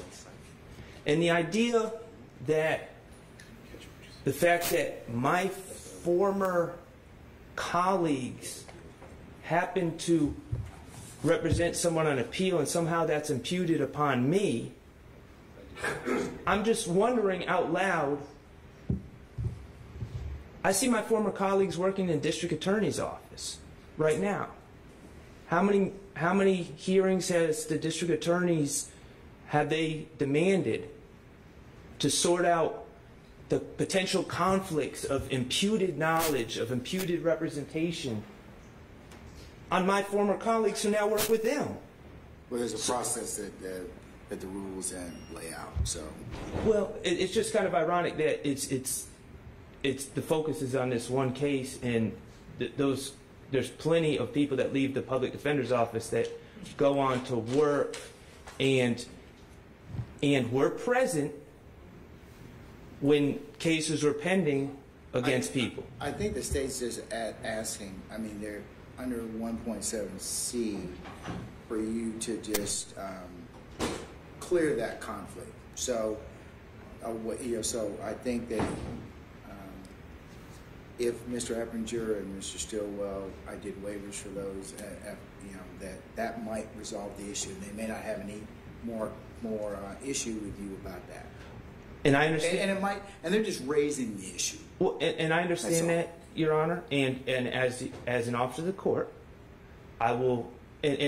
My concern is skipping a step and then it being held against me later on, because as an officer of the court, I will say that I asked independent counsel to speak to Mr. Eppinger about it. Mr. Eppinger is now located, or at least was a week and a half ago, at Jackson. Okay, that is a place that you have very limited access to people, generally speaking. It's diagnostic. My understanding is that a conversation occurred, and orally Mr. Eppinger indicated that he would be waiving. But getting a written waiver has been an issue. There was a refusal to sign. And that's part of why I would like to have an additional proceeding where these kind of issues I can kind of eyeball each individual, ask the appropriate waiver questions, have them affirmatively state that they understand this and are willing to waive that, and that they've also had an opportunity to seek counsel to discuss that with them. It just makes it a little bit more. It's the more preferred procedure under Taylor. And I completely understand that, Your Honor. And I'm not even though I'm a bit demonstrative, I'm not even upset with the state for seeking this. But the reason I asked to be heard today was, if we're going to go down that route, I don't know what Mr. Eppinger is going to do when he's in court. But when we go down that route, I just want to be clear that regardless of what Mr. Eppinger does, we haven't, in my estimation, and I think it's pretty clear, there's no material, they're not materially adverse so as to require a waiver even to begin with. And I'm just wary, of my clients and their choice of counsel being dictated by other individuals I don't represent.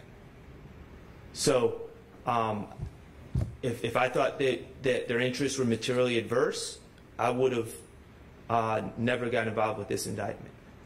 I don't see how in the world two individuals that are not charged with the same substantive acts and for all we know don't even know each other could be materially adverse. I would think that to the extent that they affect each other at all, every individual in the indictment, their case would go stronger by other individuals doing well at trial with their substantive charges. So it's not a situation where there's any threat or possibility of blaming others or shifting the blame or anything like that, because again, they're not charged with the same substantive offense. So thank you, Your Honor. All right. Thank you, Mr. Short.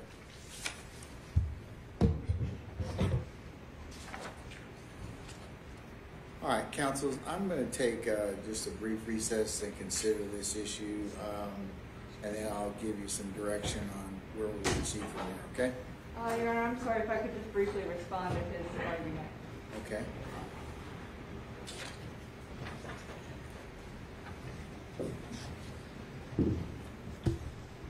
Very briefly, Your Honor, I just wanted to let the court know we noticed that counsel did not mention that Jackson also has another predicate act, 173, that's a murder.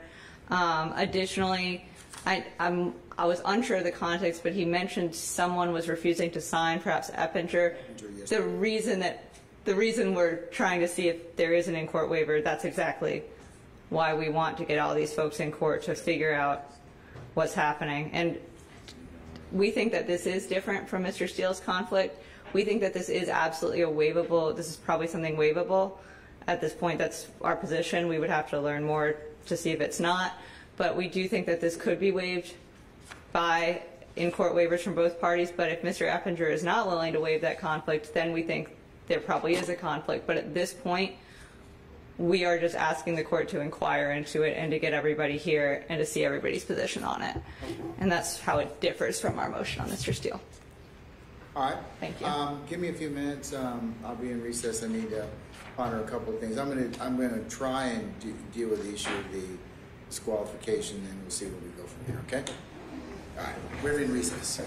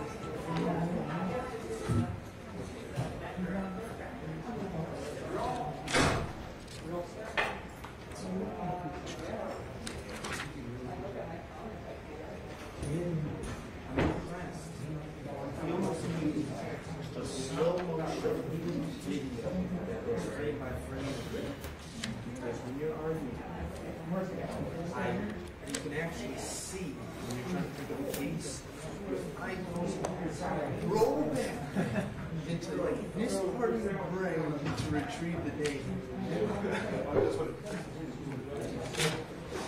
Oh, it's happening. Yeah, it's like I feel like I'm reading.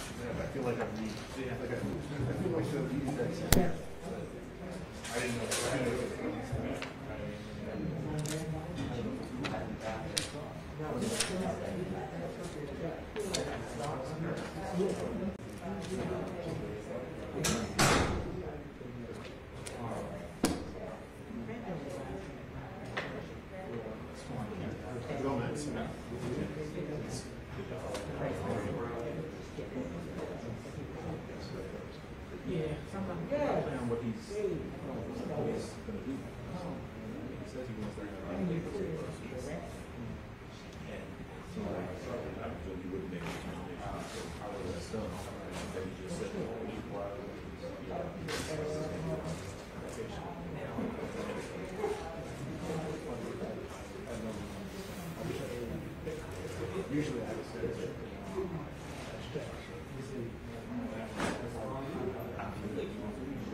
Sorry, I'm Drew. I'm one of the folks for Ryan this summer, and I actually did a lot. I memoed a little bit for this specific issue, but I just feel like there's an aspect of the indicted acts.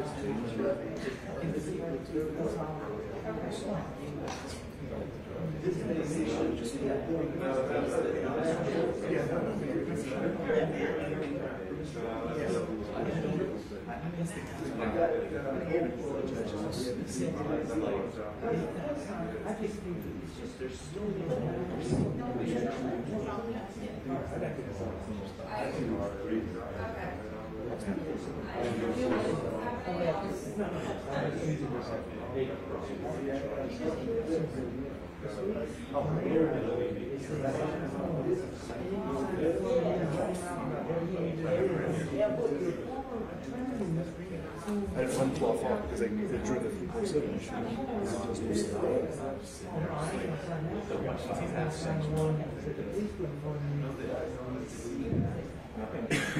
Disarmament all the stuff everyone. That's the assumption.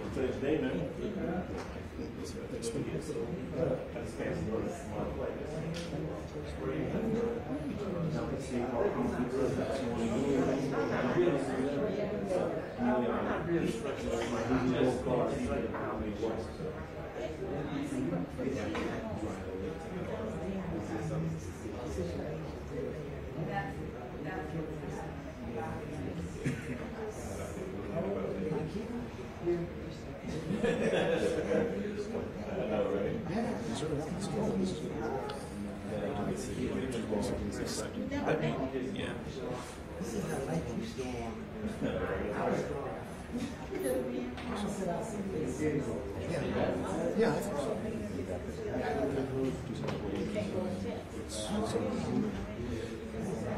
Or just before something. Yeah, sure. The only problem is that it deals specifically with I was looking at that's even it's just that other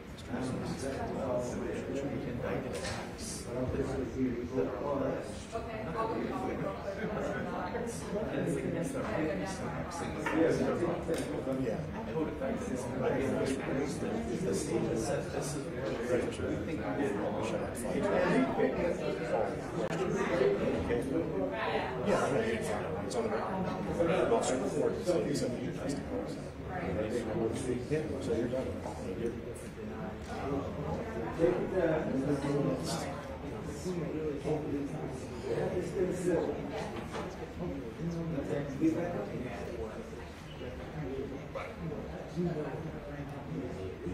Like, that's what I think.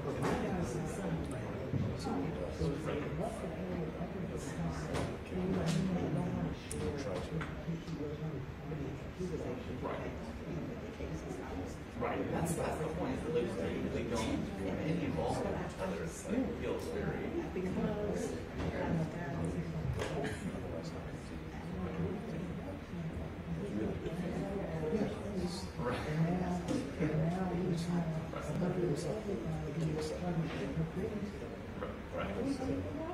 Right. Yeah, no, I mean, that's like part of the problem with this is that, like, when you make this at the very beginning, your client is now this one person.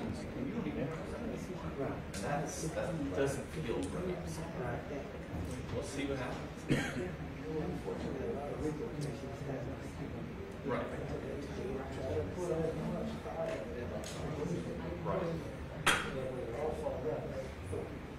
Right. Is that, but I was just having kind of that I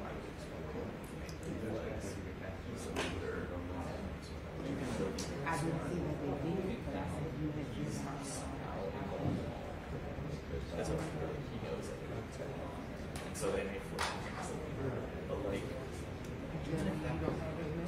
guess that all the material diversity that they even create has nothing to do with the representation. That's an important part of 1.7c is that the material diversity is based on prior representation, which I think is what we're missing. I'm gonna run out of bounds.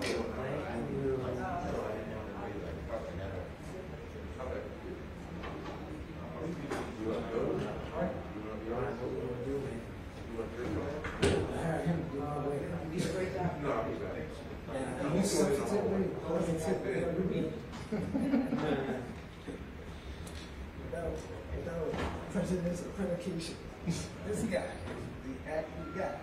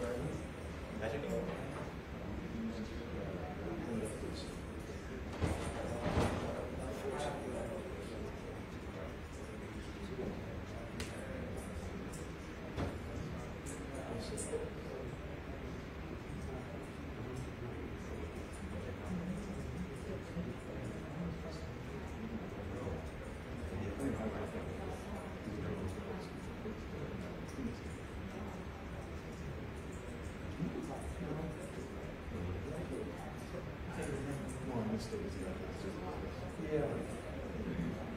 Creatures have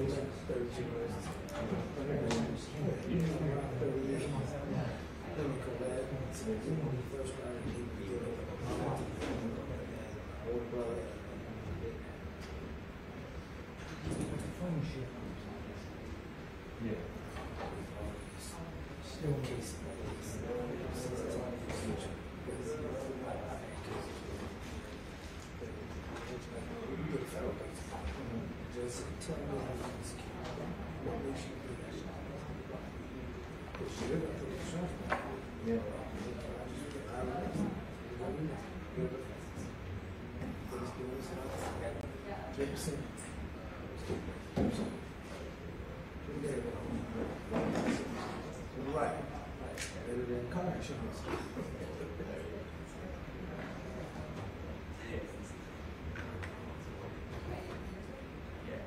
So that's what it is. I don't know.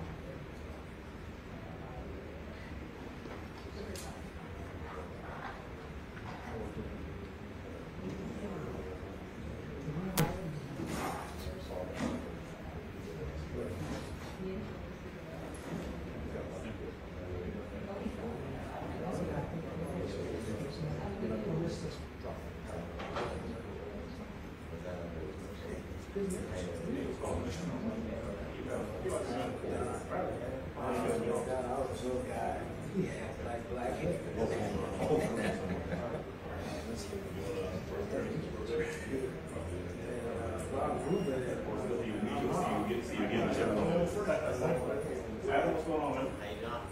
You got to work too? You got to come to that okay? I just got in, but you're going to come watch that rap support.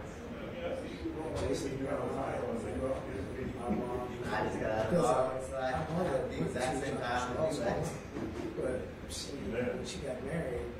She married a guy who was supposed to be a bond guy.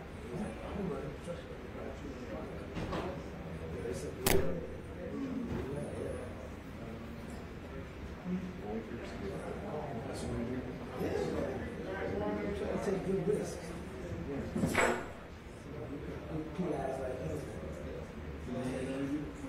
Absolutely. Absolutely.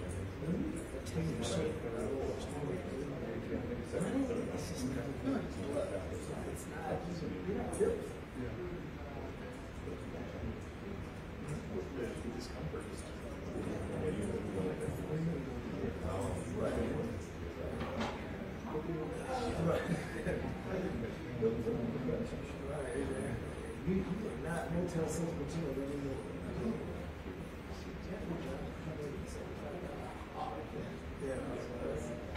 You don't go from that to the push.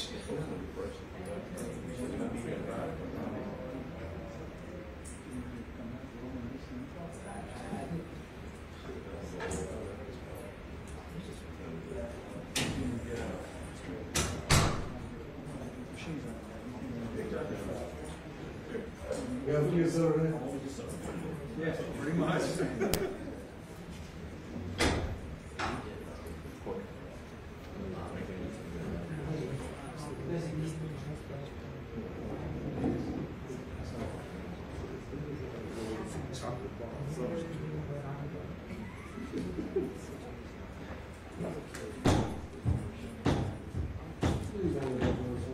I'm sorry.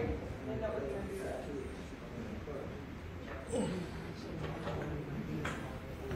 Yeah, You guys can want to take a seat, bro?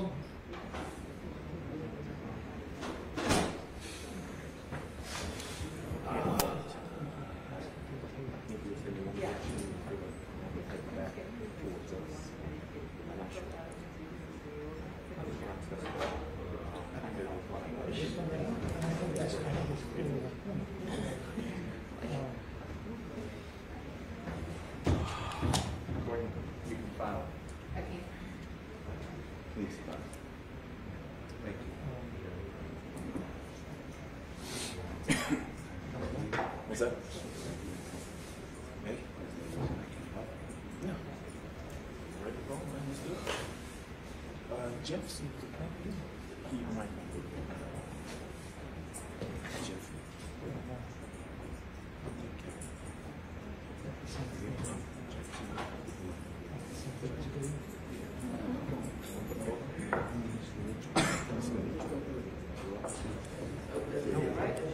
See what he, yeah, maybe let's go look. I see Kevin's is, don't be able to let Kevin in here. Is it in here in the original? Yeah, right, he was coming. Okay. I saw something about him, though. I saw some of the names.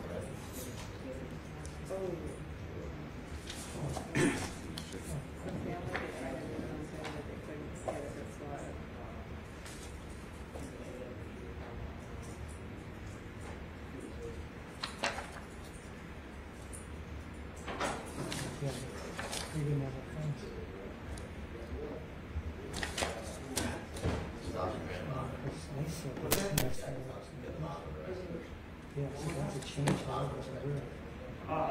Yes. Yes.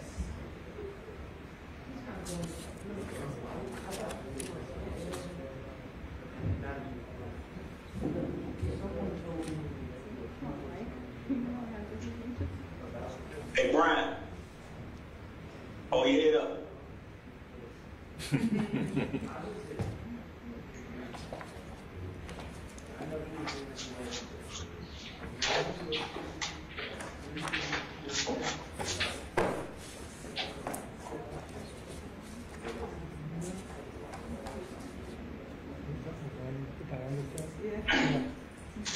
His cases are continued. I don't know why he's stuck.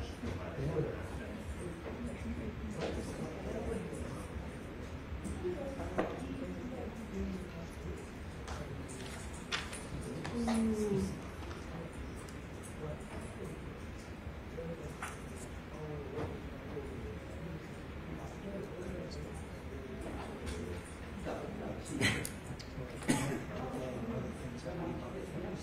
saw this somewhere.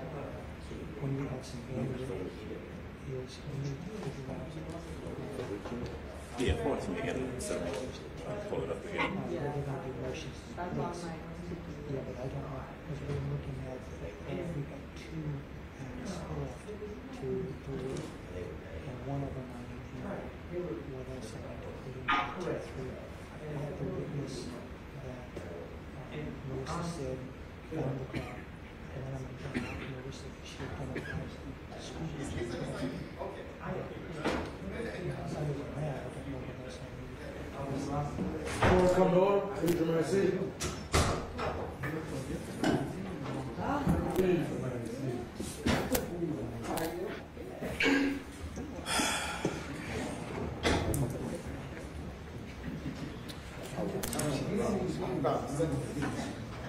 need to take them out.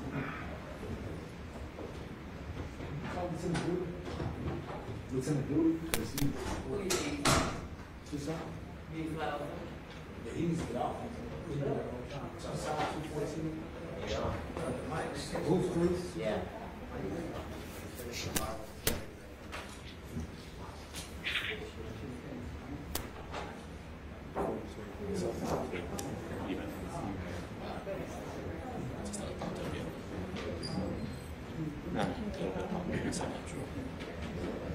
You guys can see it.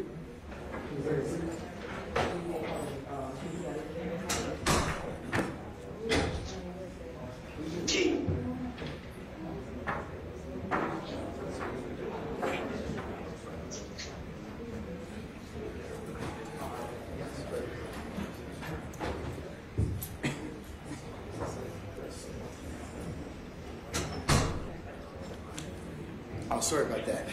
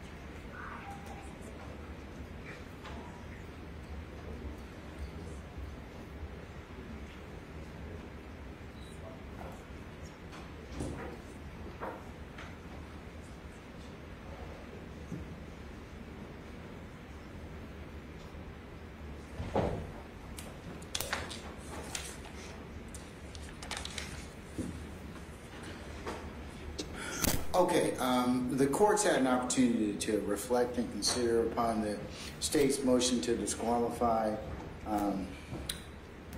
Mr. Steele, and then the state's motion for the court to inquire about conflict as it pertains to Mr. Sharp.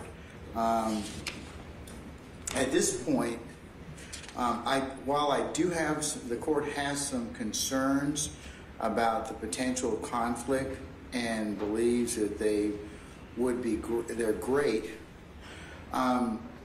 Unfortunately, Mr. Rosenwasser, I don't think that our appellate court has adopted the federal standard of irrebuttable presumption of disclosure of confidential information. And I understand about serious potential for conflict. I don't think that we have that yet as to Mr. Steele as well as Mr. Sharp. What I'm going to do is I'm going to deny the motions at this point. However, I'm putting all counsel on notice that there is a strong possibility that given discussions that may be had in the near future or that are beginning to be had at some point in time may require reevaluation. And I know that all of you are ethical counsel. I've had many of you here before me for over the period of my judicial career, and know that you will honor responsibility that the rules of professional responsibility place upon you as advocates. But what I would like to do in the interim, that I think that the state has raised under Taylor, and that is to actually do have a waiver proceeding where the court can inquire as to each particular individual and make sure that there are no potential, that they understand the waiver proceeding and just further satisfy all of us that there's no conflicts, and give all of them an opportunity to seek independent counsel to advise them on the waiver. So what I would like to do from all of you at this point in time is to just get, because I am going to have to figure, one, your schedules in terms of booking this, because I am going to have to find some of these folks in the Department of Corrections, which I will ask the state for your assistance with. Mr. Chamberlain needs their DOC booking number and their location. So, so that I would like to do that. But circling back to my original decision, if I need to revisit that at any point in time, state, I'm sure you'll let me know that. And then also, like I said, I'll remind all counsels, if there's a issue of a conflict that arises given conversations or other preliminary proceedings, then please notify the court immediately so we can go ahead and I can reevaluate that particular issue.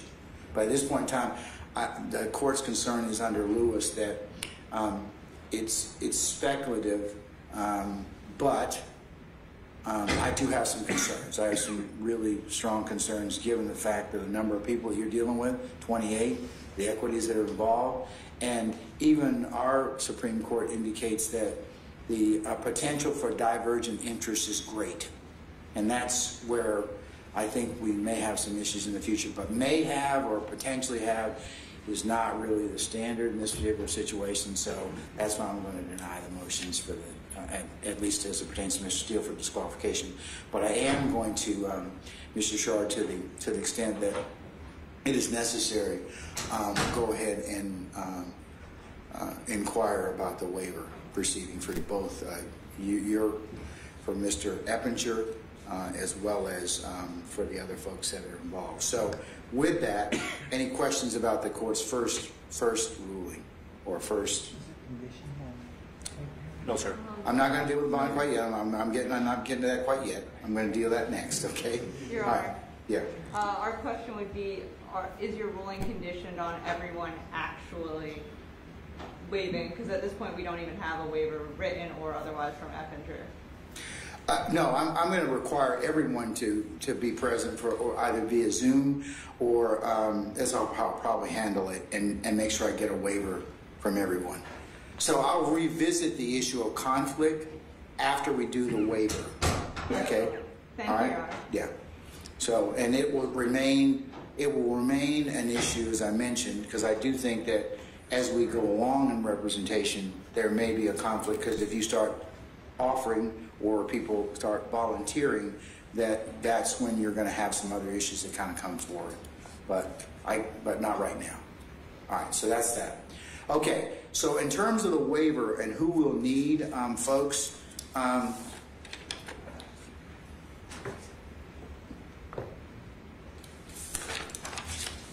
we're going to need to locate Mr. Arnold, is that correct? Yes, Your Honor. Okay, Mr. Greer, Mr. Blaylock, Mr. Eppinger. Mr. Eppinger is number 4, Judge. So Okay. They just need to provide the actual EDC number. If he's already in DOC, and the way he's acting. Okay. Is there anybody else that we need to inquire about a waiver? Do we want to do everything? That would probably make sense. Your Honor, those are the ones that we raised as related, but we think it would make sense to do one for everybody that Mr. Steele has represented. That is in this case. So, that he's mentioned. So, Mr. Steele, I think there were a couple other folks that we... Mr. Kendrick. Mr. Kendrick. Is Kendrick? Yes, he was here this morning, I think.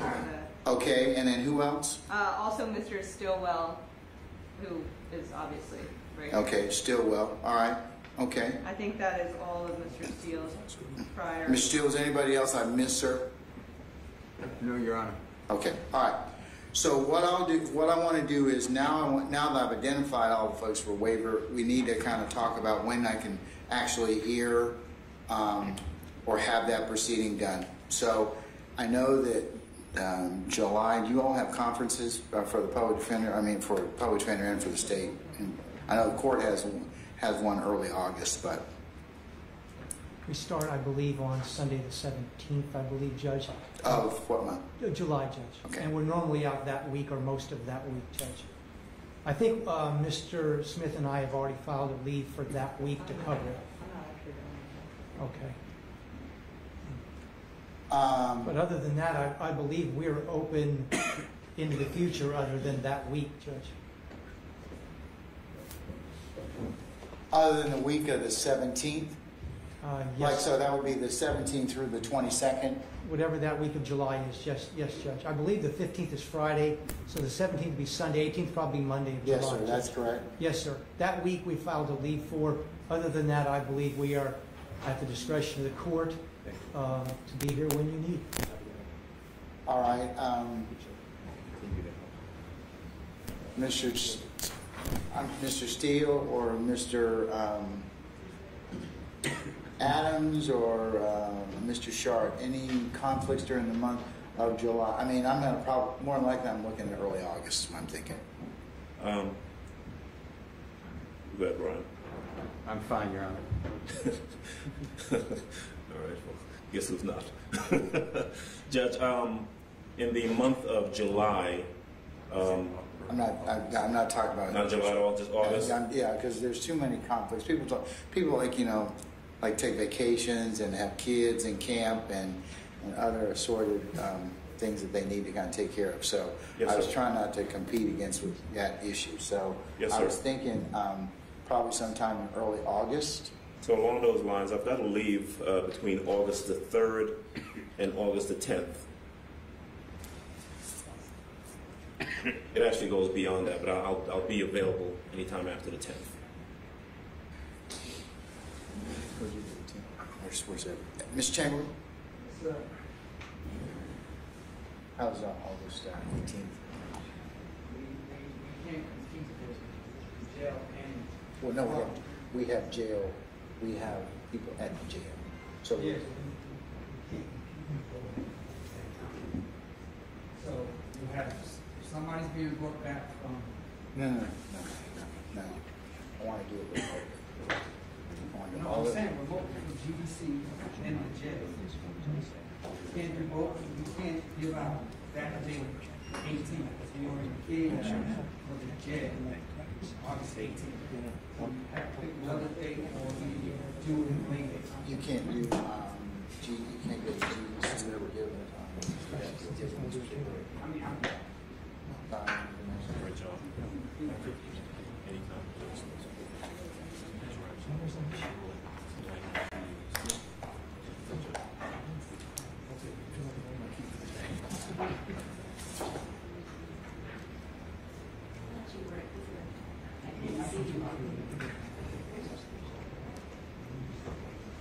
Find out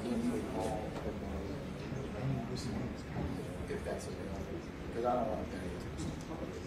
All right, folks, I'm going to defer on that issue just for a second. Mr. Chamberlain's going to make a call to Department of Corrections and see whether or not they will have that date. I'm looking right now, just for planning purposes, on the 18th of August.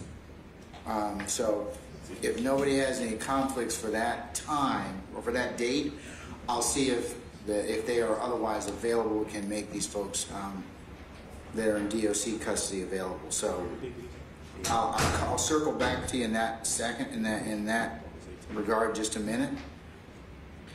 Let's move on at this point in time, since I resolved the issue of representation for the time being. Mr. Steele and Mr. Mr. Adams and Mr. Sharp, I'll turn to the issue of bond. So, Mr. Steele, if you want to be heard on the issue of bond as it relates to Mr. Williams, go right ahead, sir. Judge, yeah. I'm sorry. Can we arraign him first, Judge? Oh yeah. You know something? I didn't know whether or not we had, Mr. Steele. Have we arraigned Mr. Williams already? No, sir. Okay. All right. Then let me go ahead and do so. Mr. Williams, raise your hand for me, please. Okay. All right. I'm going to unmute. Violetta, can you unmute or? Yeah. There we go. Wonderful. I got you. Okay. All right. Mr. Steele, would you like to enter a not guilty plea on behalf of your client, waive formal arraignment, otherwise have 10 days to file motions upon the receipt discovery, sir? Yes, Your Honor, except would Your Honor consider 60 days for motions like you did with one other person? Mr. Apt, his client, I think, yes, that's fine. Thank you, sir. Okay. All right. That's granted, sir. So if you would turn now and talk about the issue of bond, you can go through all the factors and any other factors you feel are necessary for me to make a bond determination. And right now, I'm going to say, just it goes without saying, 9 January of 2023 is the trial date, and I am in receipt of your demand for a speedy trial pursuant to 17-7-170. And I note in your motion that you're aware that the speedy trial, statutory speedy trial demand has been told by Chief Judge Brasher by order until, I want to say I think it is the 3rd of January, we're going to check, 2023.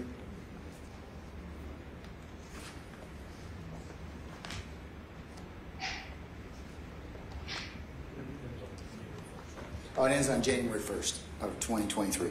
So we'll keep that in mind in terms of scheduling. Okay. Of course. All right. Thank you, sir. All right. Go ahead, sir.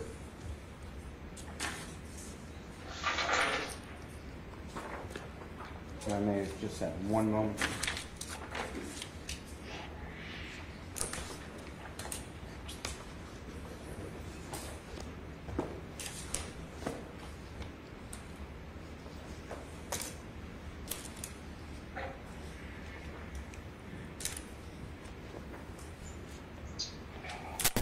Your Honor, there are 2 people that will be proffered, but they're in the waiting room, the Honorable Court's waiting room on Zoom. Is there any way the Honorable Court would allow those 2 people in? Who are they? Amina Dia and Garfield Lemon. I do not have anybody in the waiting room right now other than I assume that your beloved wife, Miss Steele, is in the waiting room. And then I have a Justin French and a Kindy's iPad. So we have otherwise restricted that unless you're a witness or counsel since we are in a public forum. So if you want to make a phone call and have them join the Zoom, but are they going to testify as a witness, and what are they going to testify as to? Yes, I would proffer the 2, but I thought you'd want to hear that. You can proffer them. That's fine, sir. Yeah, but they're not in the waiting room at this point in time. Your Honor, may I approach? You may.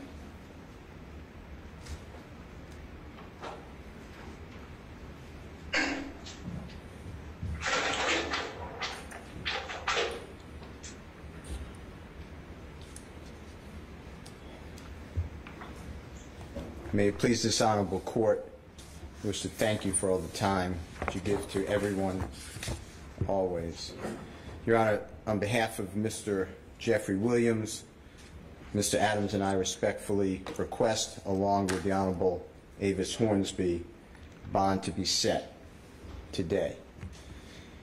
Your Honor, I gave a case law to this Honorable Court, as well as the prosecution, and Mr. Adams, Mr. Williams is aware of this case law, Your Honor. And the first case I gave this honorable court is Coward, C-O-W-A-R-D-S versus State. It's 266 Georgia, 191. It's a 1996 case. And on page 2 or 3 of the copy I've given this honorable court and the parties, the right-hand side, it's in Division 2.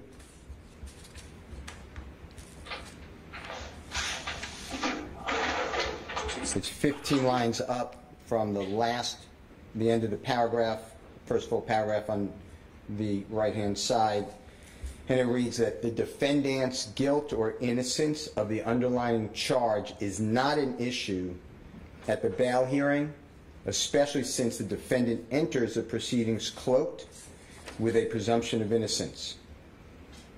And then the court explains that in the next lines, skipping 2 lines in the middle, the decision of defense counsel to bring the extraneous issue of guilt or innocence into bail proceedings did not preclude, and it goes on to another issue. I'm not going to consider anyways.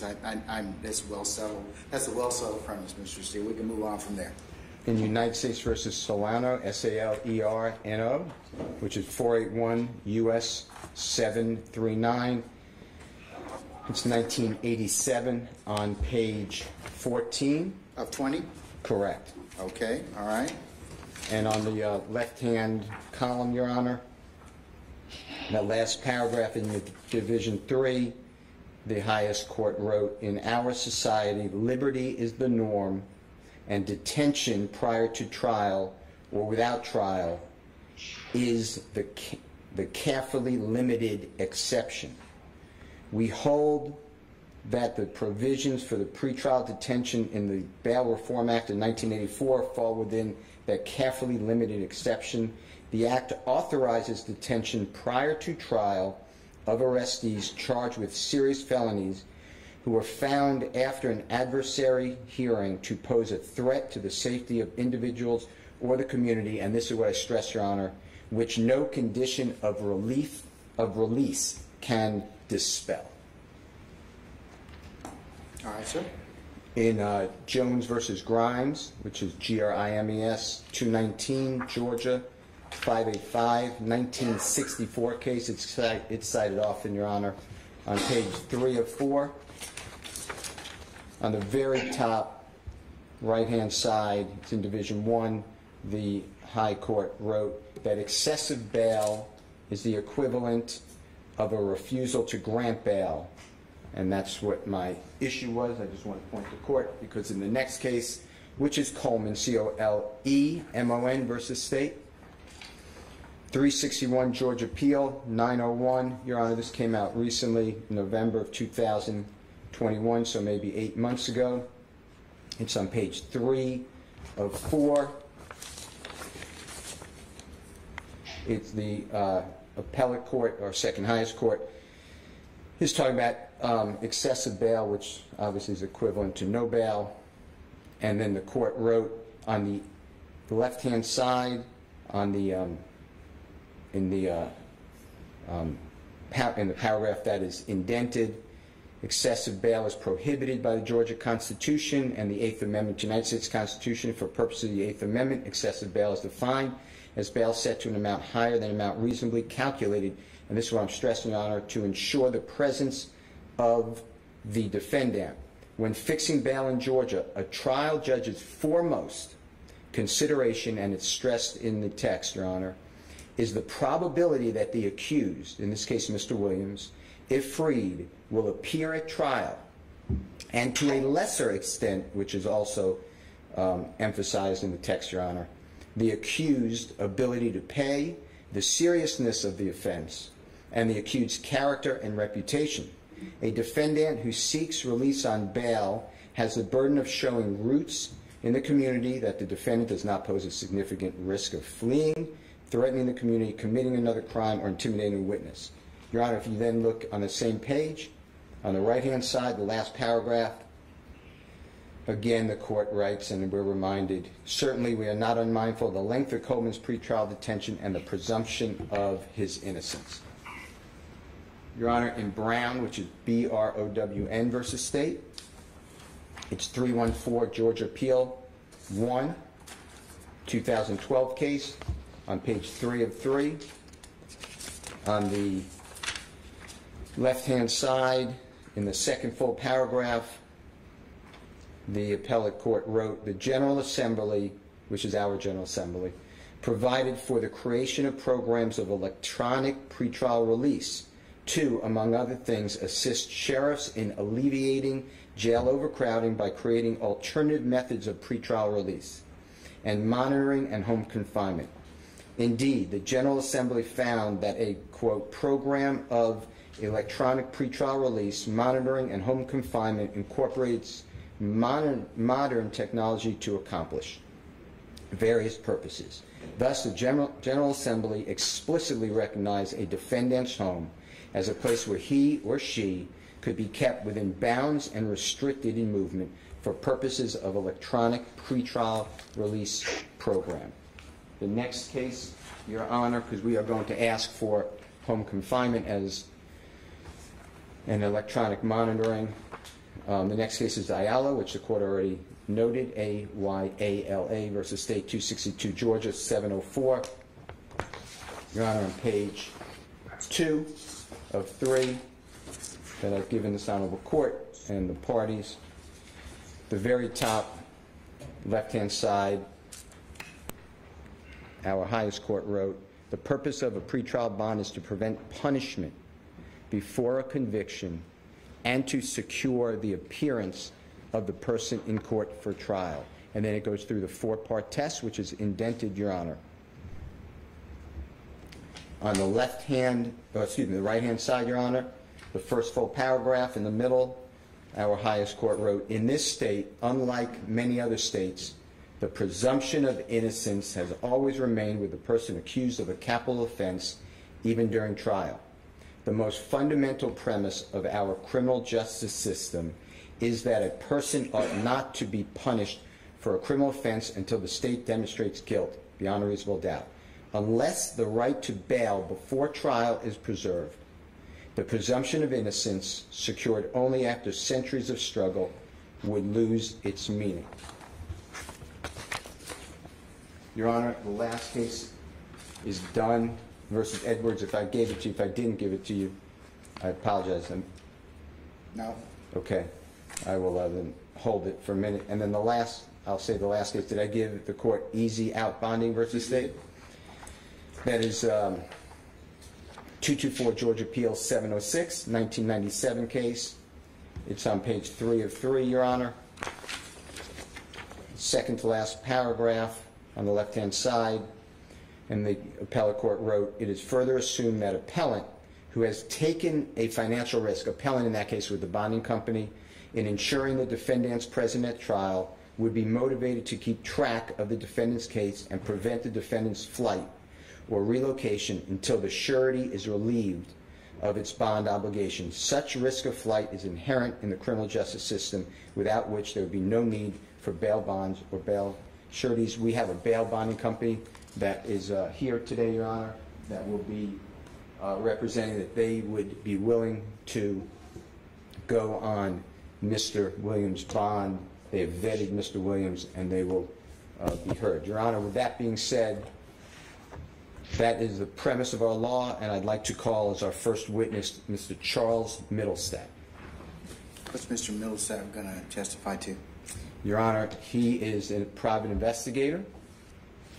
He is good standing throughout our state. I know him personally. And he is going to talk about his efforts in securing home confinement with current law enforcement officers working second jobs, detail, 24 hours a day, 7 days a week, to ensure that Mr. Williams is confined to his home, no contraband, no weapons, no flight, no visitors come to his home whatsoever, and Mr. Middlestadt has done all this work in the case.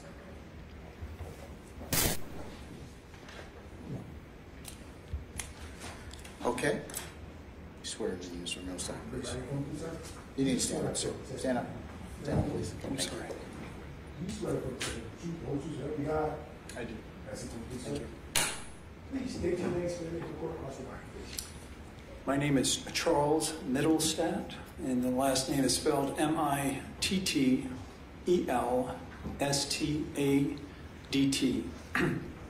And my occupation is I'm a criminal defense investigator. And Mr. Middlestat, would you do me a courtesy and give this honorable court your background? Yes. In your Excuse me. Your Honor, I've been involved in this profession. I started out in the security industry. My background is in corporate security and dignitary protection. And then for the last 25 years, I've been involved in criminal defense investigation. I've been both a board certified security professional, and I'm a board certified criminal defense investigator. I've done cases coast to coast now for the last 25 years. I've done hundreds of cases here in Fulton County.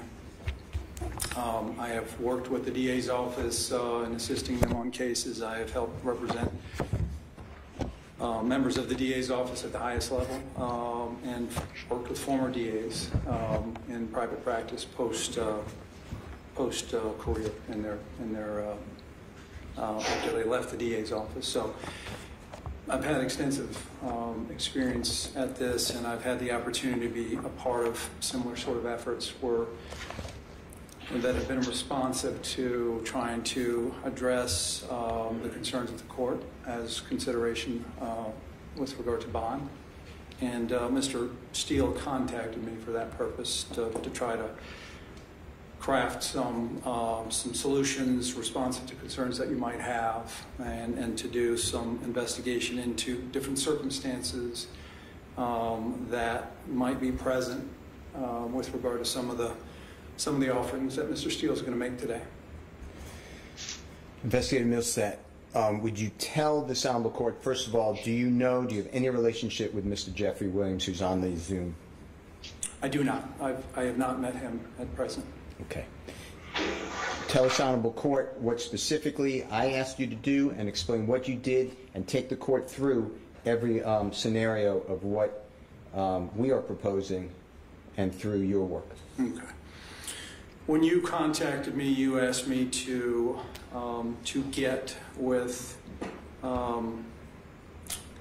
Mr. Williams' representatives for the purpose of having access to the various properties that are within his control. There are 4 such properties located within the metro Atlanta area. For purposes of evaluating the potential of these properties for home confinement purposes, and looking at them from the perspective of a security professional, and in terms of what the staffing requirements might be for each property, and the feasibility of creating a home confinement program, and what those staffing requirements might be for law enforcement, currently certified, post-certified, only law enforcement staffing with regard to a home confinement, essentially, program that also would include ankle monitoring, 24-hour, 7-day-a-week, physical monitoring performed by off-duty law enforcement, and including making contact with law enforcement officers around the state that would be available to perform such a function, that would be authorized by their departments to perform such a function, that are ready to go as we speak today, that are ready to mobilize right now.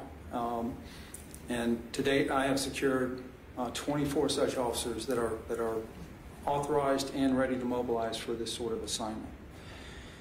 The purpose of doing so and using law enforcement only is because they are active, they are sworn to uphold the laws of this state. They would be responsible for reporting any sort of violations that might be committed by Mr. Williams should he not comply with the terms of his bond. And so by utilizing active law enforcement only in lieu of utilizing private security or private investigators or anything lesser than a post-certified officer.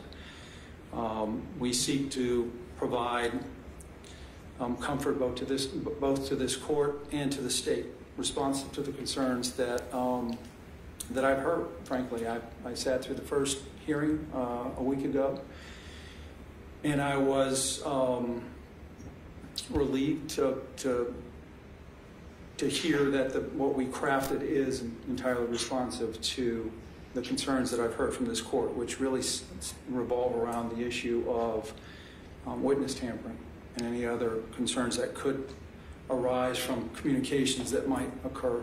And Investigator Milstat, is it fair to say that we did all this work well prior to the Monday, May 23rd, 2022 initial hearing that you're referring to? Yes, as a matter of fact, if you'll note, Your Honor, the letter that I addressed to you is dated May 20th, and so this was everything that's contemplated within this proposal here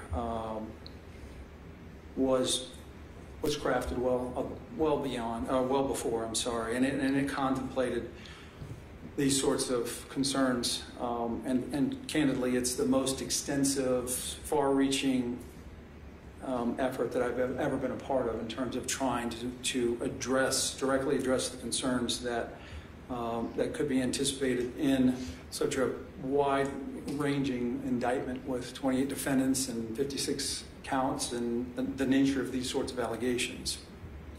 And so, in addition to the home confinement piece, ankle monitoring, a GPS ankle monitor for Mr. Williams, literally 24-hour, 7-day-a-week law enforcement. There are 4 different settings which have been contemplated, some which, based on my estimation, would require 2 officers, some which could require 1 officer only, and very candidly, we're completely, I have the staffing and we have the ability to supplement the staffing to any force level that we need to. So if Your Honor decided that we need 3 officers per shift, that's feasible. If the state, and the way that I have contemplated this is whatever the state, whatever concerns they may express, we have the ability to respond to that. Part of that contemplation also deals with the fact, incorporates what I'm terming a hammer, which is a 60-day reserve. So the best way I can explain that is there's 60 days worth of advance funding, and this is an incredibly expensive proposal. Just doing the math based on 2 officers, Your Honor, the cost to Mr. Williams is in excess of $1 million a year just for the staffing alone, and there's additional fees on top of that. That math is based on 2 officers per shift times 3 shifts at a negotiated rate of $60 an hour. That is what law enforcement is requiring to undertake this sort of off-duty assignment. And this is money that he'll never get back. This isn't like a bond. This is money he'll never get back. It's a tremendous amount of skin in the game. But in addition to that, there is a 60-day workforce reserve incorporated. So if he were to violate, for any reason, that 60-day reserve would be dispersed amongst the officers that are working that assignment. And so it almost gives them an incentive to violate him in a sense. Beyond that, this plan also ensures that whatever restrictions the court puts in place with regard to limiting and restricting and controlling visitor access or any sorts of devices or any materials that you would not want within that environment, that law enforcement, not me, not the defense team in any way, but the law enforcement officers that are assigned to this responsibility are empowered to actually control everything that comes in and out of that environment. So if somebody comes to my house and it has a burner phone or are they going to be searched or whatever before they come in? Or? Yes, sir. Absolutely, Your Honor. What's contemplated is the moment that you approve this bond, that prior to Mr. Williams occupying it, is that a complete search will be conducted of that, whichever property you deem, whichever property you assign. It will undergo a complete search. That can include canine drug dogs. We'll do whatever it takes to satisfy Your Honor. And we will search that, and we will bless that environment, and from that second forth, law enforcement will be put in place, and nothing will come in and out of there. And I think that's very, very significant, because what we've heard, and I have heard, throughout these proceedings, is almost sort of an admission by the state at its, frankly, inability to do so in a detention center. We've heard the state talk about the fact that, in fact, it's even in the indictment, there are charges relating to the possession of communications devices by incarcerated persons. We've heard about drones being flown in or attempts to drop phones in.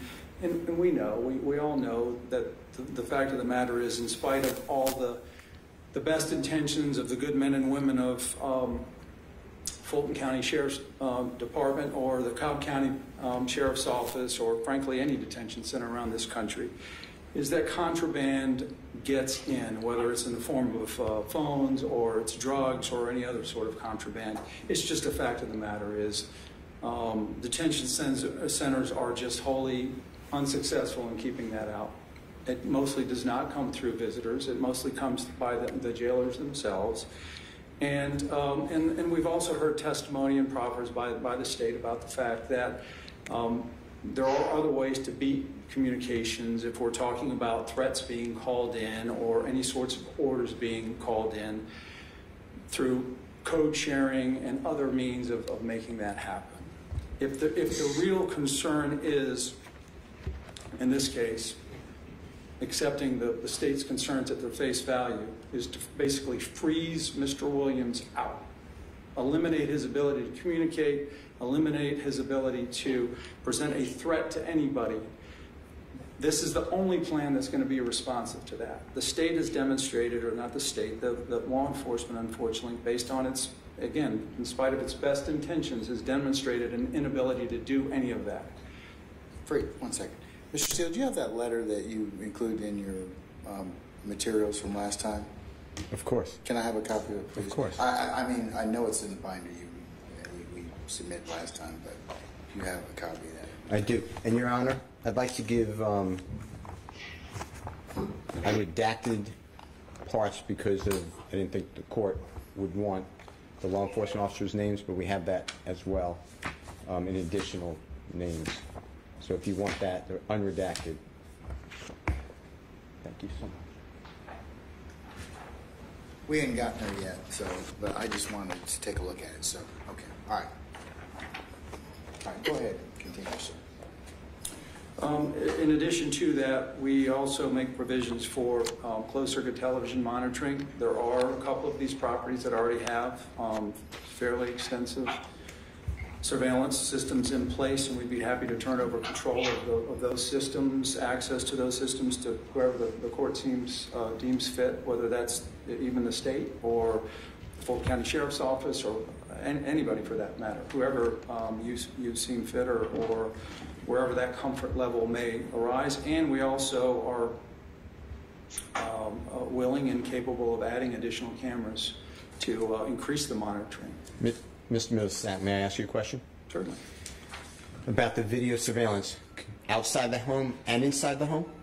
Both, inside and outside. And if, let's say, this honorable court set bond, but with all these requirements, and wanted the opportunity to have certain designated people, whether the sheriff, prosecution, and the honorable court itself, to have access to the to see for themselves live video or the past video, would that be able to be done?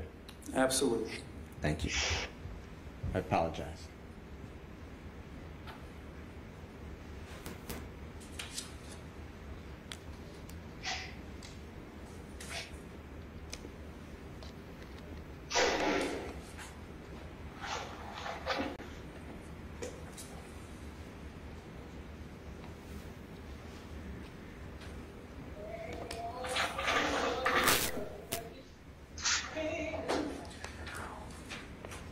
Mr. Steele, through your witness, can you tell the court about the issues involving communication in terms of phones, email, internet, and other third parties that would come to the house? Because one of the things that the court was made aware of was the potential to engage in his trade or occupation while he's pending trial. Your Honor, we will go to the extent that we will agree to a condition as far as there's no electronics in that house. There's no internet in the house, there's no cell phone, there's no burner cell phone. Anybody who comes into the house, if approved, they would be on a list. They would be patted down and wanded, by the way, and if it's a woman coming, they would have to have a designated time because there'd be a female officer to pat down that woman. As far as work for Mr. Williams, we contemplated, if the court permits, building a studio in his home, wherever of these 4 homes, if the court ratifies and approves, and those people would, of course, be searched, and then all that equipment would leave, and there would be a search of the house as well, or the apartment as well. So we thought about it, Your Honor, and Mr. Williams is aware. I've spoken with him personally about it. As opposed to the way he's living now, he would live without, he would go back to the time I was young, and there'd be no electronics whatsoever. Will there be people present when he has other people in the house, other law enforcement present? We had that discussion as well, and we would have video surveillance. Mr. Williams would waive any privacy rights, would be in the house, and law enforcement can be present at the same time. Or, and we're not asking for this, but Mr. Williams can have 0 visitors in the house as well, except obviously his lawyers, doctors would have to go see him, and we would hope family members and business associates. But if the court says, I'm willing to give a bond, but no one's visiting him, we would take that as well, except obviously I'd like counsel to go. Oh, you were, goes without saying. Okay. You would be able to visit him as well as any medical providers or whatever. Okay. Anything else, sir, you want to ask Mr. Millsap? With regards to drugs, there's allegations of drugs in the home. I heard you mention drug dog, drug testing, if the court wanted drug testing to occur. That's correct. Again, this plan essentially contemplates addressing any and all concerns of this court and the state, frankly. And we have the ability, and I will make it my personal undertaking and responsibility to secure any and all necessary, whether it be a canine dog or any sort of drug testing, any experts we need to pull in to satisfy the court's concerns. As Mr. Steele had touched on, you know, one of the things, Your Honor, that we wanted to ensure you of is the fact that we had in place the ability to do thorough screening, and so that's why we do have both male and female officers, so that we have gender-appropriate screening and pat-downs and wanding for the very purpose of keeping out anything that you deem to be restricted. And I've heard you loud and clear over the last 2 hearings about the concerns with regard to communicating and the potential of threatening witnesses. And so paramount to that is the ability to keep those devices out, to keep those to prevent that very thing from happening. And if a visitor stated, you cannot wand me, you cannot pat me down, you have constitutional rights, what would be done with that person? They would not be allowed access. And there'd be reports each day by each shift. Is that fair to say? That's correct, and I'm sorry I failed to mention that. The plan would be for the officers at the end of each shift to, well, during their shift, they would be generating activity logs to be completed at the completion of their shift, and then on once a day, we would upload to a cloud, through cloud access, all 3 shifts, the reports for that day. And those could be, again, available to whoever the court designated needed access to have those, including the state. I'm sorry. And with regards to weapons, there will be no weapons in that home. By weapons, I mean hand grenades, handguns, whatever it is. Same thing? I think it goes without saying there would be no weapons in that home. We would seek to keep all of that out. Now, when Mr. Williams does have to come to court, would there also be provisions that he'd be transported to and from court by the sworn law enforcement officers while on bond? Absolutely. So he will never leave that home except in the custody control of lawful officers who are off duty but sworn. But if he refuses that, they report it to the court as a violation of bond. That's correct. Okay. Did you leave anything out, Mr. Middlestead? I don't believe so. If the court wants to hear about the different locations, Your Honor, we can do that. Otherwise, there are 4 different locations, Your Honor. Mr. Middlestead did write about them. We did redact. Obviously, we could give the state the exact addresses in this honorable court, but for privacy purposes, we did not file that with the record. And, Your Honor, each one of those, or I'm asking you, Mr. Middlestead, each one of those locations, 4 locations, have they been vetted and approved for this type of detail? Yes, I personally visited each one of those and vetted those and assessed the various features associated with those, which I have enumerated in this letter to Your Honor.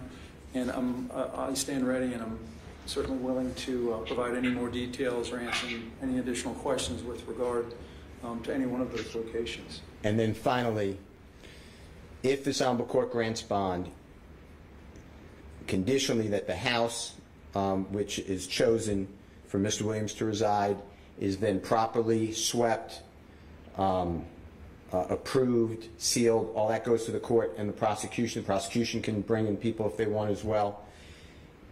You would have a sworn law enforcement officer meet Mr. Williams outside of the release area of the jail at the Sally Port. Is that your understanding? That is my understanding. So it's not like Mr. Williams gets in a car with one of his family members. He would be right from the sheriff of Fulton County into the hands. That's correct. He's essentially remaining in custody, but remanded to the confinement of his home. Okay. Now, with an ankle monitor, since I gave this honorable court the option, or suggest, I don't give the honorable court anything, but suggested that if the honorable court was troubled, electronics would be removed.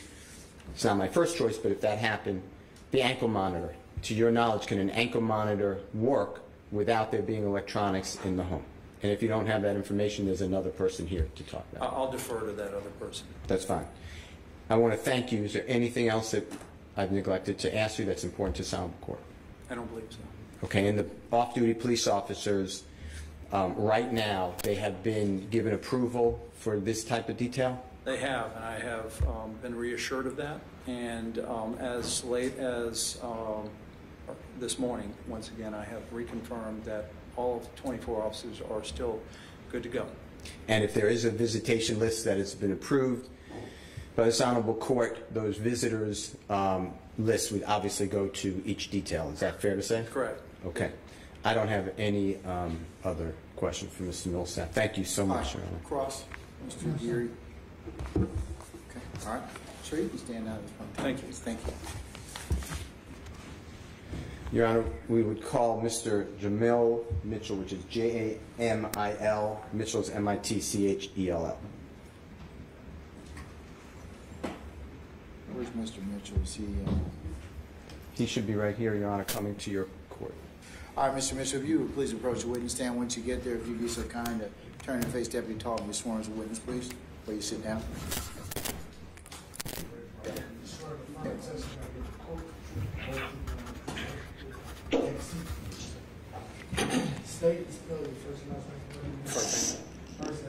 Jamil, Jamil, Mitchell, Mittchell. Good afternoon, Mr. Mitchell. How you doing, sir? I'm okay. How are you, sir? All right.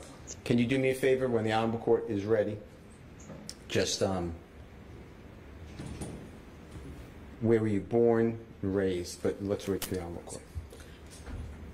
Where were you born and raised, sir?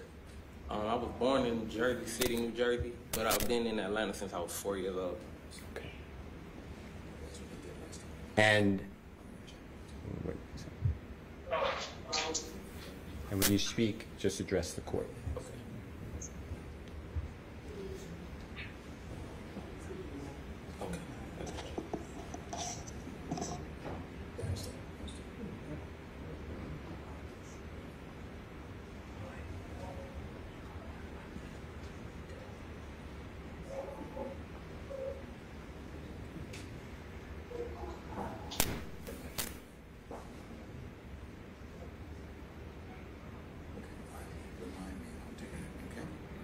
Okay, sorry, Mr. Steele. Go ahead. I apologize.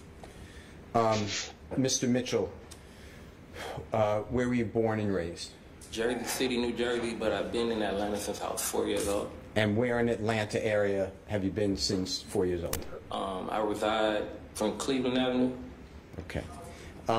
What's your educational background? I went to the University of St. Augustine, then I transferred and went to the Art Institute of Atlanta after my freshman year. And what type of study did you do? At St. Augustine, I was doing sports management, and then when I went to the Art Institute of Atlanta, I did videography, audio engineering. Do you have any prior criminal history? No, sir.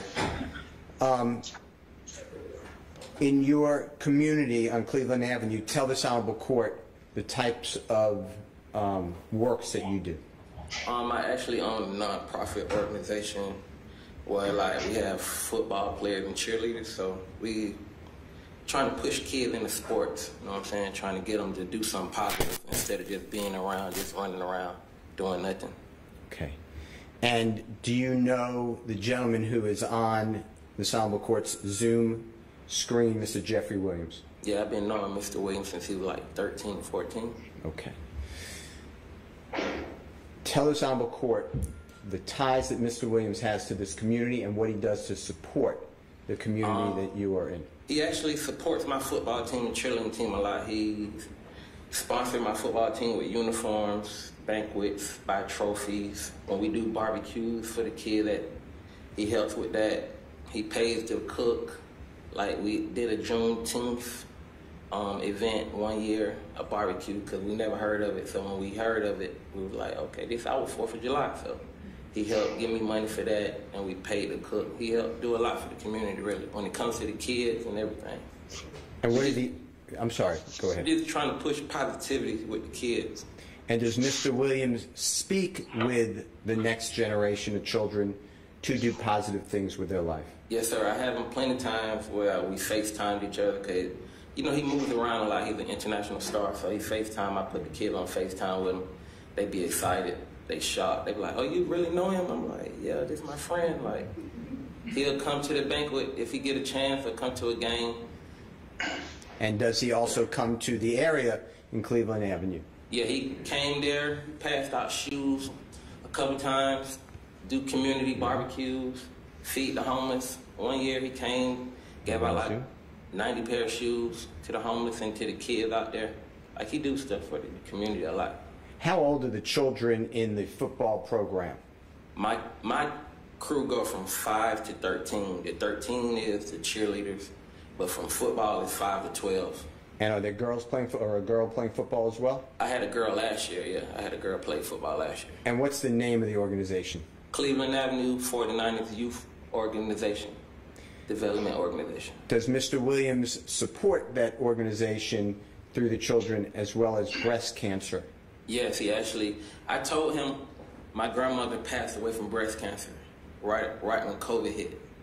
And he sponsored my football team with breast cancer uniforms. And on the uniform, you'll see his record label logo, because whoever sponsored, we put the logo on there to try to show support.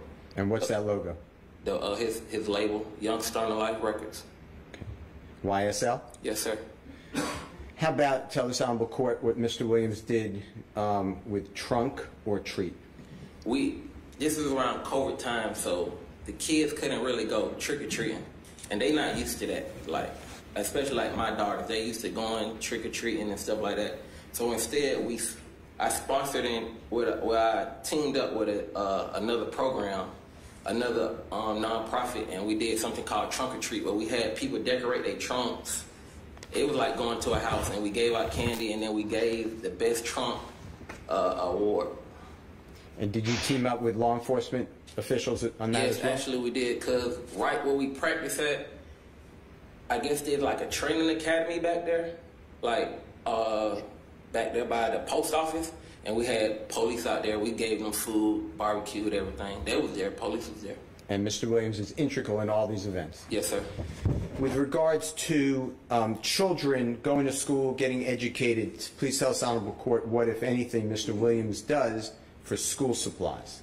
We did a backpack giveaway one time in our neighborhood, well, 2 times in our neighborhood, and he helped sponsor that, where he gives us the money, we go buy the backpacks, we put it together, and then we just give them out to the kids right before school starts. So make sure everybody have like supplies for school, at least for the first month of school.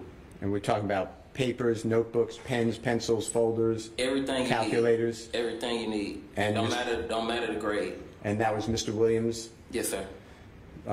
Power behind that? Yes, sir. And is this for kindergarten through high school, everybody? Yes, sir. Kindergarten through high school. But the entire area in Cleveland Avenue? The entire neighborhood. And he does that often? Yes, sir. How about tell this honorable court what Mr. Williams did, if anything, involving shoe wear for people in the well, like I said earlier, he just popped up one day, like, didn't nobody expect him to come, and then he had like 90 pair of Adidas, and he just gave them out. Like, anybody of your size was there, you could have got a pair. A lot of homeless people got a pair of shoes. So he do a lot of stuff like that. Like, he just popped up that day, didn't nobody expect him to come. How about food for the people in the community at Cleveland Avenue? Yeah, we do barbecues a lot. We try to do that, barbecues a lot, just to feed the neighborhood. Then we did like a barbecue one time inside the apartments, and that's the same day he gave away the shoes. Okay. Like, we got plenty of things he do when it comes to that stuff. And Mr. Williams feeds people off in that community? Yeah, we do one big barbecue every summer, but we just do barbecues when we get bored. Like, let's have a barbecue. How about pay the DJ? We'll have a DJ come out there, pay the DJ. And like, this is all Mr. Williams? Yes, sir. Giving back to the community? Yes, sir. How about assisting in an effort to have children read and being interested in reading? Does he do anything with that? Yes, sir. I had a book company, and I told him about it. And then what I did, like, whenever I got ordered kids' books, I would give them out to my kids' school. Or, you know, if you go in the neighborhood, like where I stay downtown, you go in the neighborhood where they got put a book in and take a book out. Well, I just leave the books and I wouldn't take no books out. Or I give the books to my daughter. And I think she was in like the 6th grade when we started doing that. And I was just like, you take some and give some to your friends or your teachers. And he helped sponsor that, because during COVID, when my company was having a bad time, I told him, like, man, I'm having a bad time. And he helped me buy books. And then whenever I buy kids' books, I just give them back to the school. How about Mr. Williams actually speaking to people in the area? Does he do that? Yeah, all the time. He's a motivator. Everybody know that. Like, without Jeffrey Williams, I'm going to keep it real. Without Jeffrey Williams in the neighborhood, I don't know if y'all ever been to Cleveland Avenue, but without him, the neighborhood would be terrible. Like, you got to think about all the people he helped motivate. Before rapping, it wasn't nothing else to do. He helped motivate people to rap, and I seen other people from my neighborhood get deals and become stars and do what they had to do. See what I'm saying? So, to me, and I know to a lot of other people, he's a motivator to us. You know what I'm saying? Because before that, didn't nobody motivate us. We either were playing sports or running around. Did you ever hear Mr. Williams talk to the people in the community, the vast number of people in the community, about staying in school? All the time. He tell you that all the time. He got that. He tell people that all the time. And what does he tell them? Stay in school. That's the best way to do. What else you gonna do? Become a lawyer. Become, you know what I'm saying? Get into sports. Become a rapper, entertainer. Be a manager like me. I'm a music manager. Like, he motivated me to do that. You ever hear Mr. Williams say something to the effect of be a thinker, not a criminal? Most definitely. And he tells that to the children? Yes. And the parents? Yes, sir. And it doesn't have to be hopelessness? No, sir. Is that true? Yes, sir. Okay. How about,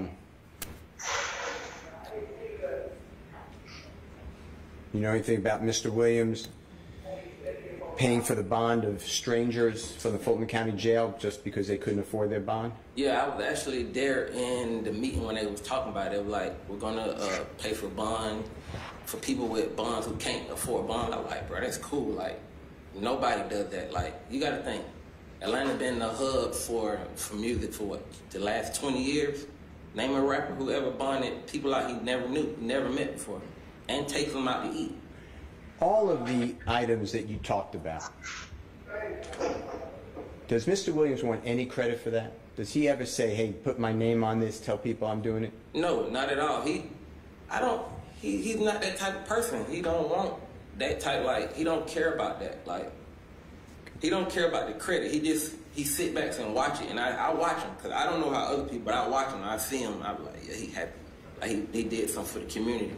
Because nobody did that for us coming up. See what I'm saying? And he doesn't publicize it to your knowledge, he just does it? He just does it, for sure. He might just call you and be like, hey, let's barbecue. Call everybody, tell everybody to come, everybody there, everybody eat. Don't nobody go hungry at all. Your Honor, if the court would allow my co-worker, I'm honored to work with Ms. Courtney Edwards, Courtney is C-O-R-T, anyway, to get on your Zoom link. She's in your courtroom, but she cannot access it. I'd like to, with the court's permission, show the court photographs and the prosecution for Mr. Mitchell to explain. Where are they, sir? Oh, it's in Colette's. It's in my wife's name, Your Honor. So you want me to admit your wife so that she can show me these pictures? Yes, but it will be an alias because it's Courtney Edwards who's actually must be on that device. I see your better half on here, but I don't see Much better. I agree with the court. But I don't see Miss Edwards. Right. She said that she's using my device that is in my wife's name, I assume. All right, okay.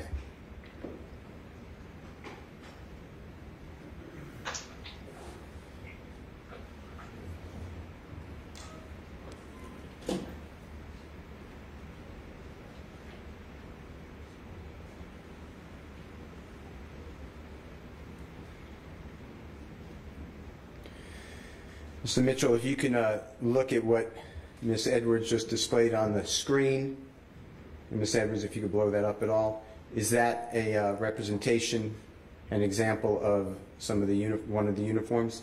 Yes, actually, that's one of the uniforms he helped sponsor.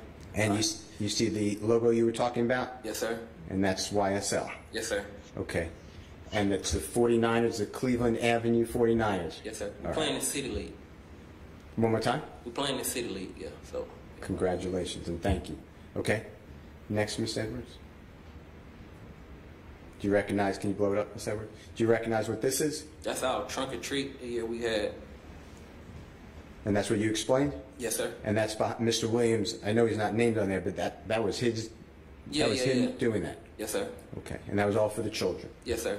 So they could have Halloween. Is that true? Yes, sir. Okay. Next, please. That was a Juneteenth barbecue. And Mr. Williams, again, without taking any credit, he's the one who was behind that? Yeah, he helped sponsor the food, helped pay for the cook, everything. And you called it our 4th of July? Yes, sir. And this was just brand new information. People in that was area? something we never knew about. So when we heard it, it was the idea. And Mr. Williams wanted people to be educated? Yes, sir. Okay, thank you. Next, please. What is it? That's the football team right there. And all those uniforms, all the Gatorades, all the equipment? Yes, sir. Who pays for all that? He paid for the uniform. This year we was doing the equipment and everything. Perfect. Okay. Next one. Yes, you can see the logo more often. You can see me out there coaching. Okay, next one, please. There was the cook. This one we went to buy the food for the Juneteenth event. And that's the cook who's going to buy all the supplies? Yeah. Yes, sir. And Mr. Williams is backing all this? Yes, sir. Okay, next one, please. This was the event. I don't know if y'all want to play the video. With the court's permission, Ms. Edward, can you play it for a moment? Is that okay, you can see kids out there running around, everybody having a good time. They tore down the volleyball thing the kids did. We had them out there playing volleyball. This is actually the park that we practice at, and it's the same park we had the trunk or treat at. And right behind here, on top of that hill, is where I was telling y'all the police academy, or the volleyball thing up. That was the police academy up there, where the police came and helped us. Now, maybe you can't tell from the video, but many people come to this? A lot of people come. Yeah. Thank you, sir. Next, please. This was the video when he came to the neighborhood. Your Honor, with the court's permission, can Ms. Edwards play that, please? And he gave out the shoes. Yes. Thank you. And this is just Mr. Williams just coming? And yeah, we didn't even know he was coming. He just came, and then everybody came out. Once they heard he was there, he gave out shoes to the community. A lot of homeless people got shoes. And that's Mr. Williams right there? Yes, sir. Okay. Coming back to the community? Yes, sir. Okay. Thank you, Your Honor. Mr. Mitchell, we are here for a motion. And a motion is it's a term being used a lot in courts, but we're asking this honorable court to consider releasing Mr. Williams on a pretrial bond. Yes, sir. Okay.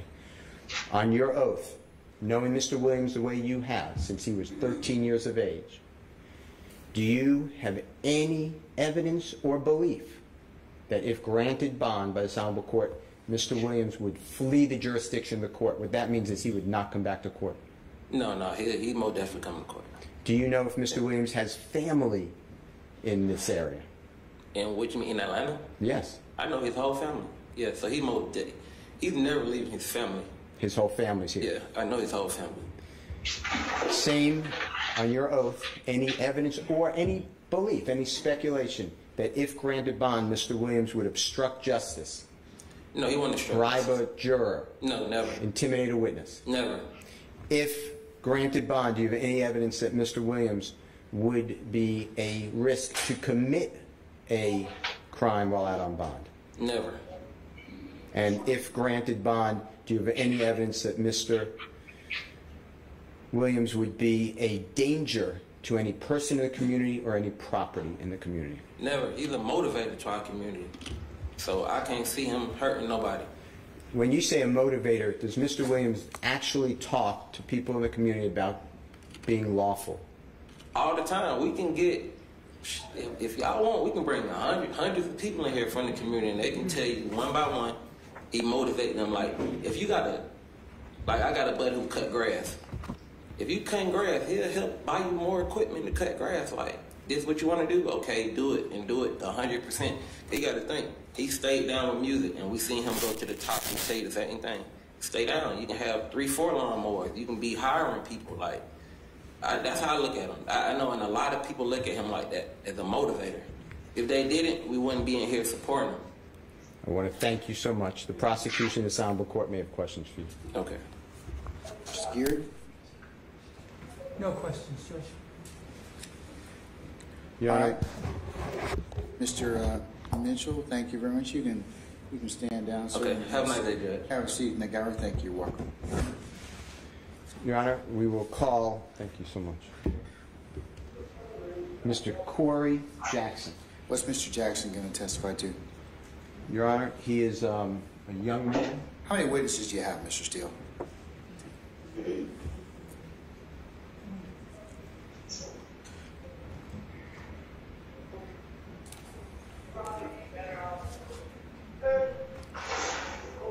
Six, Your Honor. Okay, and what's the next witness going to testify to? Your Honor, he's a young man. He's just turned 15 years of age. He met Mr. Williams when he was 8 years of age. He was selling CDs in the Perimeter Mall. Mr. Williams he was in poverty. He's from Jackson, Mississippi. His family's here as well in your courtroom. Mr. Williams explained to him that... Hang tight. Mr. Steele, if it is your goal to establish that Mr. Williams has significant ties in the community, I believe that you've established that to the court's satisfaction. Not that I don't want to hear your witnesses, but it's cumulative at this point in time. I mean, if that's the purpose of these next witnesses, unless they go to some other bond factor, you know, I'm kind of really at this point in time, I'm not really interested in hearing from him at this point. Well, he goes more to a different factor, Your Honor. And what is that?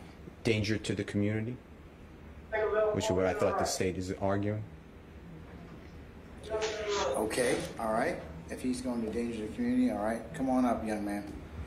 Please approach the witness stand. Once you get there, if you'd be so kind and turn face Deputy Talton to be sworn as a witness. Hold it, stand up before you. Okay, go ahead. You raise your right hand. You swear in front of the testimony I will give the court the truth, the whole truth, and nothing but the truth, sir? Yes, sir. You can take a seat. State and spell your first and last name. Corey Jackson, COREYJACKSON. Good afternoon, Mr. Jackson. Thank you. Good afternoon to you. It's up to the court, and it's also up to you if you want to take off your mask with the Honorable Court's permission. If you want to keep it on, you absolutely keep it on. Okay. Your choice, young man. I'd like to take it off then.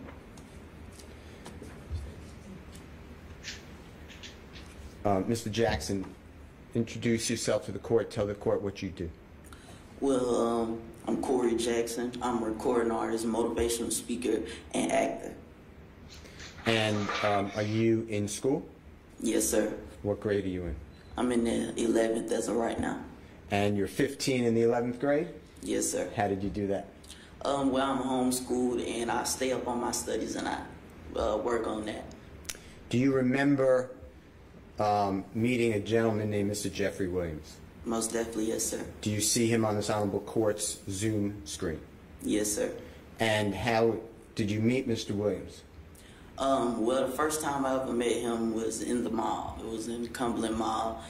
I was probably 8 or 9 at the time. I had first met him with my music, and I approached him, and I didn't know who he was. But later on that day, after I had met him, I found out who he was as far as an artist, and I found out more about him. And then when I really met him and we made the connection, made the bond, was later on when I was like 10 or 11 years old at the time. And were you in, I know it's personal, but were you in poverty at that time, if you know what I'm talking about? Yes, sir. I understand what you mean. And where were you living at that time? Well, I'm from Jackson, Mississippi originally, so down there it's called Cromwell Street, Shady Oaks, Christian Brotherhood. And is your father in the courtroom? Yes, sir. And other family members? Yes, sir. Okay. Tell this Honorable Court if Mr. Williams ever took you to where he was raised on Cleveland Avenue. Yes, sir, he has. And tell the court what you learned from that and what the purpose was.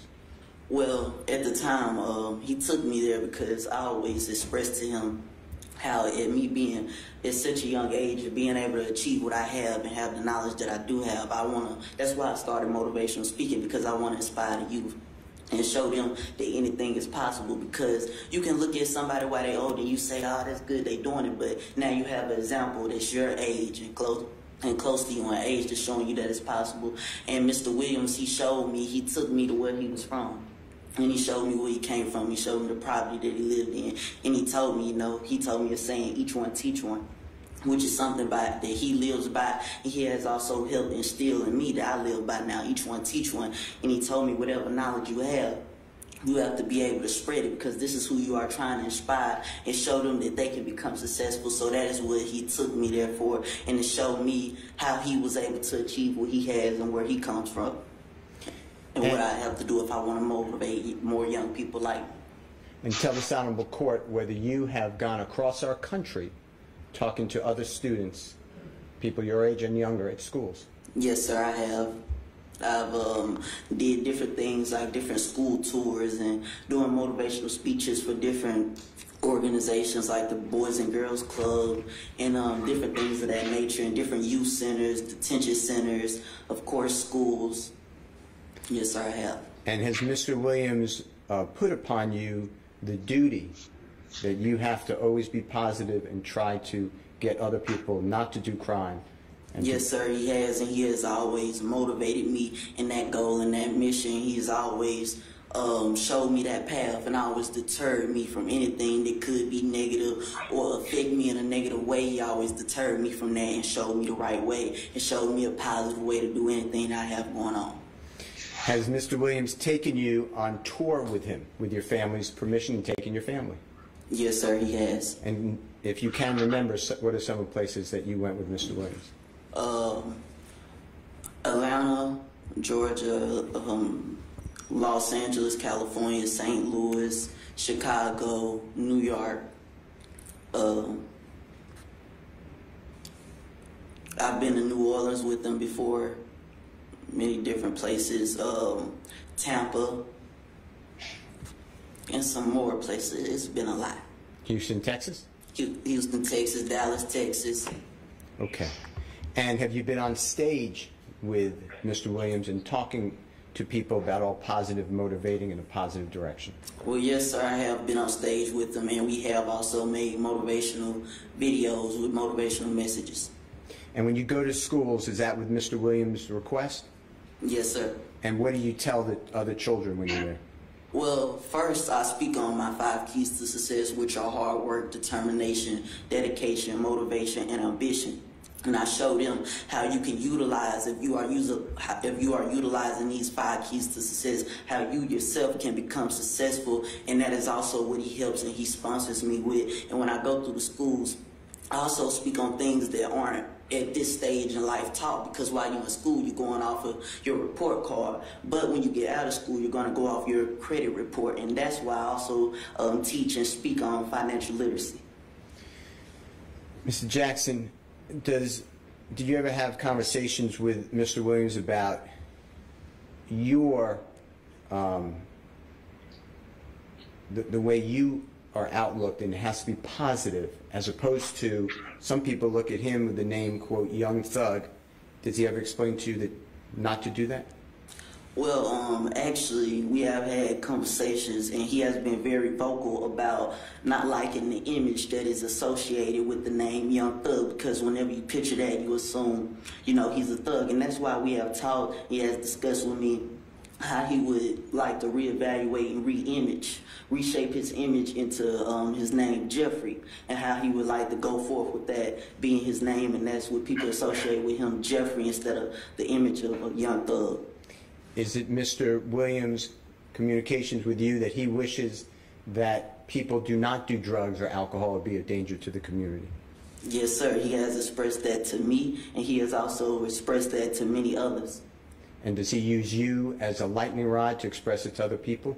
Yes, sir. He has, and he still does. What is YS? Are you a member of YSL? Well, I'm not signed to the label on papers. What is YSL to you? Well, to me, YSL is a family. To me, YSL is, ever since I first met him, it's been all love, all respect, and it has been pure. And for me, when we spoke on it, other than, you know, the name of the label, Young Stoner Life Records, I told him my YSL means Young Successful Life, because that's something that he has created. He is a young successful man himself, but also he is helping more young men and young women have successful lives, such as myself, for example. And that's why my YSL stands for Young Successful Lives, because that is what he has done, and that is what he is now creating and showing and putting into the community. Sir, has Mr. Williams' tutoring and guidance to you taken you out of poverty and your family? Yes, sir, it has. Has Mr. Williams ever asked you for a nickel? No, sir. He has never asked for no profit or proceeds from anything that he has helped contribute with. Never. Your Honor, with the court's permission, Ms. Edwards has a very short video that relates to Mr. Jackson. Okay, what's it supposed? I mean, he's testified here, so it's kind of like so. It'll explain background. I don't see the dangerousness in this, Mr. Steele. I mean, he's certainly he buttresses again what I have indicated earlier, which is he has significant ties. He's helped a number of people in the community. But I don't see the danger of the community that you promised me from this from the testimony. He's the opposite. I think that my promise is good. Mr. Jackson is saying that the entirety of Mr. Williams' desires is that people do not commit crime, do drugs, do violence, and to stay in school. That pinpoints the whole danger community is risk of crime, risk of committing crime. He's doing the exact, Mr. Williams through, and along with Mr. Jackson, diametrically opposed. Okay, all right. All right. But this video, you want to show me, how long is it? 2 minutes. And what's it going to show me? It'll show you Mr. Jackson on The Ellen Show. It'll show him on CNN. It'll show him interacting with Mr. Williams, interacting at schools, just to give you an idea of how this message is all across the country. I think he's testified that more significantly. I mean, I'll accept the video as proof of that, further proof of that particular issue, but I think Mr. Jackson here has well articulated that issue. Okay. Okay. Then I have no other questions for Mr. I want to thank you so much for being here. Thank you, sir, and thank you, Your Honor, for allowing me the time to come and speak. Oh, you're very welcome, young man. Any questions, Mr. Geary? No, sir. All right, young man, you can step down and seat in the gallery if you like.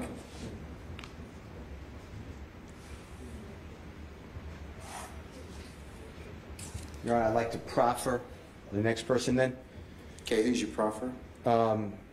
Your Honor, she would like to be identified as Diamond, D-I-A-M-O-N-D. I have a video of her, a news video if you want to see it, but in the sake of time, but we have that if you want to see it. She was raised on Cleveland Avenue. She lost her child, her son, to gun violence. He was murdered.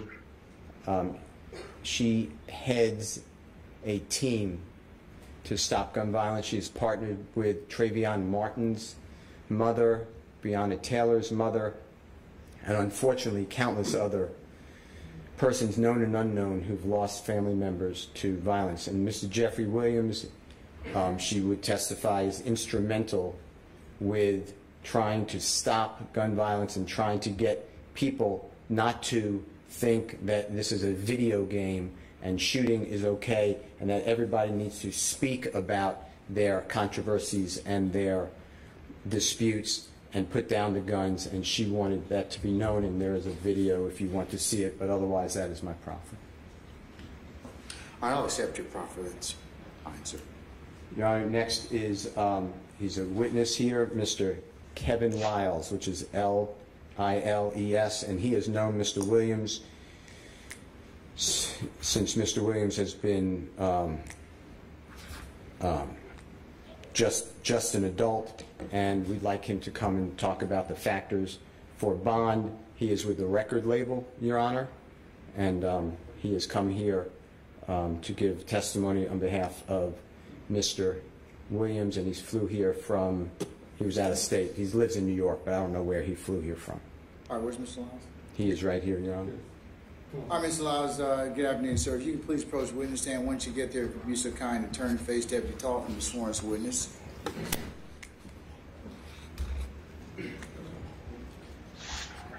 Before you sit down, hold on. Raise your right hand. Do you swear in front of the testimony in the court, the truth, the whole truth, and nothing but the truth, so help you? All right, you take your seat. State and spell your first and last name. Kevin Lyles, Kevin Lyles. Good afternoon, sir. How you doing, Mr. Steele? I'll let you know. Can you do me a favor and give this honorable court, educate this honorable court on who you are, your background? The court may not be familiar. Your Honor, I'm a 54-year-old father of four. I'm kind of emotional because how good this guy is. I have Morgan State University. I built a stadium in my old school. I have a street named after me. I have all kind of honorary doctorates. I employed probably 5,000 people. I was the president and CEO of Def Jam. I've been in this music called hip hop for 38 years. And for the life of me, I don't understand why I have to testify the good that hip-hop has done around the world. I've also started a company with Jeffrey called Young Stoner Life. And I remember what he said to me. We're not just starting a company, we're going to change some lives. And that's what he's done. And he's definitely changed mine. Mr. Lyles, how long have you known Mr. Williams? Well, I was a fan for probably 12 years, but I personally got to know him over the last 10 years. Okay. And have you signed, or your company signed Mr. Williams? Yes, he signed to us, and I hate saying that he signed to us because it's my partner, but we have two deals. One deal is a deal for him as an artist, solo artist, and the other deal is for Young Stoner Life. And I know this is personal, but financially, there's been testimony that if this trial, and I'm not saying the court would allow it, but if it doesn't take place for a year, there'd be over $1 million in expenses just for 24-hour security of police officers to ensure, off-duty police officers' second jobs to ensure Mr. Williams does not flee, does not get types of weapons, does not intimidate a witness, is not a danger to community or property in the community. Can he afford, from your personal knowledge and how much money he earns, can he afford that type of undertaking? Jeffrey can afford it, and I can afford it, so it will be paid for. And you are willing to back him as well? I'm willing to back him personally and professionally. Okay. Please explain, if you can, and discuss fully how your life intersected with Mr. Williams' life. My job is to seek out talented people. And I think God brought us together in a very weird way. But I think we were meant to be together. Jeffrey is not just an artist. He's an influencer. He is a person that I think was put here to change the people around him. And he's so talented. He's creative, he's innovative, and he's fearless. He's a risk taker. And those kind of people, I call them change agents. I'm not signing just artists, I'm raising a young man. He looks at me as a father figure. He's not, like I said, we can't limit it to just his lyrics or his music. He's a young man, and he will be a contributing citizen to this world, and that's what I invest in. And I truly believe this whole thing that people are talking about, it's not him. The Jeffrey I know, give me clothes off his back. The Jeffrey I know, I'm giving my kids, he'll give me his kids. That's the Jeffrey I know. You mentioned lyrics. There's been a lot of argument by the prosecution about the lyrics in songs. Can you explain, if you have the insight, what is selling in the rap industry dealing with the lyrics, and why are they being promoted, and why are people wanting it?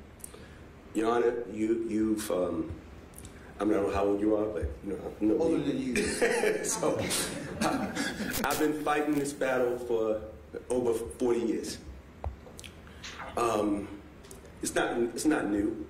And it's funny how we're the #1 music in the world now, and they want to bring this back up.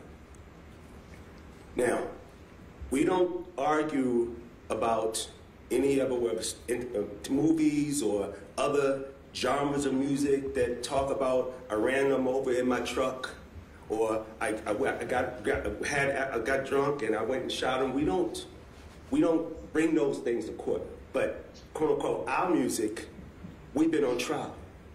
And we constantly on trial about who we are, what we are, and why we are. And nobody gave us nothing.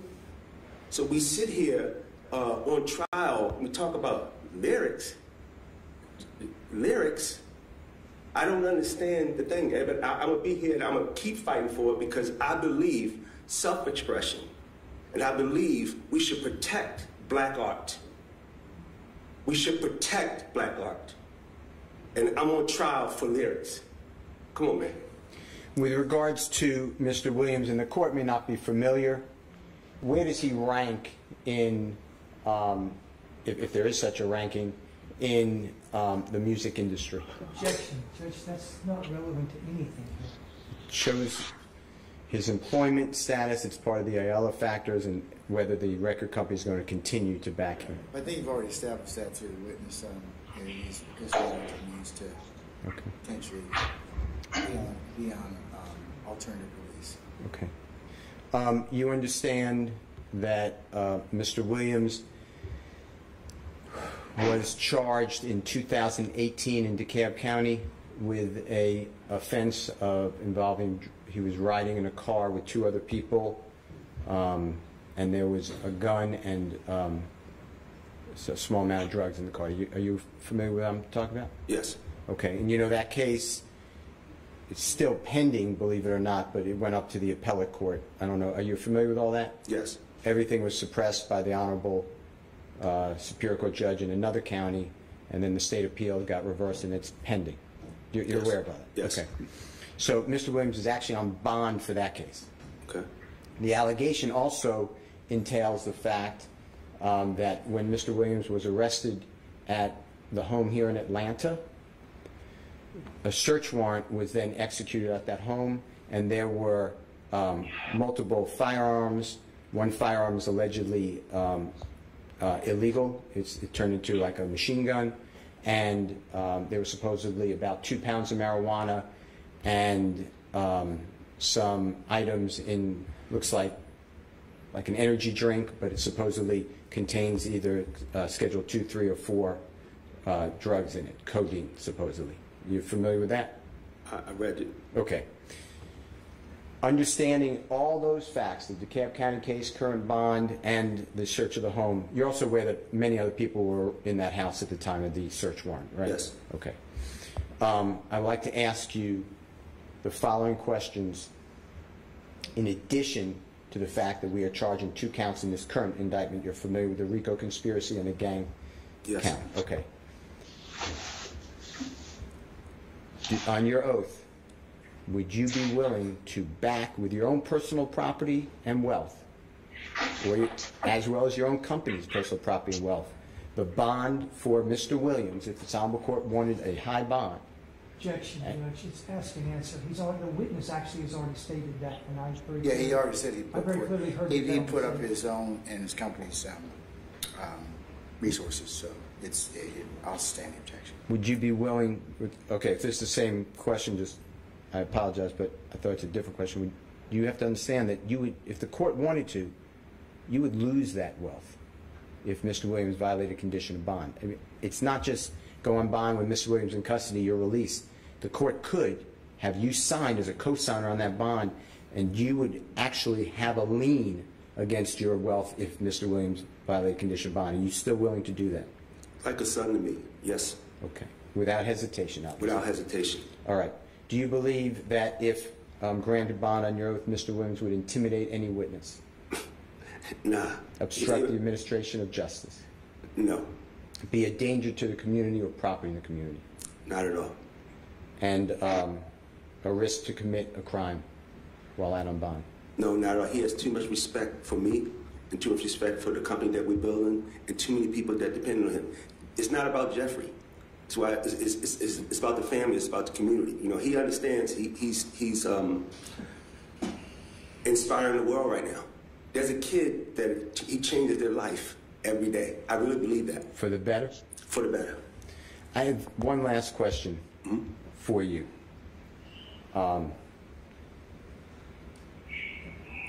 If this Honorable Court granted bond, but it was very, very restrictive. Mr. Williams is not coming out to studios. He's not doing videos. Speaking with him may be curtailed. Is your record label still willing to keep him as a vibrant member of SIN? That's my partner. Okay. And just for the court's edification, I think you just said, but Mr. Williams is not only an artist, he's an owner of the company, right? He's a businessman. I told him hip-hop has given him a way to be an entrepreneur, a way to empower people, a way to educate people, And he has a responsibility. He knows that with this success comes responsibility. And we made a commitment to each other that we're going to do this for the rest of our life. I want to thank you so much. Thank you, Your Honor. Hold on one second. State any questions? No questions. Okay. All right. Then I'll release you. Thank you very much, Mr. Jackson. Mr. Lyles, I should say, apologize. Go ahead. Your Honor, I'd like to proffer the next person. He is on your Zoom. Thank you for letting him come in. And if I say anything wrong, I would just ask, if, with the court's permission, if Mr. Garfield, G-A-R-F-I-E-L-D, Larmond, L-A-R-M-O-N-D, Jr. would make sure that I am corrected, because I'm not trying to say anything wrong. What's Mr. Larmond going to tell me? Your Honor, he would say the following. He's a part of the management team for Mr. Jeffrey Lamar Williams II, also known as the performer Young Thug. Mr. Larmond graduated from Georgia Southern University with a bachelor's degree in business marketing. In 2015, he met Mr. Jeffrey Williams in the Atlanta, Georgia area. At the time, Mr. Larmond was pursuing a goal of his career of photography, but soon found himself receiving the opportunity to put his college degree to work on the management side. Despite his young age and lack of experience, Mr. Williams gave him the opportunity to learn how to manage and get involved in the music industry. But now moving forward to 2002, he would state that he has built a strong, well-rounded, and positive relationship with Mr. Williams, a relationship that he upholds with the utmost respect. As an individual in society, he would testify, Your Honor, that Mr. Williams is kind, well-spoken, intelligent, and a giver to the community. Not only does Mr. Williams influence millions of listeners around the world with his music, he does so with his actions as well.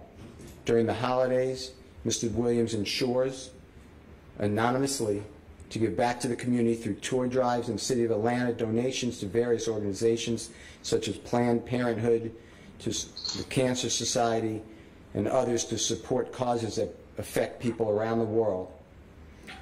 Just recently, in 2021, Mr. Williams, along with the record label, paid bonds for numerous inmates in the Fulton County jail system in an effort to reunite people with their families, show them no matter what, they've not been forgotten or lost, and Mr. Williams didn't know any of these people and didn't ask for anything from them.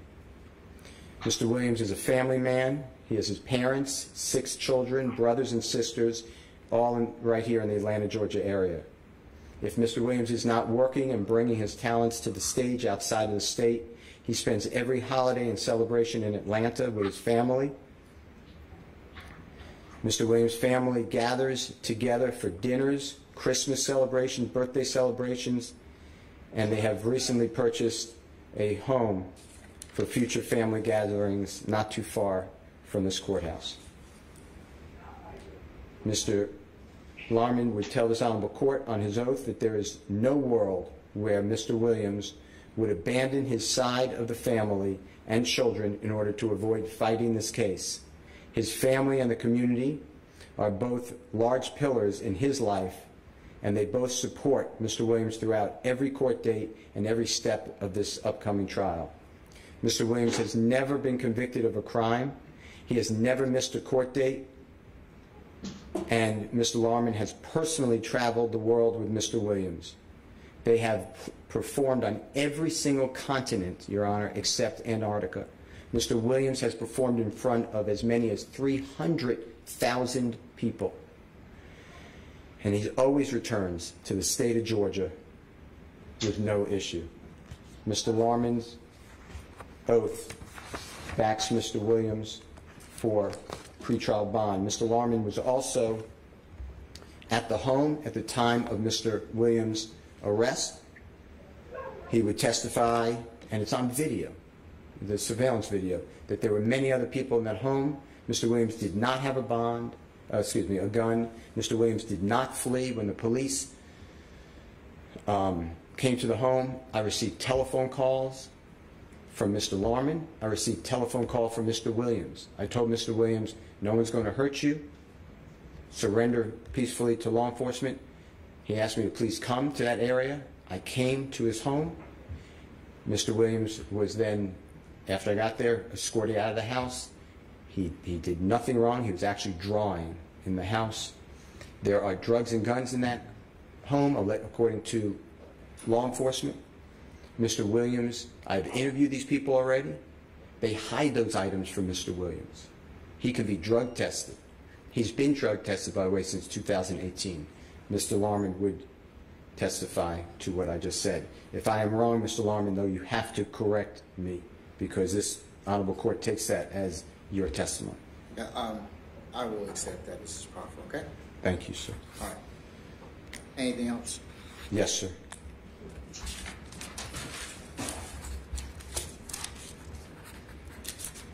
Your Honor, this is Jeff, which is Geoff, Ogunlesi, and he is in your courtroom. What's he going to testify to? Your Honor, he is very close with Mr. Williams. He's a very accomplished young man. He's very, very well known in the music industry. He will testify that in 2018, I received word that there was a warrant from DeKalb County for Mr. Williams' arrest. Mr. Williams was actually performing at that time in Las Vegas, Nevada. Mr. Williams, it was the first ever tour with a performer known as J. Cole, Your Honor. And when Mr. Williams was informed that there was a warrant from DeKalb County, he immediately left the tour, missing several dates of the tour and significant income.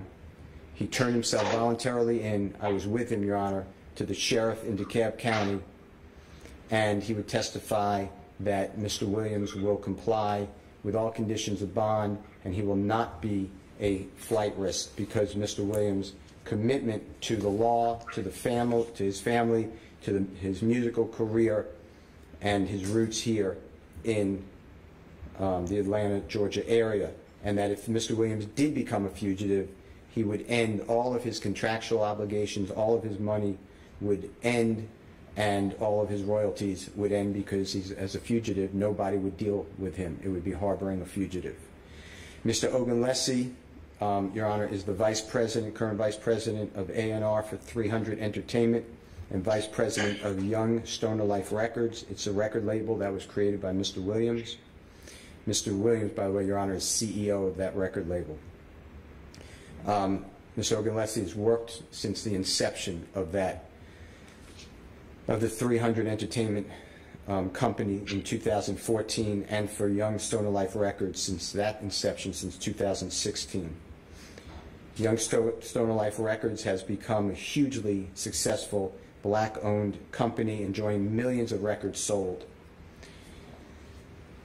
In 2020, he also became Mr. Williams' personal manager and has been working on a one-on-one relationship with Mr. Williams since Mr. Williams' ascension to stardom.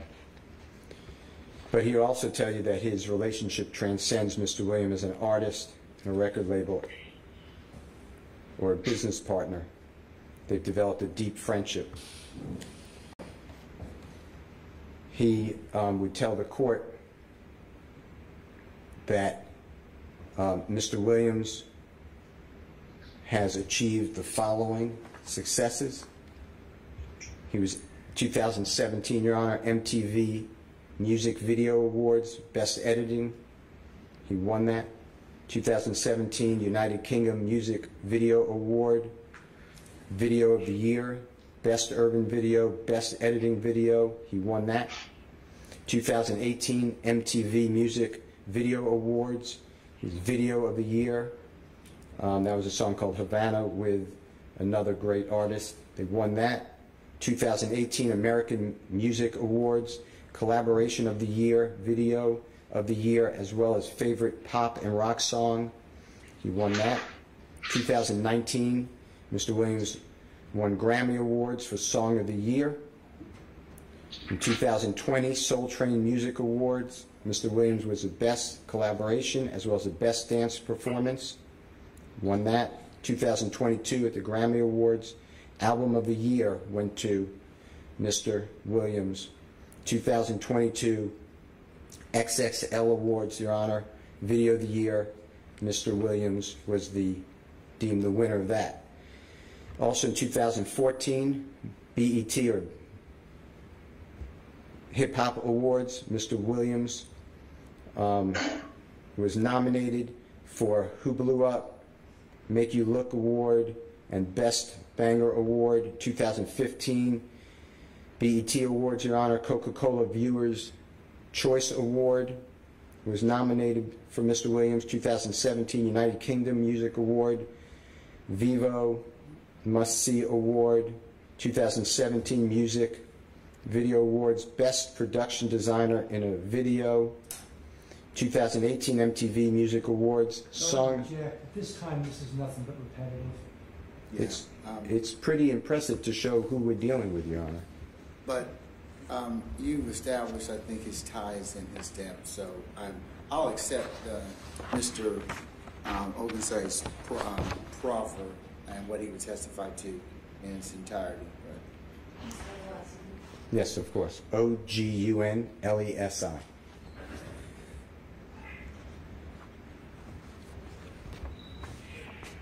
Your Honor, since flight is the most significant issue that this Honorable Court has to deal with for consideration of bond, as the cases that I've already referred to, Mr. Ogunlesi would also explain that Mr. Williams prioritizes his family. He's had opportunity after opportunity, even before he was well known. He had an opportunity in 2015 to work with Kanye West, K-A-N-Y-E, West, W-E-S-T, to collaborate and work. It was a rare opportunity. Mr. Williams wanted to bring his family with him, his sister, his mother, and Mr. West stated no. And Mr. Williams then said he didn't want to hurt his sister's feelings, so he declined that opportunity. And that's who we are dealing with, Your Honor. He is not a risk to flee. And I appreciate the court saying that he has ties to the community, but also a risk to flee the jurisdiction of the court. Is that true, Mr. Ogunlesi? He's raising his hand to the court and said yes. Your Honor, Dr. Matthew Norman is here, I believe, in your courtroom.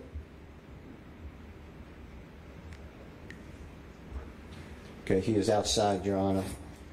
Hopefully he will come in. And is Dr. Norman outside, Madam?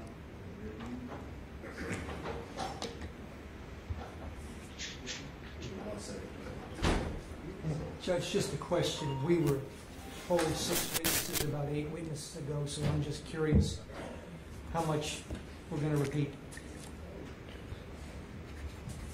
Yeah, Mr. Steele, I believe that we already have, I was clicking off that as well.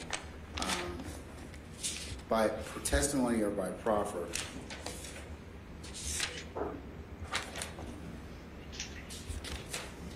This is number 6. Mr. Ogunlesi would be number 6. I wasn't counting the proffers. I'm counting those. Because you want me to then accept I have this. You want me to accept it. You want me to accept his testimony. So. Of course. Yeah. So. Well, I have 3 more witnesses or proffers, but I'd like to make them for the court's understanding.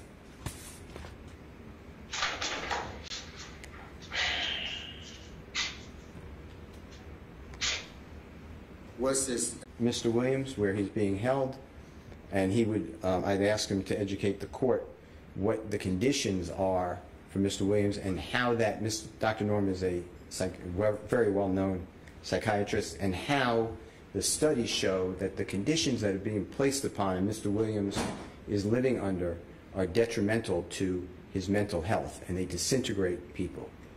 And that's what Dr. Norman is here for. Object, Judge, not relevant to the Ayala factors. It's not, Mr. Steele, and I have great respect for Dr. Norman as well, having had him testify in court on for the state and for the defense on a number of matters. I don't believe that would be one of the bond factors that I would need to consider in this case. Well, I'd like you, may I just make my statement for the record then? And I'll do it myself. Okay. And if I say anything wrong, I'm saying it's not wrong. Your Honor, currently Mr. Williams is held 22 out of 24 hours a day in a cell, except for when I, or Mr. Adams, or Ms. Hornsby goes see him.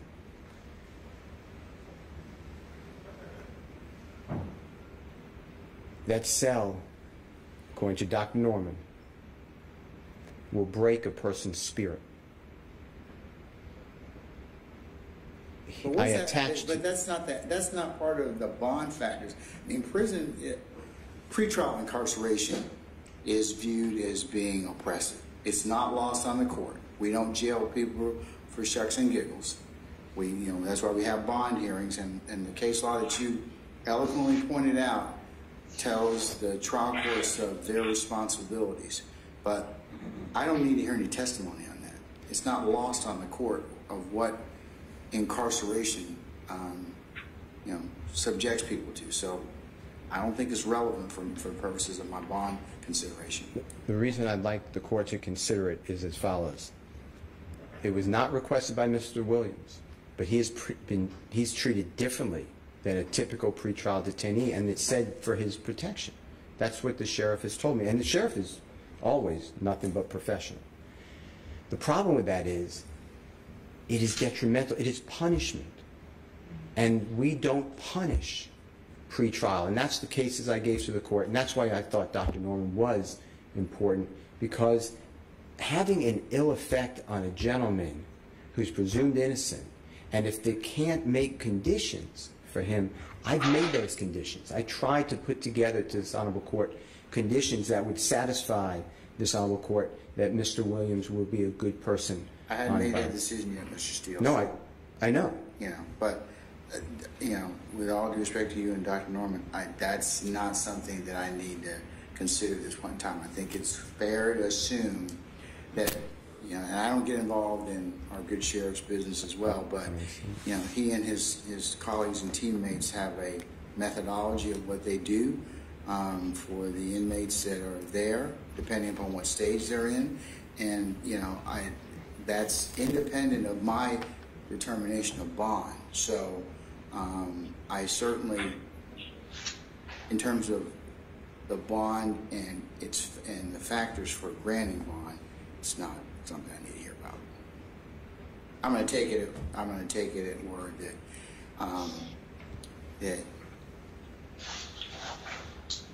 that being in jail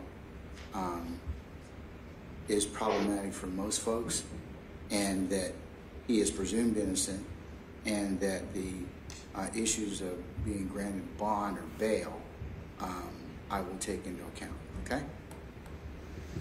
And then, Your Honor, we have in your courtroom Gara, which is G-A-R-A, Dallam, D-A-L-L-A-M. Your Honor, he's a bonds person, representative of Free at Last. Who's your, I'm sorry, I was writing, Bob. So I'll take Dr. Norman. I will take what you were going to proffer about Dr. Norman. I will accept that, but I agree with the state. It is not relevant for the purposes of my making a bond determination. But, okay, so what about, who's the bondsman you have here? The gentleman who is seated right here, Your Honor, waving at you. His name is Gara, G-A-R-A, or Gara, excuse me, Dallam, D-A-L-L-A-M. One more time, V-A what? D, as in David, A-L-L-A-M. Dallam, okay. And he's a representative, Free at Last Bonding Company here in Fulton County. Okay. He would testify that an ankle monitor can be used even if this court got rid of any electronic equipment in the house. It would have to go to a landline, and then that landline obviously could be just for the, not to make calls, it would just be for the ankle monitor alone. And that the insurance company is willing, they have already vetted Mr. Williams, his ties to the community and his risk of flight, and Free at Last bail bonding and the insurance company are willing to stand behind Mr. Williams' bond if this honorable court grants bond, and under the case that I gave this honorable court earlier, that's for the significance of that case, whereby courts take into consideration the fact that there's another layer of protection with a bonding company on a bond. If I said anything wrong, Mr. Down, you need to correct me. No, sir, you're correct. Okay. And then, Your Honor, we have Counselor Michael, M-I-C-H-A-E-L, who should be here. And he's raising his hand to this honorable court.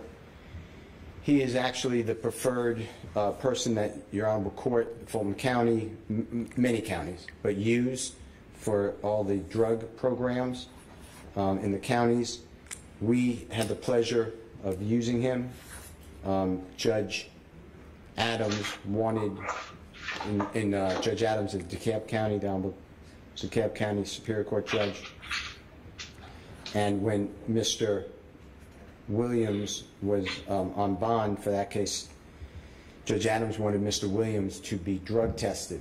And even during the pandemic, Counselor Michael would meet with Mr. Williams, give him drug counseling and drug testing personally. And these are all filed in the court in DeKalb County, and I could give a copy to the court if you want it, from November 26, 2018 until the Honorable Judge Adams said this is ridiculous. He's proven that he's not on drugs. Goes up to January 28, 2022. Mr. Williams was not using any type of codeine or lean is what they call it, or other drugs. Your Honor, that's 3.5 years. It's approximately 3.5 years, Your Honor, and that's why we will be fighting the open warrants here from the search warrant on the May 9th arrest of Mr. Williams, the search warrant of the guns and the drugs.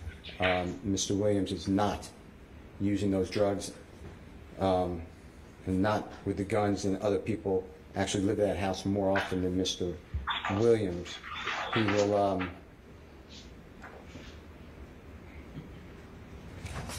testify that he would continue. He's actually, pursuant to our request, continuing.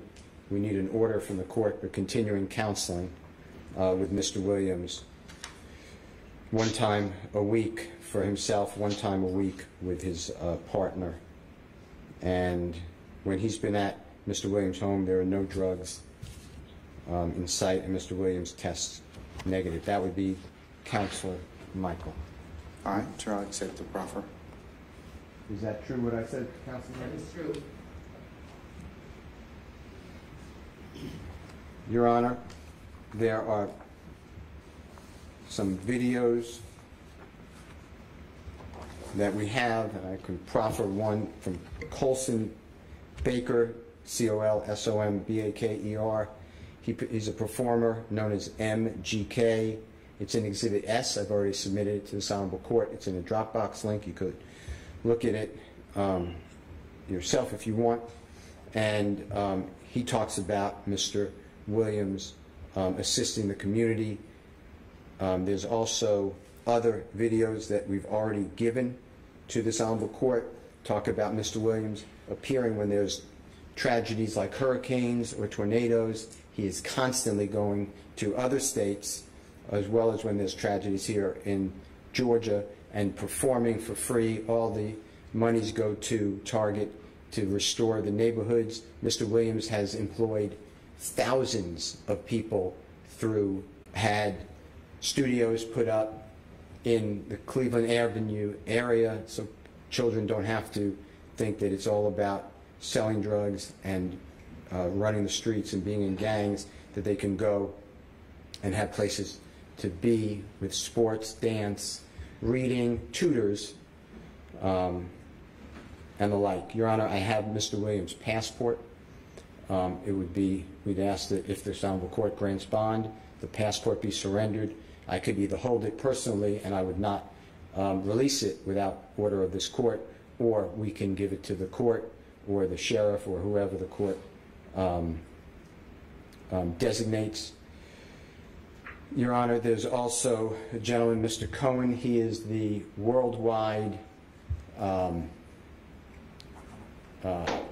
person who does all of Google Music, all of YouTube Music. He's on a video that you already have. It's in Division or Exhibit S. And he stands behind Mr. Williams, bond, all 4 factors of Ayala, and he puts his reputation next to Mr. Williams as well. Your Honor, I, along with the Honorable Avis Hornsby, as well as the Honorable Keith Adams, we will be ready for our trial.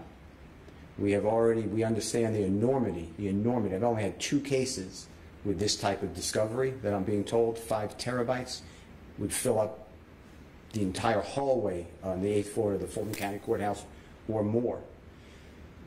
We are going to, you can't get through that discovery, so what we did in other cases, we have a search engine company that we already spoke with. I asked Mr. Geary, he's been telling me he will get it to me, there's no problem. He's an honorable person, always. And we are going to go through the discovery. It's like searching Lexus. We're not going to be able to read everything. No one's going to be able to read all that. But we do our search terms, and we are with the court on the 9th day of January 2023. If that gets bumped, because I understand that there's a lot of people here, the court may say, I don't want to sever, or some people may ask for a continuance that's granted. That's why I filed the demand for speed trial, understanding that I'll file it again once it's good with Judge Brasher's order. But I wanted to be upfront with everybody and give everyone notice that that is our intent. Your Honor, Mr. Williams has family in your courtroom. His father is here, Jeffrey Williams Sr. His mother is here, Bertha, B-E-R-T-H-A, Greer, G-R-I-E-R. He has brothers. They're not all here, Your Honor, but that's not for, that's for reasons of violence. But it's Oscar Greer is his brother. Quinton, Oscar is typical spelling, Greer, same spelling. Quinton, Q-U-I-N-T-E-N, Greer. It's his brother, Letitia, L-A-T-I-S-H, Greer. His other sister, Angela Greer. His brother, Gregory King. His other sister, Wyshena, W-Y-S-H-E-E-N-A, Greer. His other sister, Alexis, A-L-E-X-I-S, Greer. His other sister, Catherine, C-A-T-H-E-R-I-N-E, Greer. His other sister, Dorothea, she goes by Dora Greer. And Mr. Greer is the second, Mr. Williams is the second to youngest. All these people are in the Atlanta area. They're all here. They all would testify that they would swear to the Ayala factors. Jeffrey Williams' children, Your Honor, he has 6 children. They're all here. They live with him. Most of them live with him. Kyvion, K-Y-V-I-O-N, Jackson, he's a 14-year-old son. Jacob, J-A-C-O-B, Ragland, R-A-G-L-A-N-D, 12-year-old son. Haiti, H-A-I-T-I, Rice, 11-year-old girl. Amari, A-M-A-R-I, Steele, S-T-E-E-L-E, 10-year-old girl. Hayden, H-A-Y-D-E-N, Rice, 7-year-old girl. Jameer, J-A-M-I-R, Ragland, R-A-G-L-A-N-D, 7-year-old son. They're all here in this area, Your Honor. Your Honor, the way I understand the law is that the issue is flight risk. And this is how I've always understood it, and that's why I gave you the Coleman case. It came out in November 2021. The preeminent issue is Mr. Williams going to come back to court? If the answer to that is yes, then conditions have to be met, if they can be made, for all the other factors, which is intimidating a witness, danger to the community, property and community, obstruction of justice, risk of commit a crime. And that's why I brought Mr. Middlestat, and I want to thank him.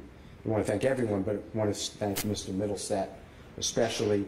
Your Honor, what we have developed, I hope, is anticipating every potential that could go wrong And we have Mr. Williams now with sworn law enforcement officers 24 hours a day, 7 days a week. He is confined to his house, and under Brown, B-R-O-W-N, versus state case, Your Honor, I gave this honorable court, which is the 2012 case. Our court realized that our legislature is using things like electronic monitoring, house arrest, rather than the in-custody treatment that Mr. Williams is currently undergoing. Your Honor, based upon this record, I will ask this honorable court to permit me to answer any questions that you have. In addition to that, we filed on at exactly midnight on Sunday, May 22, 2022, going into Monday, May 23, 2022, our brief in support of pretrial release and pretrial bond. It has several attachments. I know this honorable court well, and that you've read it and digested it, but there are multiple attachments there about other people who know Mr. Williams who all vouch for the fact that he will come back to court. Your Honor, on behalf of Mr. Adams and Ms. Hornsby, I wish to thank Mr. Williams for allowing me to stand with him. We will be ready. I, of course, want to thank this honorable court for everything it does for everyone at all times. Mr. Williams will be objecting, as I know the state's aware of this, to any dealings where they're proffering that Mr. Williams' lyrics mean something or he's on a video. We want to challenge that evidence. We are not accepting it, and we rely on the case law that he is presumed innocent of any type of criminal activity. Thank you. Okay. Mr. Gary, before you get started, I'm a person of a certain age, and I've been sitting here a while. I need to use the facilities, and I think many of you probably need to do so as well. So we will be in recess for about 15 minutes, and then we'll go ahead and let you present at that point in time. Okay? That's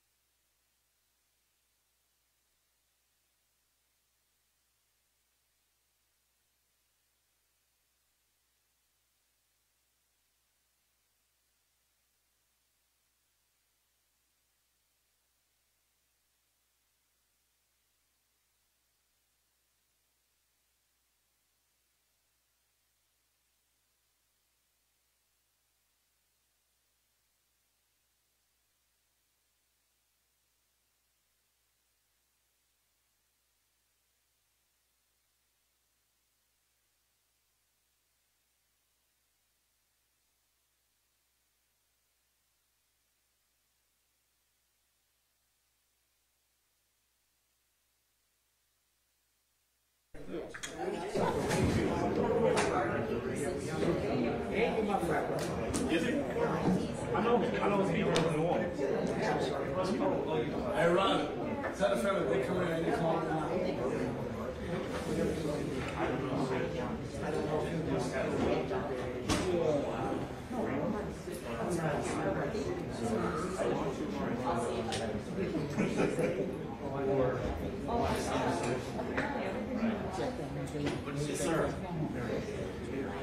Because we all Like I said, I'm recording the stage.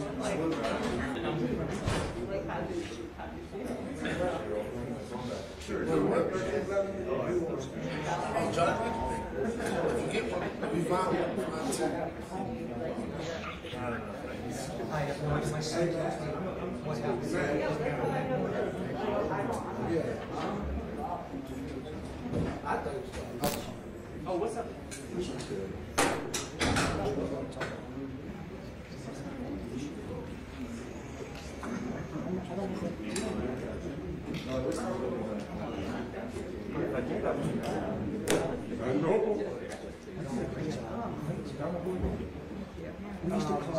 used to call it Main Street. You were right there. And there. The argument was, and it's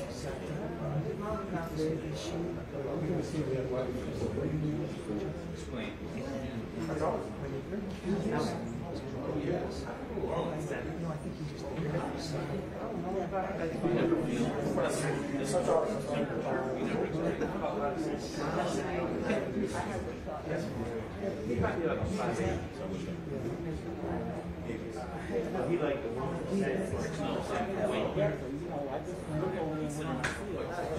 Brian, I just want to tell you that my guesstimation of 6 month trial just went to a year. I forgot how long your ass is. Real cash. See, I don't get paid by the end of the mistake on my part. I got people here wanting to do that. This is definitely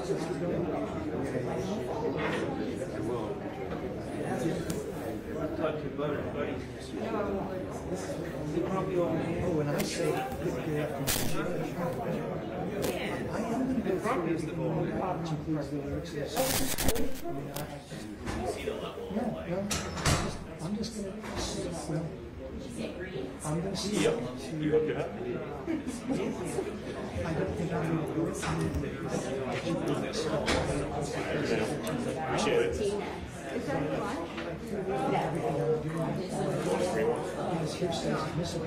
I got 2.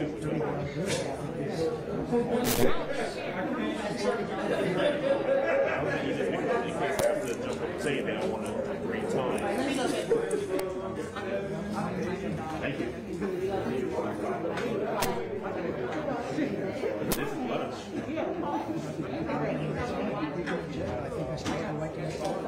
What this hearing is based on.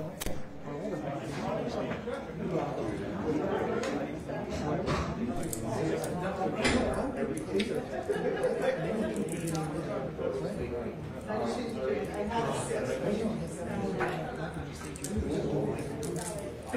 remain seated. Court in order. I'm not going to mislead you.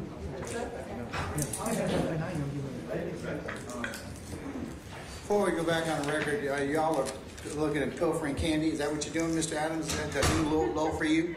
I thought that was being done confidentially. I do have some sugar-free cough drops if you want them, but those are old as heck. We're not offering them to you because they're old. They were just in the closet. Sounds like you're just trying to get rid of the old stuff. From a previous administration, so that's the best we have. That'll work for right now. Thank you. Let's hold right there. This is the first thing since dinner last night, so I'm trying to wolf this piece of candy. Judge, I thought there'd be a lunch, and I've learned. I'm forewarned. God bring a sandwich. That's all. So,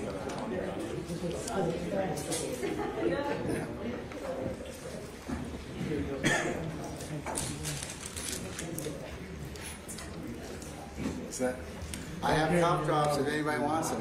You know.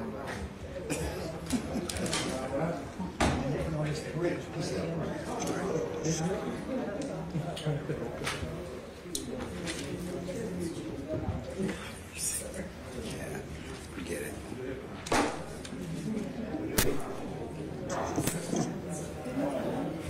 You're just a old pipe piper, Christina.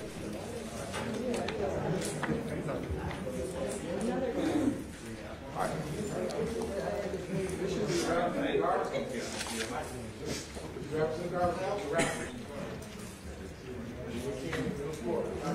Make sure I give you this to the court now, okay?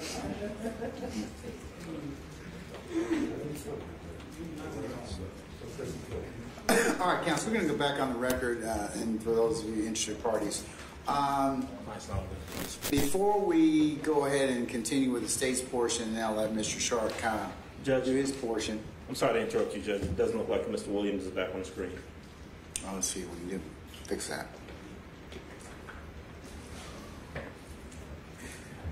Miss Mana? Yes, Your Honor. We don't seem to have Mr. Williams from COP.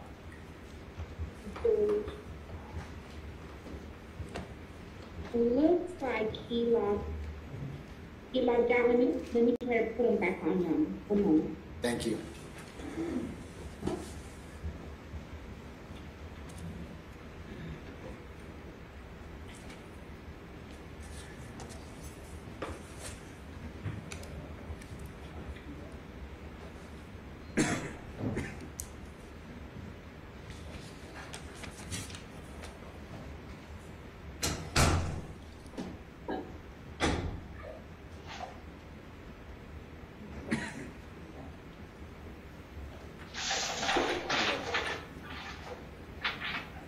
She's on now, Your Honor.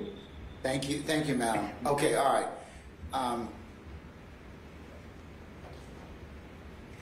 Now I've lost one of my necessary parties here, Mr. Chamberlain. All right, I'm just going to recess in place. He'll be back in just a minute.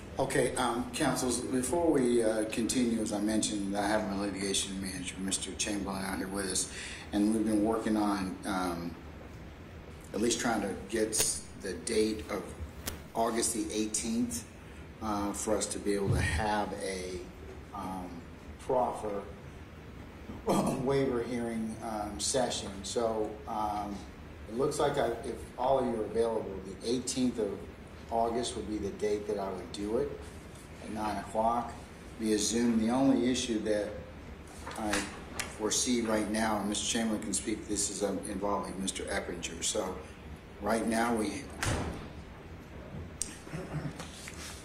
he is in He's in a special management unit. yeah, he's in a special management unit, and we are attempting to reach the department. We've reached out to the Department of Corrections, but State, you may want to use your resources to at least make sure he's available for that date, because that's not something we can do. Okay. All right, sir.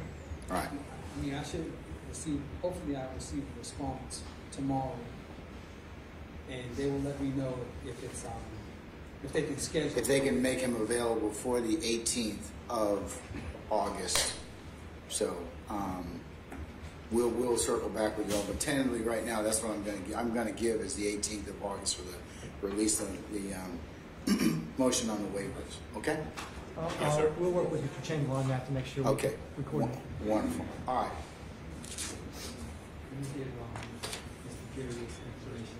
Okay. All right.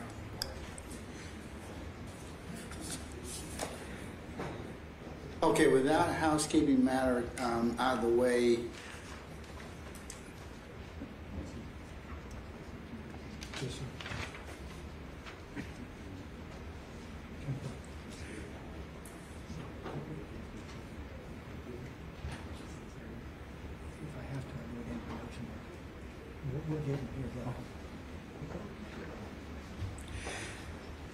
we can continue. Mr. Geary, is it your preference to go ahead and deal with Mr. Steele's assertions first, or do you want to go ahead and let Mr. Sharp make his presentation, and then you just deal with both of them, whatever your pleasure?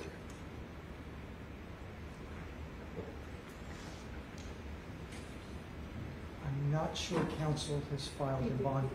You did file one? Okay. Then I'd like to respond to them one at a time. Okay, all right. Then, okay, go ahead and you can respond to Mr. Steele's presentation at this point in time, sir. Thank you, Judge.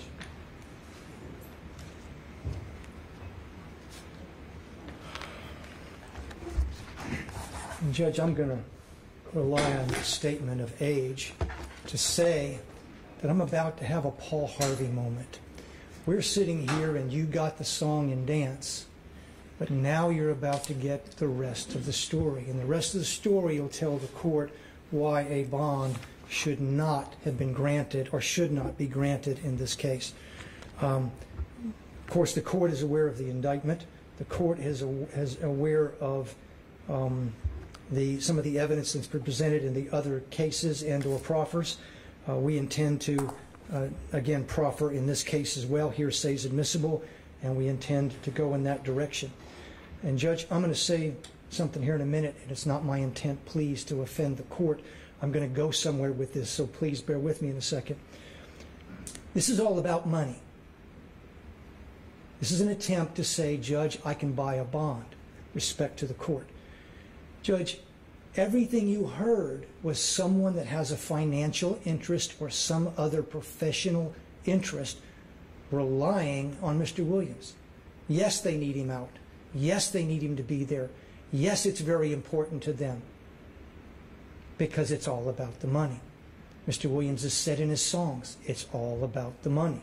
And there's no difference. That's exactly what it was today. It was, I've got money. I can pay for whatever you want me to. But here's the problem, and I'll get to the specifics in a second. Every other defendant that's had a bond motion, we've shown they're a danger.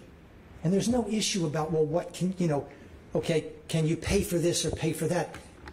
They don't meet the Ayala factor. Okay. They want you to just get by, excuse me, Judge, by the Ayala factor and say, here's what's more important. We can pay for all this. But their logic falls on themselves. The investigator that came up very nicely stated, jails are corrupt, they can get stuff in there, and he shouldn't be in there for that reason. What officers are they going to hire? How do we know? Because there's no supervision if he hires those same officers he's speaking about in the jail or on the road to be those 24 officers. Now we have even less supervision and less ability to ensure the safety of the community. So again, it's about the money and what can I do to pay my way out of jail.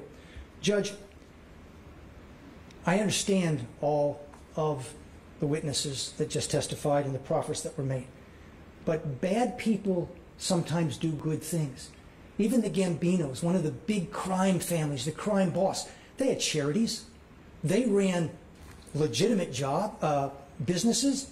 They did that as well because they want what Mr. Williams wants. He wants the appearance in the community. That's what he put up. He put up the appearance in the community, and he put up people that are financially dependent upon him. And quite frankly, I objected for relevancy, and that's not relevant to the facts of bond. The fact that he can pay $1 million a year is not relevant. Your Honor, Mr. Steele stated to the court that guilt is not a factor and innocence not a factor. I wholeheartedly agree.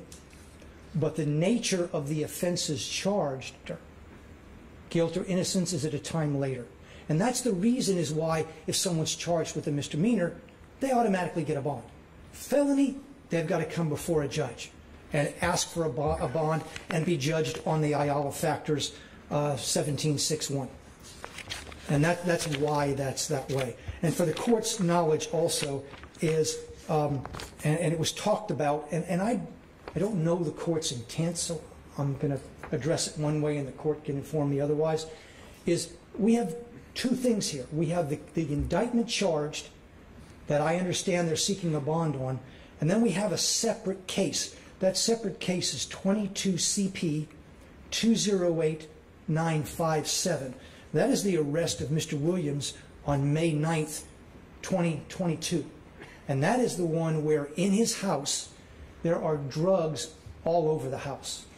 There are weapons all over the house. One of the weapons has been modified to be a fully automatic weapon. Mr. Williams is talking about how important his children are. To my belief, Judge, one of his children was there present in the house. And these guns aren't locked up. They're out. I do not believe a cruelty to children charge was filed, but I believe the evidence certainly would have supported it, Judge. Judge, there was a sawed-off shotgun or a sawed-off illegal dangerous weapon. There was an automatic weapon. The court was already informed by Mr. Steele about how much marijuana was there. When the police arrived, one of the individuals tried to flee the house. It was obvious what was in the house and what was about to happen, so one of them decided to run. And I'll be fair, that was not Mr. Williams. Mr. Williams did not attempt to run. Judge, I want to say, and I told Mr. Steele I would do it this way, since the last time I was in front of the court, we have evidence and information of even more threats to our witnesses. But I want to be clear, I have no evidence directly that Mr. Williams made a threat or directed anybody to make a threat. But our witnesses in this case are being threatened with violence, serious violence, and death. Again, I have no direct evidence that Mr. Williams has done this or was involved in that. What I can tell the court is Mr. Williams is the head of YSL, and the S doesn't stand for stoner, it stands for slime. It's young slime life. Judge, this gang, and I call it that because that's what it is by definition under Georgia law, this criminal street gang pre-existed the label record. So as a spin-off, he used YSL again and substituted one of the words. I believe he does have a clothing line. Like I said, I believe many of the crime families get into legitimate businesses, and I believe Mr. Williams has done no different. Judge, I want to say this too, contrary to what Mr. Steele said. He has always, always, always appeared. No, he hasn't. When he was arrested, he had an FTA. Now, I will say, and be honest to the court, I believe it was for a traffic offense. But then the logic is, if he's willing to blow off a traffic offense with no recourse, I think he'd surely think about blowing this one off if he's looking like things aren't going well. So he did have an FTA, and it was current on his arrest, which was 9 May of this year. When was the FTA from? When was it from? Yes, sir. Your Honor, I can't answer that question. I apologize. Okay.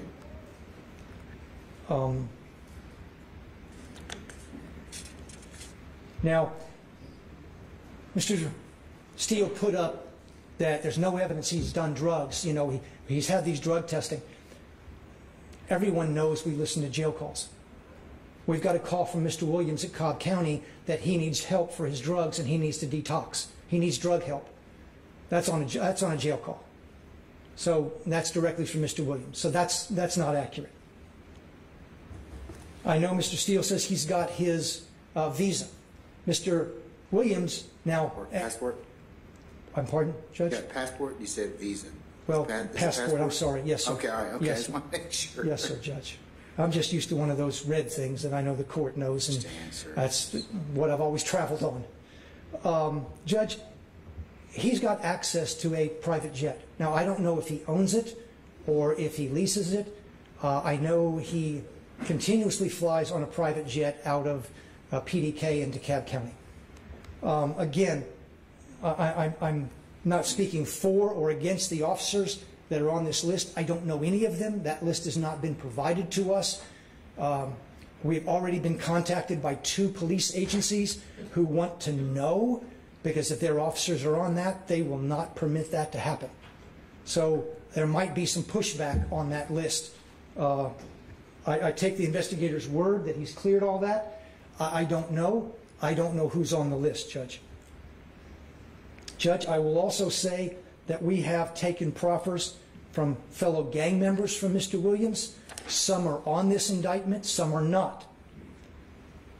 They have stated uniformly that Mr. Williams is dangerous.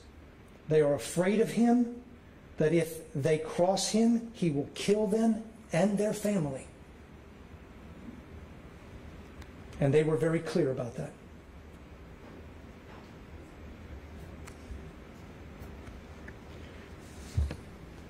Your Honor, when I said the other case, I want to also go back to that 22 CP case. A bond hearing was held on that. I have a copy of the results from the court. I believe Magistrate Judge Robert Wolf on the 11th day of May, 2022, denied bond on the charges based on the arrest. And as it stands now, it is no bond. Now, what I understand from the order, and I'm going to provide this copy to the court in a second, it was denied for a flight risk and risk to commit additional felonies. May I approach, Your Honor? You may, sir. I see that one more time. Do you mind? Yes, sir.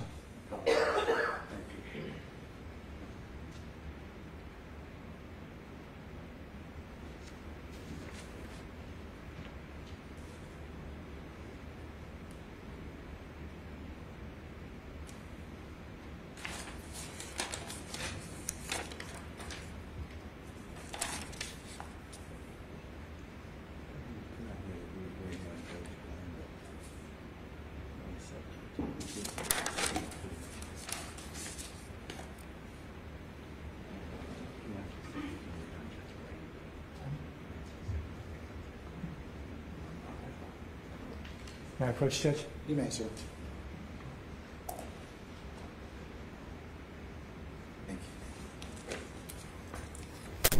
So, respectfully, Judge, if you're not considering that today with the indictment, as I understand the motion, then he's already on a no bond for 2 of the Ayala factors.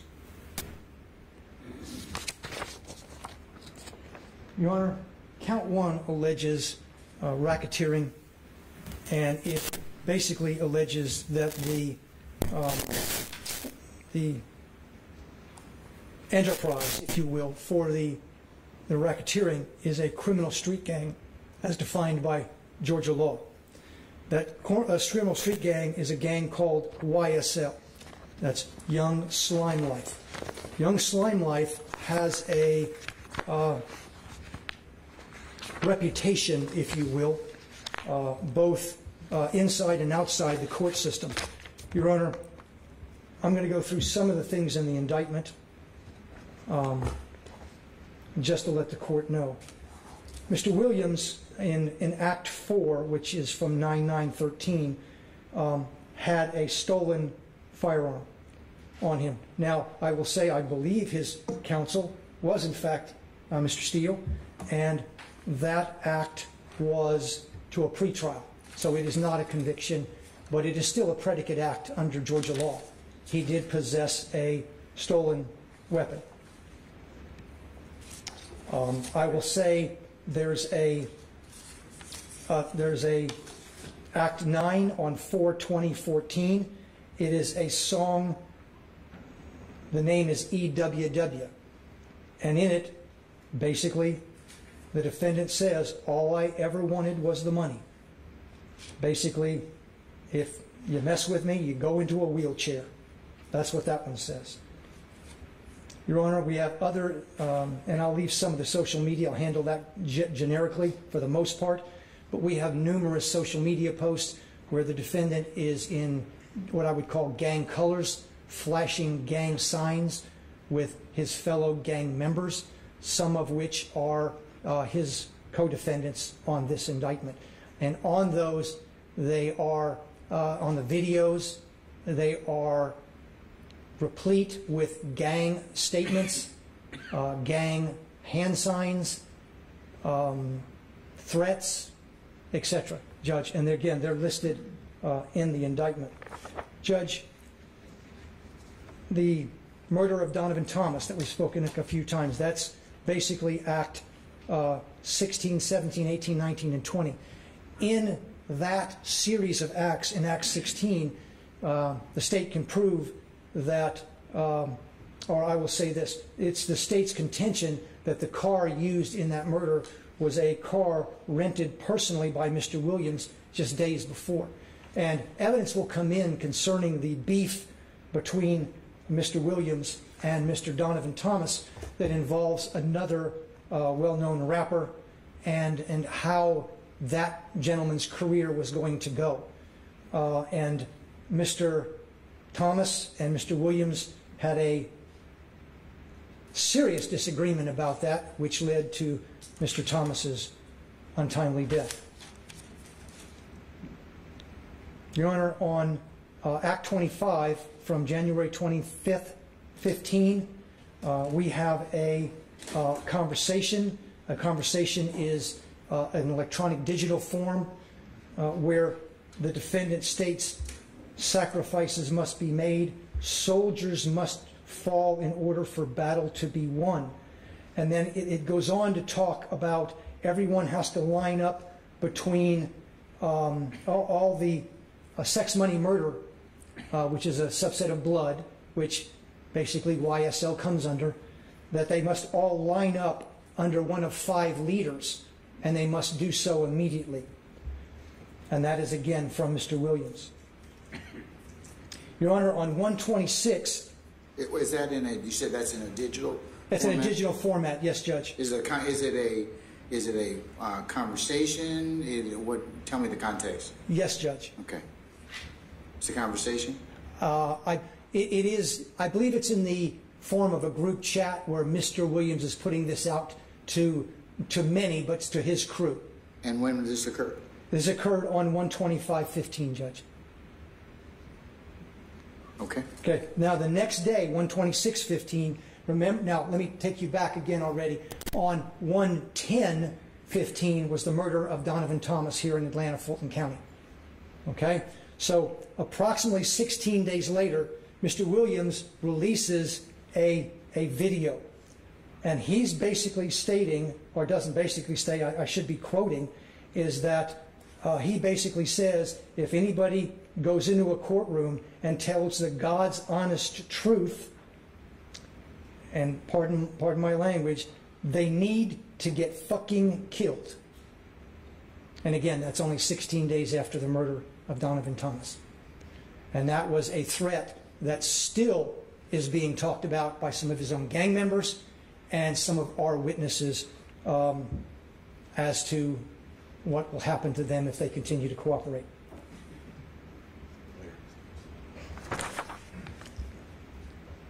Your Honor, on 7/7/15 in DeKalb County, Mr. Williams made a threat when he threatened a head of security from Perimeter Mall. And I will tell you that DeKalb County dismissed the case. They thought the threat to be conditional. I don't have that requirement as a predicate in a RICO count.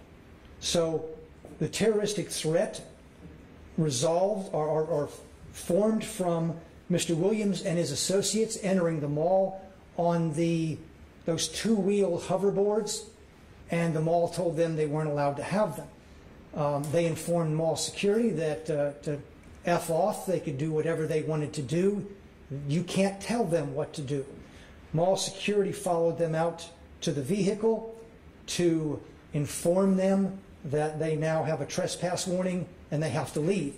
As the officer, who is now a certified police officer, told Mr. Williams that they can't come back in, Mr. Williams, identified by this now officer, told the officer, if you don't back off, I'm going to shoot you in the face. At that time, the officer, or the security guard then, did back off. They have pictures on the scene of Mr. Williams and of the car. Your Honor, on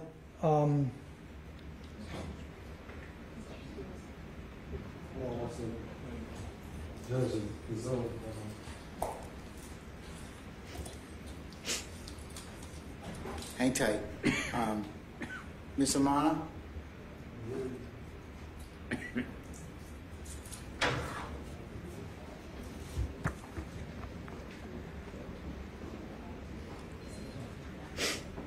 It may be a situation, to everybody concerned. We booked the Zoom for the day, and the day ends at 5, so that's probably why it probably cut off. So let me just see if we can fix that. We may have to send out another link. So just bear with us a second. Yes, Judge.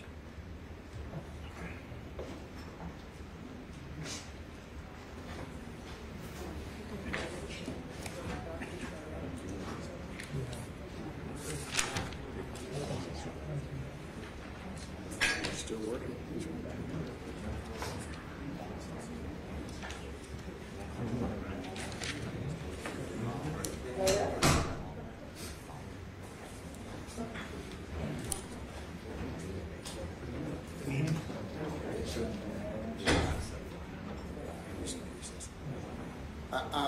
To all concerned, we're just going to recess in place. That's exactly what happened, was our Zoom timed out. So we're going to need to set up another link, so just give me a minute, okay? We're just going to recess in place.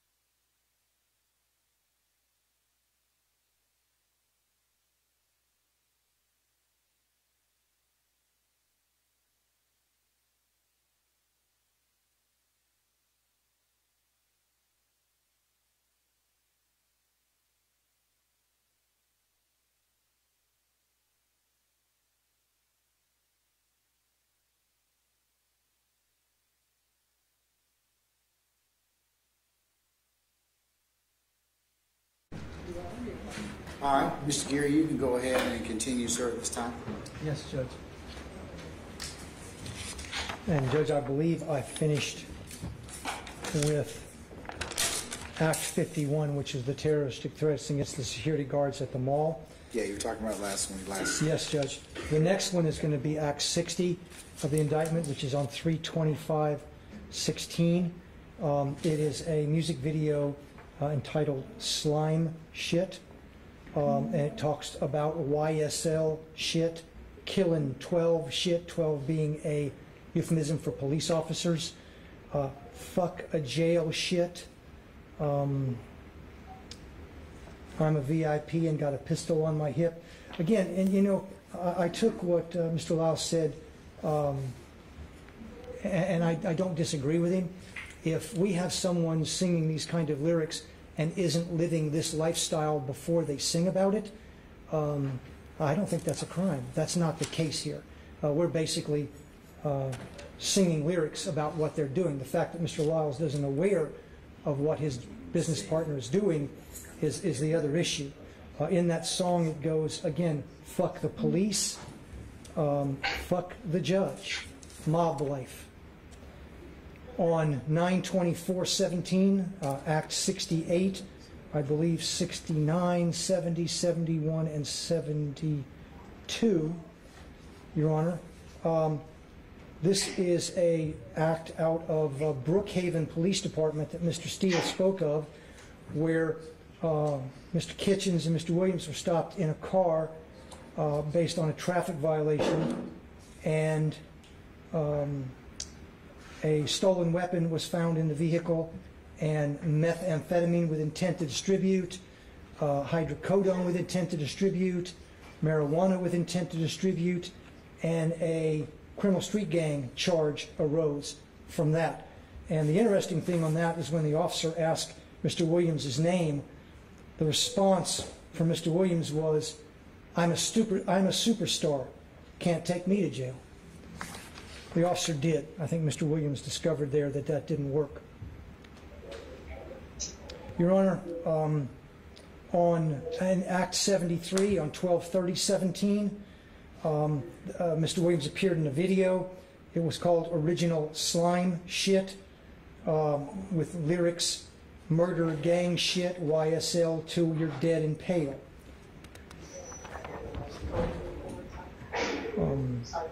Act 74 is a music video on 4/12/18 where Mr. Williams states or sings, I never killed anybody, but I got something to do with that body.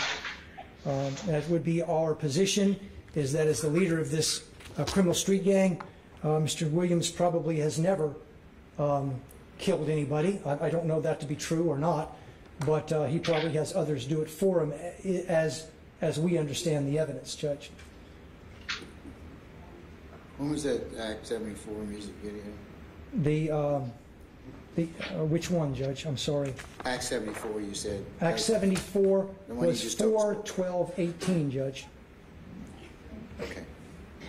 And again, the way as we addressed it in our evidence, Judge, we essentially addressed that as a confession by a party opponent.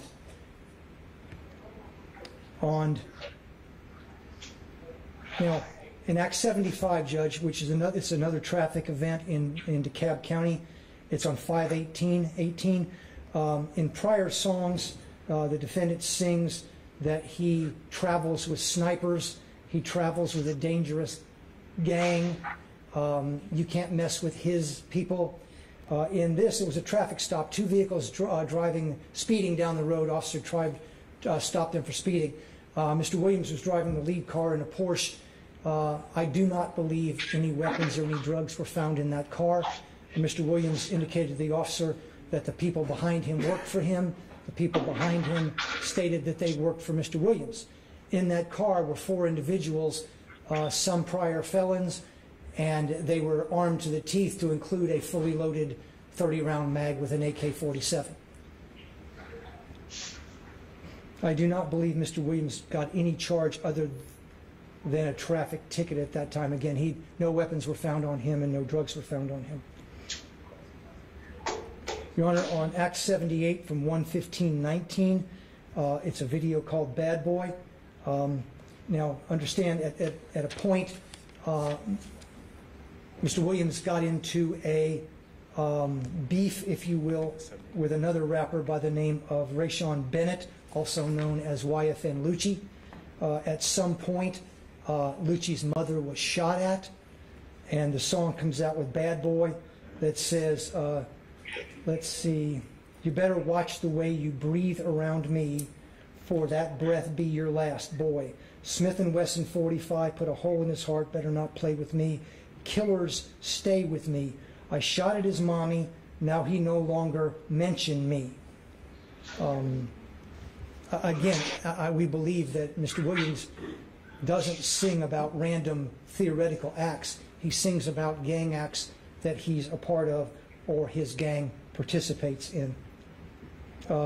Following that, Your Honor, in the same year, Act 96 on 8/8/19, Mr. Williams posted on Instagram I guess a post, if you will. It said, "If'n or YFN, if ain't like what you do for your mother and your kids, I would have killed you," and that was tagging YFN Lucci. Now, I'll go back and I'll get to that later, but this year, a YSL member attempted to kill Mr. Rayshawn Bennett, aka YFN Lucci, at the Fulton County Jail. That's on video as well, and we can tie that to the gang, and I'll get to that later.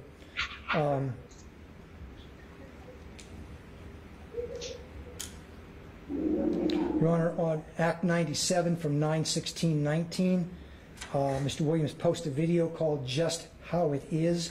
There were lyrics in that one as well. What number is that, sir? 97, I'm sorry. No, I'm sorry.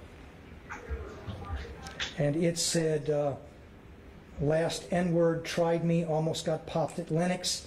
Asked the cops, asked the detectives, they know all the business. Asked the cops and the detective all the jurisdictions. Gave the lawyer close to $2 million. He handles all the killings. Mob business. We know to kill the biggest cats of all the kittens. Also, it should be noted that it's alleged that Mr. Donovan Thomas was the head of the Inglewood family criminal street gang at the time. And irrespective of his position that he might have had in a gang or not in a gang, Mr. Thomas didn't deserve to get gunned down on the road in Atlanta. Position, our Act 102 judge from 3/12/20. Mr. Jeffrey Williams is in a conversation with Mr. Huey, also a defendant in this indictment. Now let me set this up, Judge. And you heard part of this last time, that there was the theft of a car by someone in the gang, Mr. Huey, and it belonged to I believe, a manager of Mr. Williams. Mr. Williams was upset to find out that it was, and he basically texted his folks to say, give it back. Okay? Now, in that, he responds to Mr. Huey, says, if he don't take it back, he gonna die. Followed that, Mr. Huey basically was begging for his life in the conversation.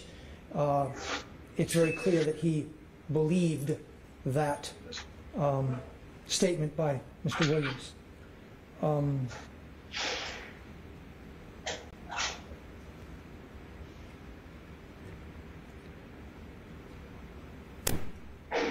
In Act 127, Your Honor, from 2/4/21, Mr. Williams is in a conversation with other defendants listed on the indictment, where he stated, YSL rule the world, kid. 24 million on an N-word's head. Y'all just start bringing me the money. Man, y'all stop playing with me. That was in reference to gang activity and basically evidence that he is in charge and all the money goes to and flows through Mr. Williams.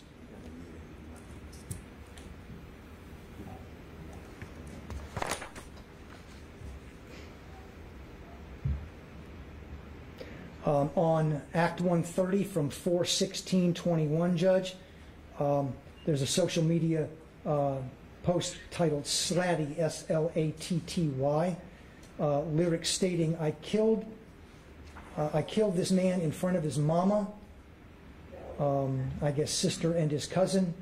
I shoot out, kill him, not leave a trace.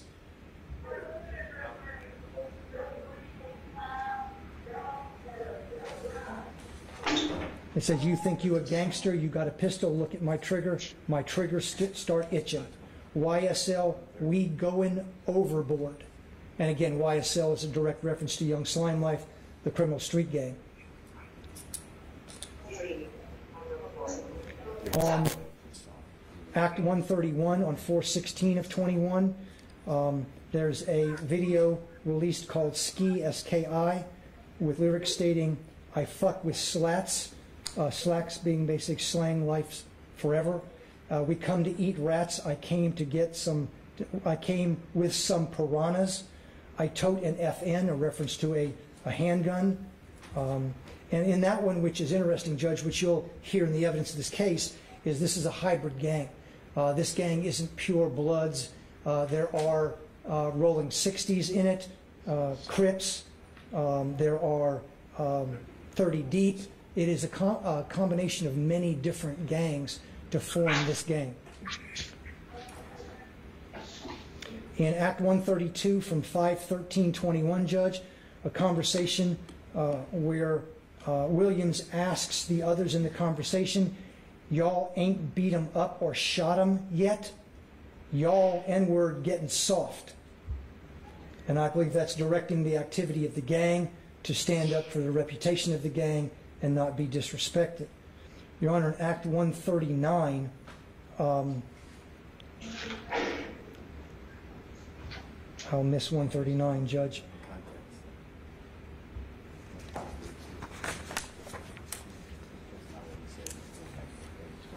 In Acts 150, Mr. Huey, which I spoke of earlier, had gotten out of jail. He had communicated with Mr. Williams, basically stating, and this is Mr. Huey, you know I'm ready to handle the business and go sit down if I got to about any one of y'all on my mama. Sit down is a reference by the gang, is I'm willing to go to prison for you, I'm willing to do time for you. In Act 155 from 12/31/2021, what date was that? I'm sorry, one more time. I apologize, Judge. What date and 12/31/21, Judge. And that's predicate act, right? It's an overt act, Judge. There was a photo released by Mr. Williams with him wearing a YSL pendant with basically with taking his finger under his nose like this, Judge, which is a gang sign from YSL. That's one of their signs. When we watch the videos, you'll see that a lot, Judge. Judge, in Act 156 from 1/16/22, defendant released a video, and why we think this is important, Judge, is because the gang signs mostly done by Mr. Williams are YSL gang signs, Young Slime Life. They may argue that it's Young Stoner Life, but in this video, Mr. Williams flashed a Bloods sign. Not a video, I mean, not a YSL sign, a Bloods gang sign. He's also got a photograph where he's got a red B right about here on his chest, Judge, which is a common Bloods tattoo.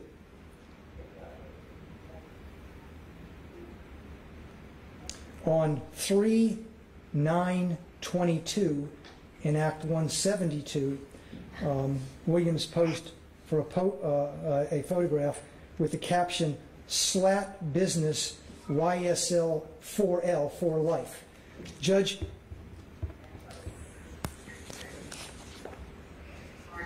we have proffers that from gang members, and some on the indictment, some not, that Mr. Williams is the leader of the gang. He directs the gang activity.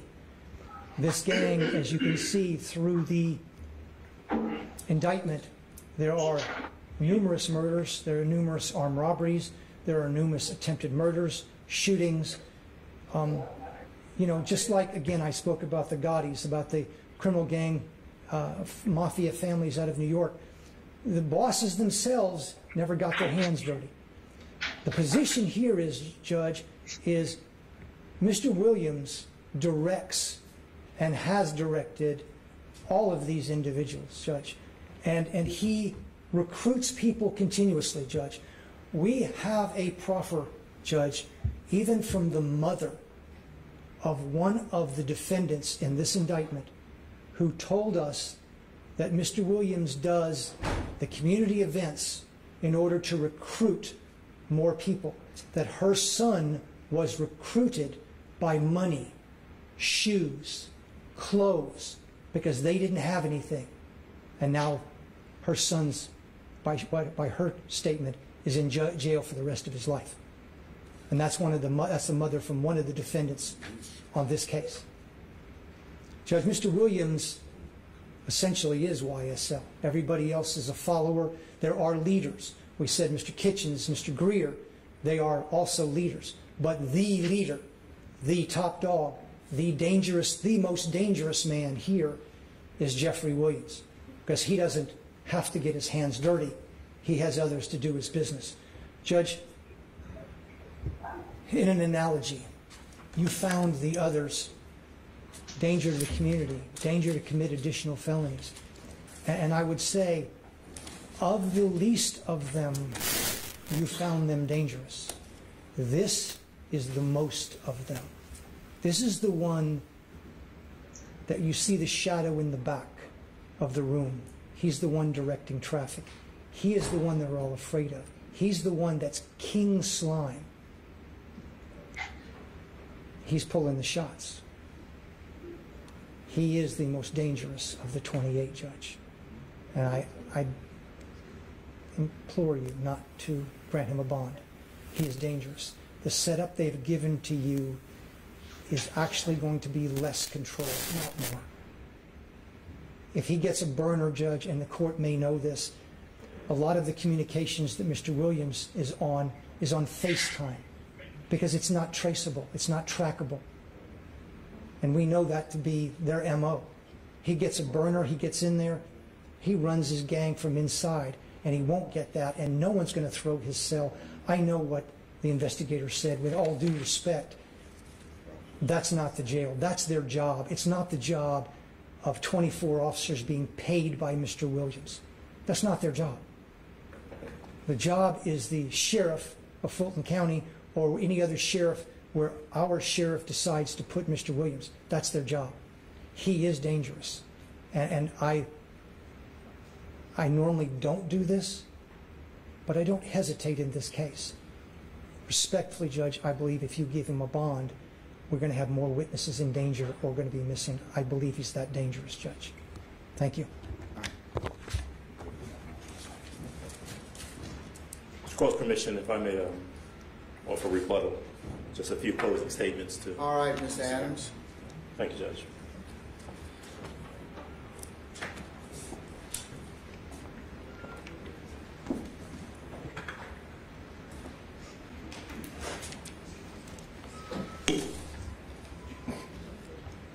Thank you, Your Honor. There's a lot that I want to say to the court. I'm going to finish my argument by referring to exactly what we're supposed to be doing here, which is talking about the law briefly. And I won't take too long because I know Mr. Steele has done an excellent job thus far of presenting what the court needs to have in front of it in terms of considering suitability of bond. But I want to start where the prosecution left off and talk to the court briefly about why it's so dangerous to have the state make a presentation in a manner that it did. You know, this statement, and this is kind of emblematic of the entirety of the state's argument. If you give Mr. Williams a bond, that I'm afraid there are going to be more witnesses who are in danger, or more witnesses who are threatened, or something to that nature. Right? And the thing that's so disingenuous about that statement is that just about 10 minutes or 15 minutes into, in a prior argument, Mr. Gary conceded that there is no evidence, there is zero evidence that there are any threats being made that can be tied in any form or fashion to Mr. Williams. Well, I think that's not the statement. I think he said as well that there are proffers from other gang members that he's the leader of the gang, he's dangerous, you cross him, and he'll kill them or kill their family. So there is something the court has heard thus far. If we're breaking it down, Judge, what Mr. Gary was talking about in that regard is what I presume he believes will be evidence in the case. Now, in talking about the bond, in talking about whether or not there is any evidence before the court, right? And there was this discussion earlier. Well, that's a proffer. I mean, I take you all in your word for it, Mr. Adams. I mean, it's a proffer. I mean, it goes to the state's contention of whether or not he's a danger to the community. One of the things I have to look at in the one factor. So, whether or not I take it as its value certainly is dependent upon what I in terms of weighting the situation, weighing what's been proffered thus far. And I understand that. What I would ask the court to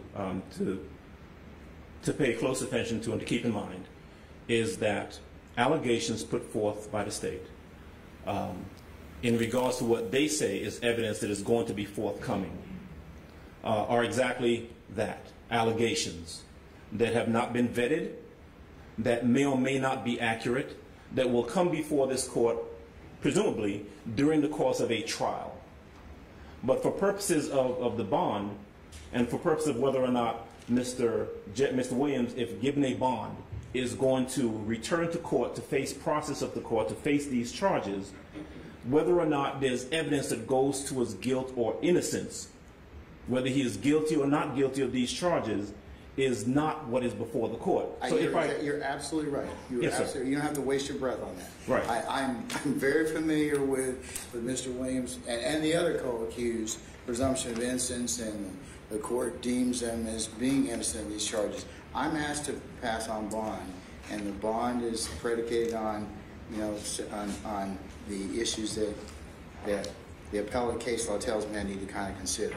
So let me then address some specific things that Mr. Gary said, that the state said in their argument. All right. The state started their argument by saying that this is all about money, and to be quite honest, that's a little bit of that's a little insulting, because the inference is that if Mr. Williams has means or has resources, that that is a bad thing, that he is trying, in their words, to quote, "I can buy a bond," is what the state said. They said he wants to, quote, "pay his way out of jail," is what they said. Well, I think that they're saying it's a factor. Is resources of the accused in this particular circumstance, but it has to be taken into context with other things. So I'm not saying there. I understand their assertion in that regard, but it's more so the court's going to consider it from an issue of its context of other things. Yes, sir. And one of the things and wealth being able to, you can make bond. I mean, so I understand that. And that's precisely the point. The fact that Mr. Williams may have means or may have resources by which that can be brought to bear. Those resources are being brought to bear for purposes of assuring the court of his reappearance. Because the other way, of course, to look at it, as you've heard from some of the witnesses, is that there's a lot at stake. That if he does not reappear in court, that there are financial resources, there are people's well-being that are put at financial stake because of that. And that is certainly something the court can consider in regards to whether or not he would reappear. Now, what I also think is an inappropriate argument is that the witnesses who took their time to come in here and testify about their knowledge of Mr. Williams, about his background, about what he's done, about his ties to the community, about his investments in the community and so forth, and his employment, his financial status, his jobs, they took their time and came in and testified, I would submit to the court honestly, about their knowledge to you about Mr. Williams. I do not believe that there's anything to suggest that anyone who came in here and testified came in because of a financial motive, that they have something to gain or something to lose financially by coming in here and speaking honestly to the court about their knowledge of Mr. Williams, which is what the court needs to make its decision. I'm taking it from the standpoint of he has significant ties to the community. And that is, thank you, Judge, and that is exactly what I would suggest that information was. That is what was presented to you, that he has strong ties to the community that weighs in to his benefit if he, as the court considers, bond. Now, one of the things that the state referenced, that the state asked you to consider, was whether or not he is a flight risk. And I want to roll this into a discussion of the bond hearing that was held before Magistrate Judge Wolf some weeks ago. Yeah, I'm going to mark that as Court 2 for purpose of the motion. That was done on the 11th of May and filed into our e-file system, or Odyssey, I should say. So I'll make that part of the record. Yes, sir. That was on a Wednesday. I was present for that bond hearing. I was there, and I can tell the court that that would have been 2 days after Mr. Williams was originally arrested. He came for a first appearance. I'll tell you that the court, Magistrate Judge Wolf, heard argument from both sides as to the suitability of bond. And I will tell you as an officer of the court that Magistrate Judge Wolf was concerned about the fact that the indicted case was already assigned to you, that there was someone that Mr. Williams was already assigned to on a separate case, a separate but related case. And there were discussions about whether or not, because he had resources, he was a flight risk. Because he had money, he had the ability and the wherewithal to leave.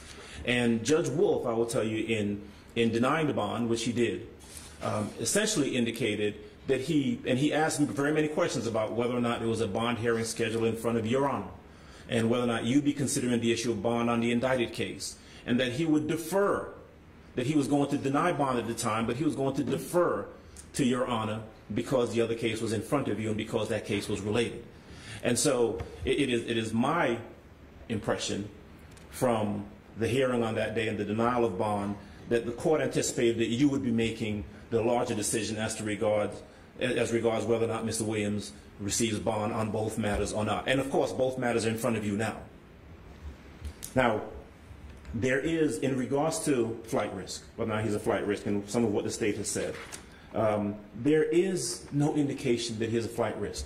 Mr. Gary referenced a failure to appear, and yet conceded that he doesn't know anything about that failure to appear. For a traffic offense, it's of diminished value to the court, but I'm more interested in the access to the private jet. Yeah, at PDK in DeKalb. And so that's the thing, because our suggestion to the court is that he be placed on house arrest.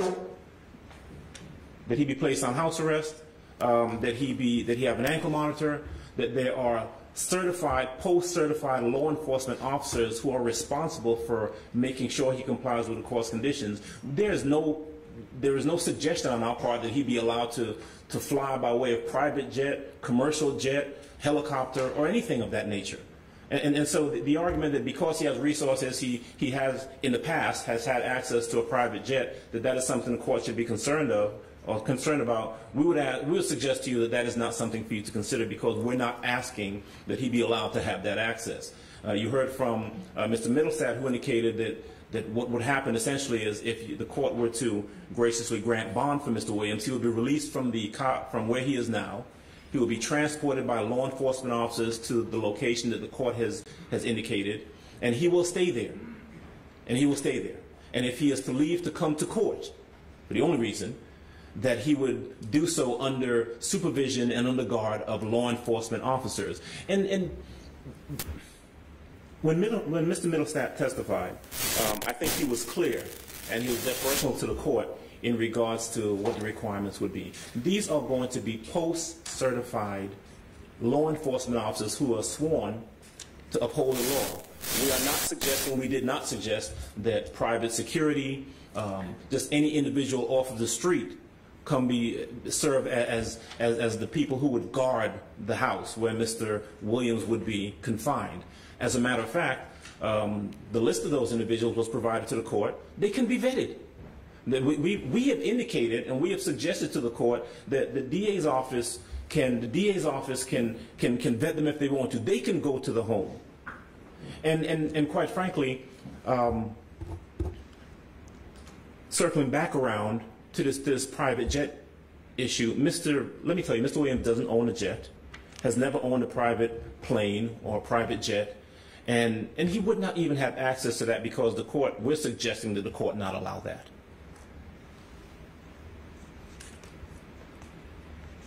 It is of some particular note that at the time that Mr. Williams was arrested, when the police came to the house, there were SWAT team officials and plainclothes officers who came to the house. We've seen the video. There were individuals approaching the house from different locations with guns, and the state made reference to the fact that one of the individuals tried to run. It wasn't Mr. Williams. Mr. Williams never tried to leave. He never tried to run. He didn't abscond. He didn't try to fight the officers. He went with them. And so there's no indication that he was a danger to flee. In fact, he had just gotten back into town the day before, and you have heard that the only other time when there was a warrant that was issued for Mr. Williams' arrest, he left a tour, left Las Vegas, left those resources, came right back to the cab, turned himself into custody. And so everything that you've heard, all of the evidence, the facts that you heard, would speak against him being a flight risk. He is not, and they've not presented any evidence that he's a flight risk. An argument in and of itself that he is not sufficient for the court. Is there any danger that he would threaten or intimidate witnesses? We've discussed that a bit.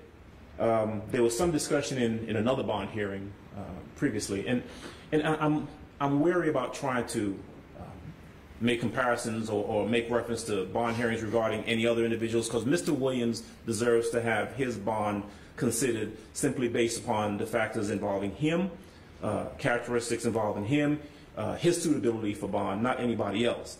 But this talk that we heard previously about people with phones in jails, or people making phone calls, or there are witnesses who are terrified right now, other than the state purporting to have other quote-unquote, what they say are gang members, or someone's mother who's saying that there are threats being made, that there has been no evidence other than that assertion, that allegation presented to the court. He has been locked up since the 9th.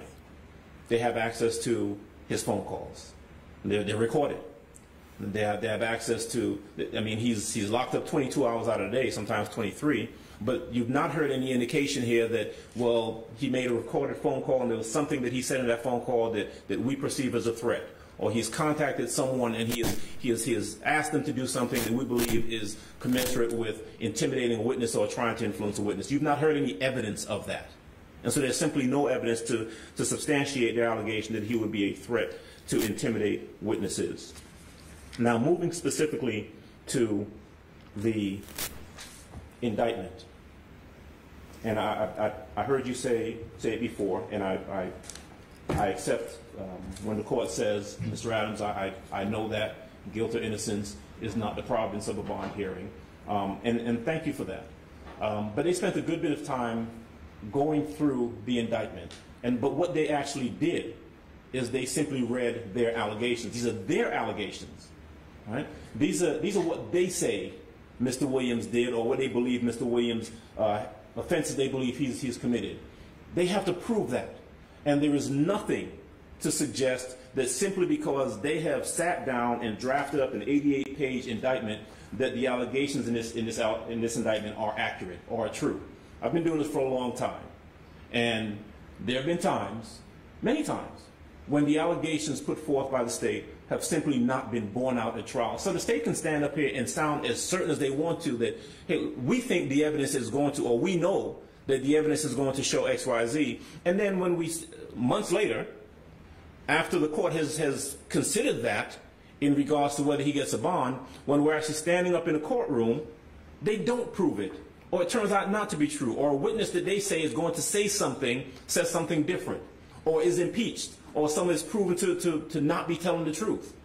And so to stand here and say, well, there's a song lyric that we believe is relevant in the case, and they're talking about a particular incident, is trying to convince the court that their allegations are true, trying to convince the court that their allegations are factual, and there's nothing to say that that is the case at this point. In Ms. Gary, the prosecutor, asked the court to look at several acts in the indictment. Started with Act 9, and the prosecutor, I noticed, read or paraphrased some words in Act 9. All I ever wanted was the money, and then moved on to put him in a wheelchair, taking it totally out of context. This is a song, and the dangerous thing about where we are with them believing that they can pick and choose song lyrics or portions of song lyrics is that they don't know what they're talking about, but they're putting it in here as though it's fact. They could not tell you, I guarantee, who wrote the song, who was actually singing a particular lyric in this song, or what the song is referencing. And that's what's dangerous. And I know at some point we're going to be arguing about whether these song lyrics go to anything specific in the indictment. But Judge, I would just ask you to take a look at what's been proffered, or what's been presented to you. Act 9. Read just like Elmo, but I never effing giggle. Well, what does that mean? And what does the next line mean? You know, what is that? Is that referencing something specific, a specific count of the indictment? They can't tell you that.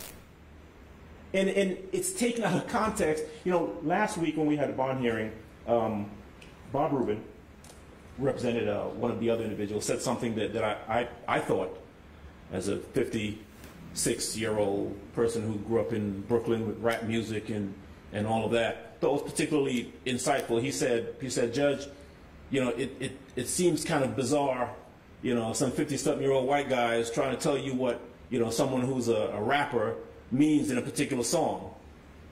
And I don't mean to suggest that that some people have greater sensibilities about rap music than others, right? But what I am suggesting is that it is somewhat disingenuous to simply quote portions of song lyrics when you don't really know what they are, and to take them out of context, and to not know who wrote the song or who's actually singing the song. Because I can tell you, I've poured through this indictment, and I know for a fact that there are some of these lyrics that are quoted or attributed to Jeffrey Williams that were not written by him, and that were not sung by him. But when do we find that out? In the middle of trial? After they've stood up here and try to convince you that you ought to use these lyrics as incendiary as they sound to deny him bond, and then 8, 9, 10 months later, oh, that wasn't Jeffrey Williams. And that's why it's so dangerous to have the state. I'm not going to go through each and every one of them. I was going to, but I'm not going to because I'm mindful of the time. But I think the court gets my point that to quote song lyrics and Instagram posts or group chats or group texts that we, by the way, contest in several of them is not Jeffrey Williams, and that he did not say that and did not say those things. And there's no greater force to them standing up here and saying that he said those things than us saying he didn't. It's on equal footing, and it shouldn't be considered because it's just something that has to be proven later on. I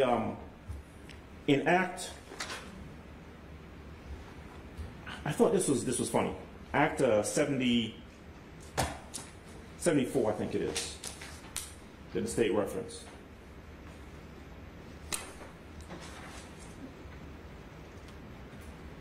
Act 74. Now that one I thought was particularly interesting and is, I think, symptomatic of what is flawed about the state's argument as to why you should consider everything they've read to you or presented to you in the indictment.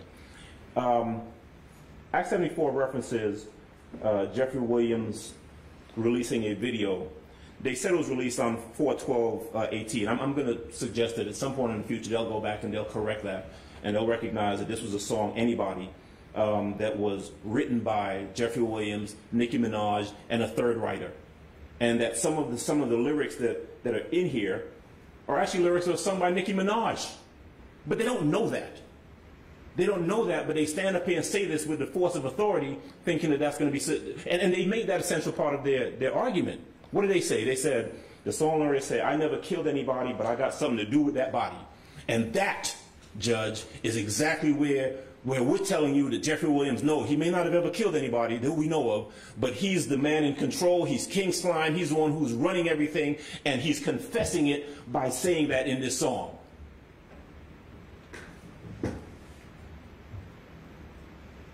I told him to shoot 100 rounds. They left out the other line that comes after that. Like they're trying to movie a body. Like they shoot a movie.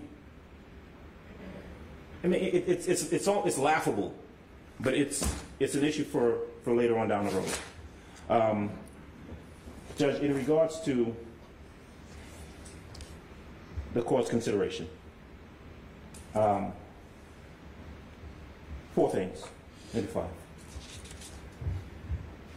If you have everything in front of you, Judge, that the court needs to make a determination about whether Mr. Williams is suitable for bond. I would contend respectfully that he is.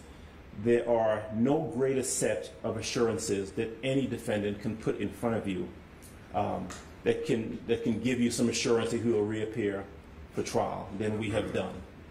We have given the court every possible option I would suggest to you, and we have offered up the ability to have the court have its say in everything in terms of which of his residences, what house he lives in. Right? The court can have, the court and the DA can have access to video feed from the house, so they can see what's going on in the house while he's there. That these law enforcement officers who will be properly vetted, who have been properly vetted, who will be there and will be responsive not to Mr. Williams, not because it's being paid for by Mr. Williams, but because they're responsive to the court, and will have reports that are submitted to the court or to the DA's office. So we've put that in front of you, Judge. We're asking you to take that assurance and give it significant consideration, not because he's able to pay for it, but because it's going to accomplish what you need for it to accomplish to assure you that he'll show back up. We have suggested and we have put before you the option of he needs to work, but having a studio built at his residence where and inspected by law enforcement to ensure that there's nothing untoward going on there, so he can do what he does. That's his job. We have suggested to the court that, not suggested, we're happy to surrender his passport, even though it's not an issue, he's not leaving the house, but we'll surrender it anyway. We have suggested that his calls can be monitored, and so any device that's used to make any phone calls can be monitored, and so whoever he talks to, whatever he says to them, will be known. Anyone who comes to the house has to be cleared and will be known. By the court would have to approve a list of individuals who can come to the house. There is, in short, nothing more that we or any defendant can give to the court to satisfy what the court would have in front of it to ensure that he returns to court. Mr. Williams has not been convicted of anything before, and he stands before this court with some very serious allegations, but we're ready. We're going to be ready. We'll be ready to address them at the appropriate time, but we ask that you consider, respectfully, granting him a bond that allows him to be free from that custody, yet still confined under the court's order, to allow us an opportunity to properly prepare for this trial,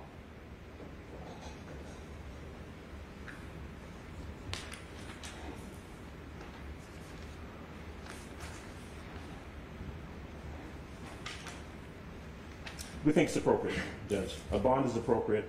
Whatever you believe is an appropriate amount of bond with all of the conditions that we've put in place, or we've suggested to the court, or whatever else the court wants to add. But we believe that we have done everything that any defendant could possibly do to show the court that bond is appropriate.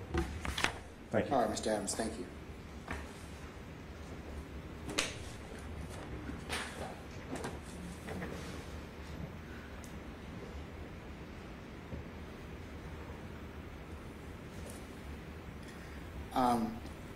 I'm going to defer ruling for just a second. You want to take care of Mr. Sharp, and I can, at this point in time? Whatever you want to do. Okay, all right. Mr. Sharp, you want to go ahead and present your issues as to bond, sir? Yes.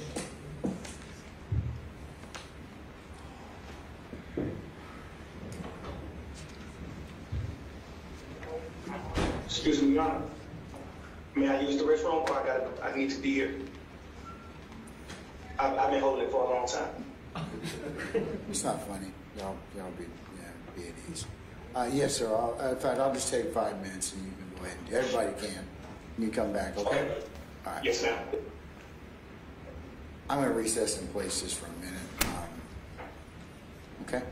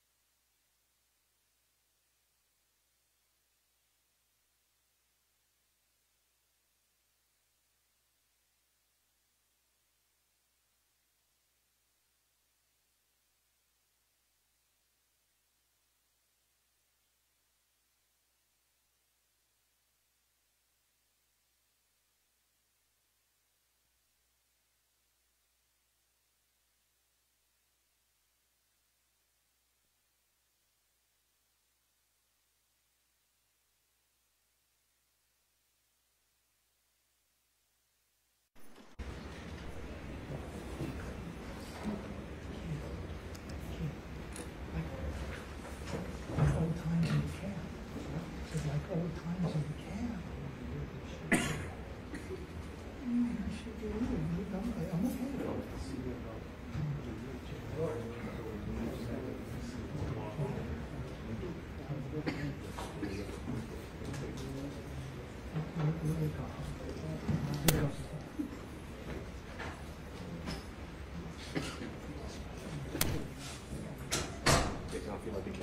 Oh, please be seated, everybody. I'm sorry.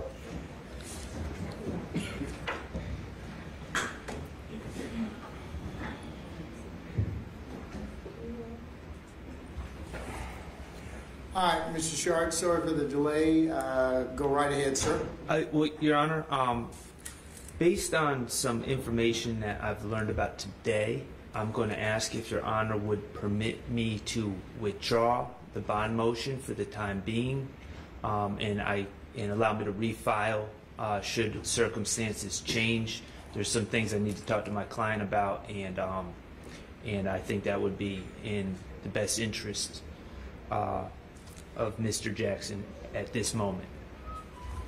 Does he go by Mr. Jackson or Stillwell? Either one. He goes by Mr. Jackson. Okay.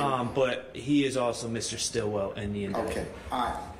Mr. Stillwell, your counsel here is going to withdraw your bond motion for the time being. He'll talk with you a little bit later, if he hasn't done so already, about the about refiling it or potentially taking some other steps. Okay. All right. So, sir, you can be be excused at this point in time, sir. I appreciate your patience. Yeah. Can we arraign him? I'm sorry. Yes. Mr. Before you go, though, hold on, sir. Mr. Stillwell, hold on. Before you go, Mr. Chart, would you like to otherwise have the court waive formal arraignment, have the court enter a plea of not guilty on behalf of your client, and for you to have at least 60 days from the date of receipt of discovery to file any motions? All those things are my intention. We do wish. Would you like me to restate them, Judge, for the record? What you just said? Yes, to waive formal arraignment. We do waive formal arraignment. We wish to plead not guilty, and we would ask for 60 days, at least 60 days from the receipt of discovery in this case to file motions. Granted. Thank you. I will go ahead and, as I said earlier, on the 18th of August at 9 a.m., we will have a proffer session and waiver session on the record for the various individuals that we indicated earlier. Okay? Yes, Your Honor. Thank you. Okay. All right.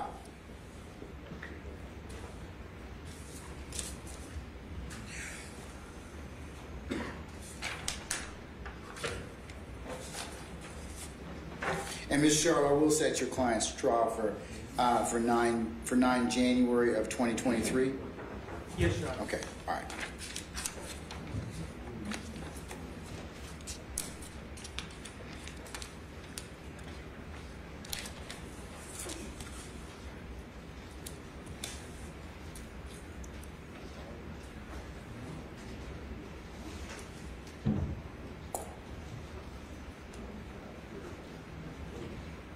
Give you those.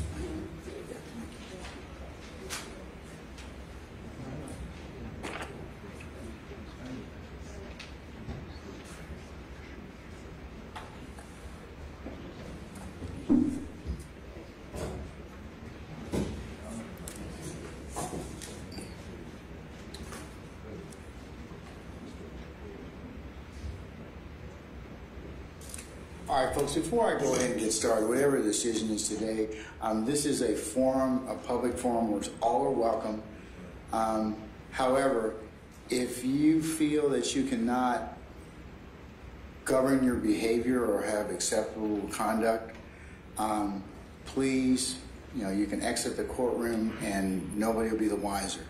If you make any outbursts or statements or anything that the law enforcement professionals in this courtroom deem to be inappropriate, you will be removed from the courtroom and maybe subject to other actions. So I just tell you that up front because my deputies are charged with the responsibility of good order and discipline. So whatever my decision is, like it or not, I'll give you an explanation for it, but outbursts were not acceptable, okay? All right. So with that, counsels, I've gone ahead and, based upon what has been proffered and the appellate, the case law, I should say, that's been provided to the court, I'll summarize a couple of different things already that you as counsel for the state as well as for the defense, I'm sure aware of. I'm looking at Coleman versus the state, and that's already been cited. That's 361 Georgia Appeals 901. And I'll quote from that decision, which is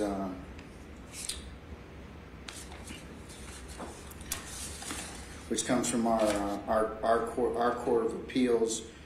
Judge Miller, Vet Miller, being the presiding judge in that particular case. Excessive bail is prohibited by the Georgia Constitution, Article 1, Section 1, Paragraph 17, and the 8th Amendment to the United States Constitution. And for the 8th Amendment analysis, as you all are aware, that 8th Amendment violation would be excessive bail or no bail, or fixing an amount that is excessive under the circumstances.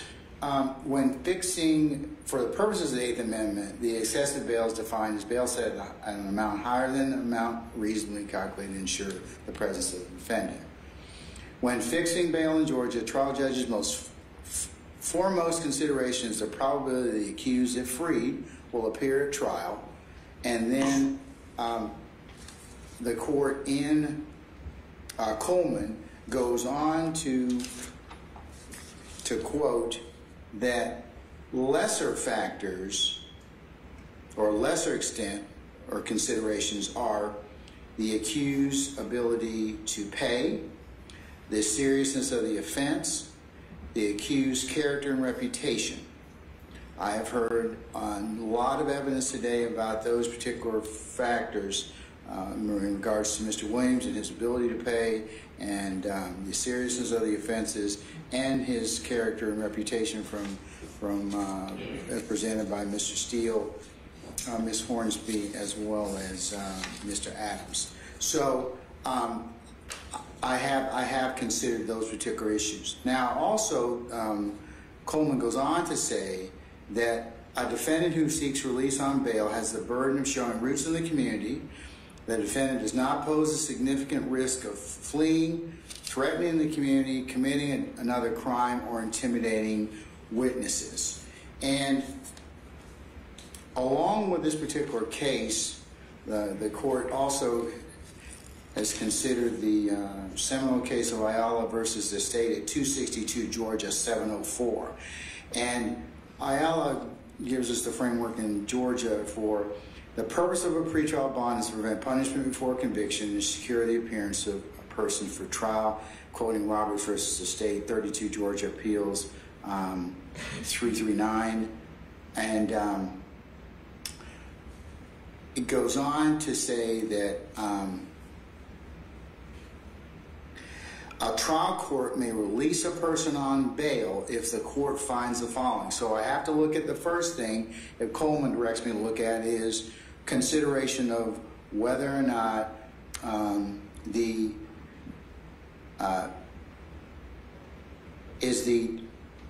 foremost consideration is will he, if freed, appear at trial, and then the lesser factors, and these are: a court may release a person on bail if the court finds 1, poses no significant risk of fleeing from the jurisdiction or failing to appear in the court when required. 2, poses no significant threat or danger to any person, to the community, or property in the community. 3, poses no significant risk of committing any felony pending trial, and poses no significant risk of intimidating witnesses or otherwise obstructing the administration of justice. And I'm required to explain any reasons if I deny bond to assist the appellate court in its review, and that the granting or denial of bond will not be set aside unless there's a manifest and flagrant abuse of discretion. That's Jernigan versus the state, 111 Georgia 307, pinpoint 308, very old case from 1903. Now, in regards to considering bond for Mr. Williams, I have considered 2 factors. 1, the defendant's ability to pay. 2, the defendant's character and reputation. And 3, the accused's character and reputation.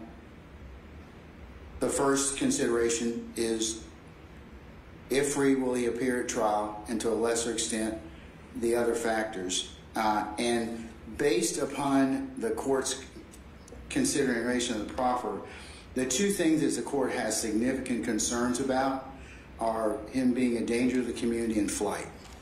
And I'll state for the purposes of the record and purposes of my decision that I realize that Mr. Williams is presumed innocent. I realize that he has the presumption of innocence stays with him until the state, by sufficient evidence, is able to prove to a jury's satisfaction beyond a reasonable doubt, I should say, that he is guilty of the offense or offenses charged. But however, in this particular circumstance, there has been significant proffers about Mr. Williams' being a danger to the community. In particular, the state's proffer that they have taken proffers from other gang members and people who are in this particular indictment and they're not in this indictment, that he is the leader of the gang, he is dangerous, and if he crosses them, he'll kill them or their families. And the predicate or the review of the state,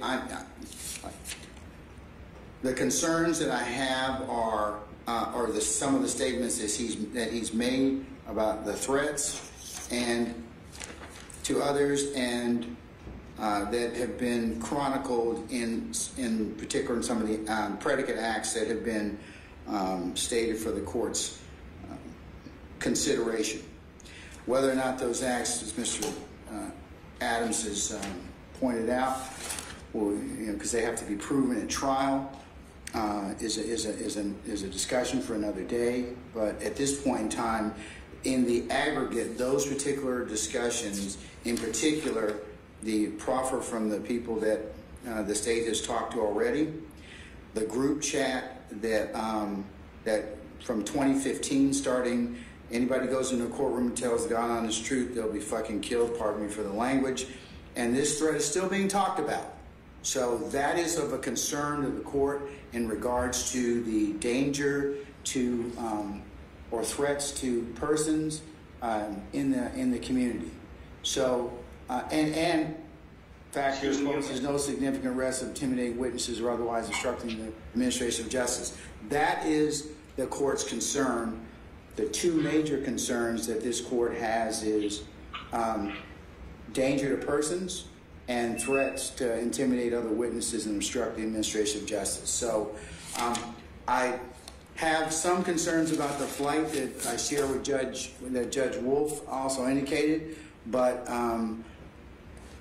and I'm not going to hold it against him that he is very successful and has significant means, but those two factors in particular, threats to persons in the community or poses significant risk of intimidation of witnesses and otherwise obstructing the administration of justice, the court has considered a number of the predicate statements, and for those reasons in the aggregate, I'm going to deny bond at this time. But Mr. Adams, Ms. Hornsby, and Mr. Steele, certainly if you should file any other additional motions or things change, I certainly will reconsider the court's position on bond. It is not lost on me that I have not given your client a bond, but that is my decision based upon what I have heard, and I certainly appreciate your advocacy on behalf of your client and all of the lawyers thus far who have advocated very well for their clients in this particular position. And I will do my level best to make sure that this case gets tried as expeditiously as possible, and if I can get it on the calendar before the 9th of January, I will endeavor to do so. So, anything else at this point in time? One thing, Judge. Yes. I'm sorry, I know the court sent an email to, I think, the Public Defender's Office concerning getting defendants who are presently unrepresented representation. we wanted to kind of weigh in on that. We filed a motion today requesting the court to respectfully get them so we can get everybody arraigned and get it moved. I want to just give the court... Mr. Gary, you must think that I have a lot of power. I really don't. You know, I mean, it's just, but in all seriousness, I've heard from Ms. Bernard, Gina Bernard, and she right now is working on getting people assigned. I just want the court tells me to bring copies. I'm trying to provide copies. Yeah, we certainly, have you given copies to the... They've been served, yes. Okay, all right. Electronically. Okay, if you'll give those to Mr. Kearns right here, so I think Mr. Chamberlain's gone. But we are inherent, the court is inherently sensitive as to that issue, and as soon as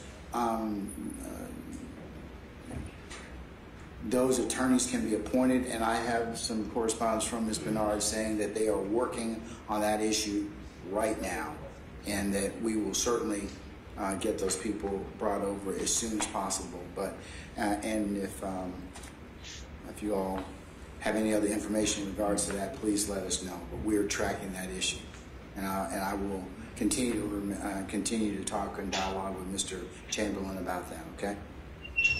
Yes, sir. Thank you. Anything else, folks? No, sir. No, sir. Okay, all right. Thank you for your patience today, folks. Unless you have anything else, we'll be in recess for the time being. Okay? All right, thank you.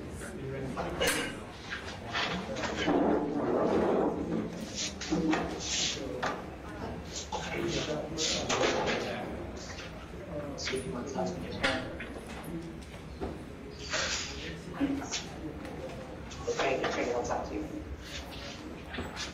Y'all gonna come down here? Yeah. Yeah, they said yeah. Listen to me. That's everything good. Remember.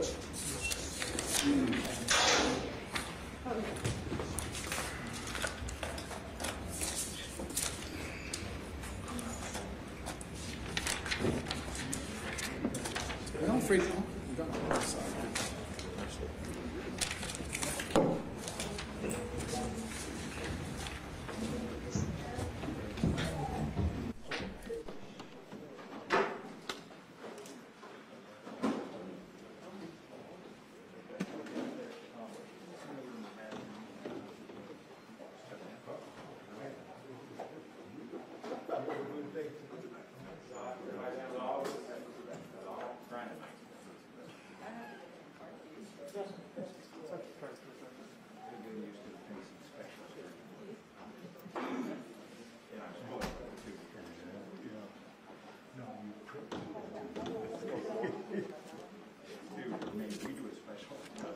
That's what I'm saying. You have to put 2 years.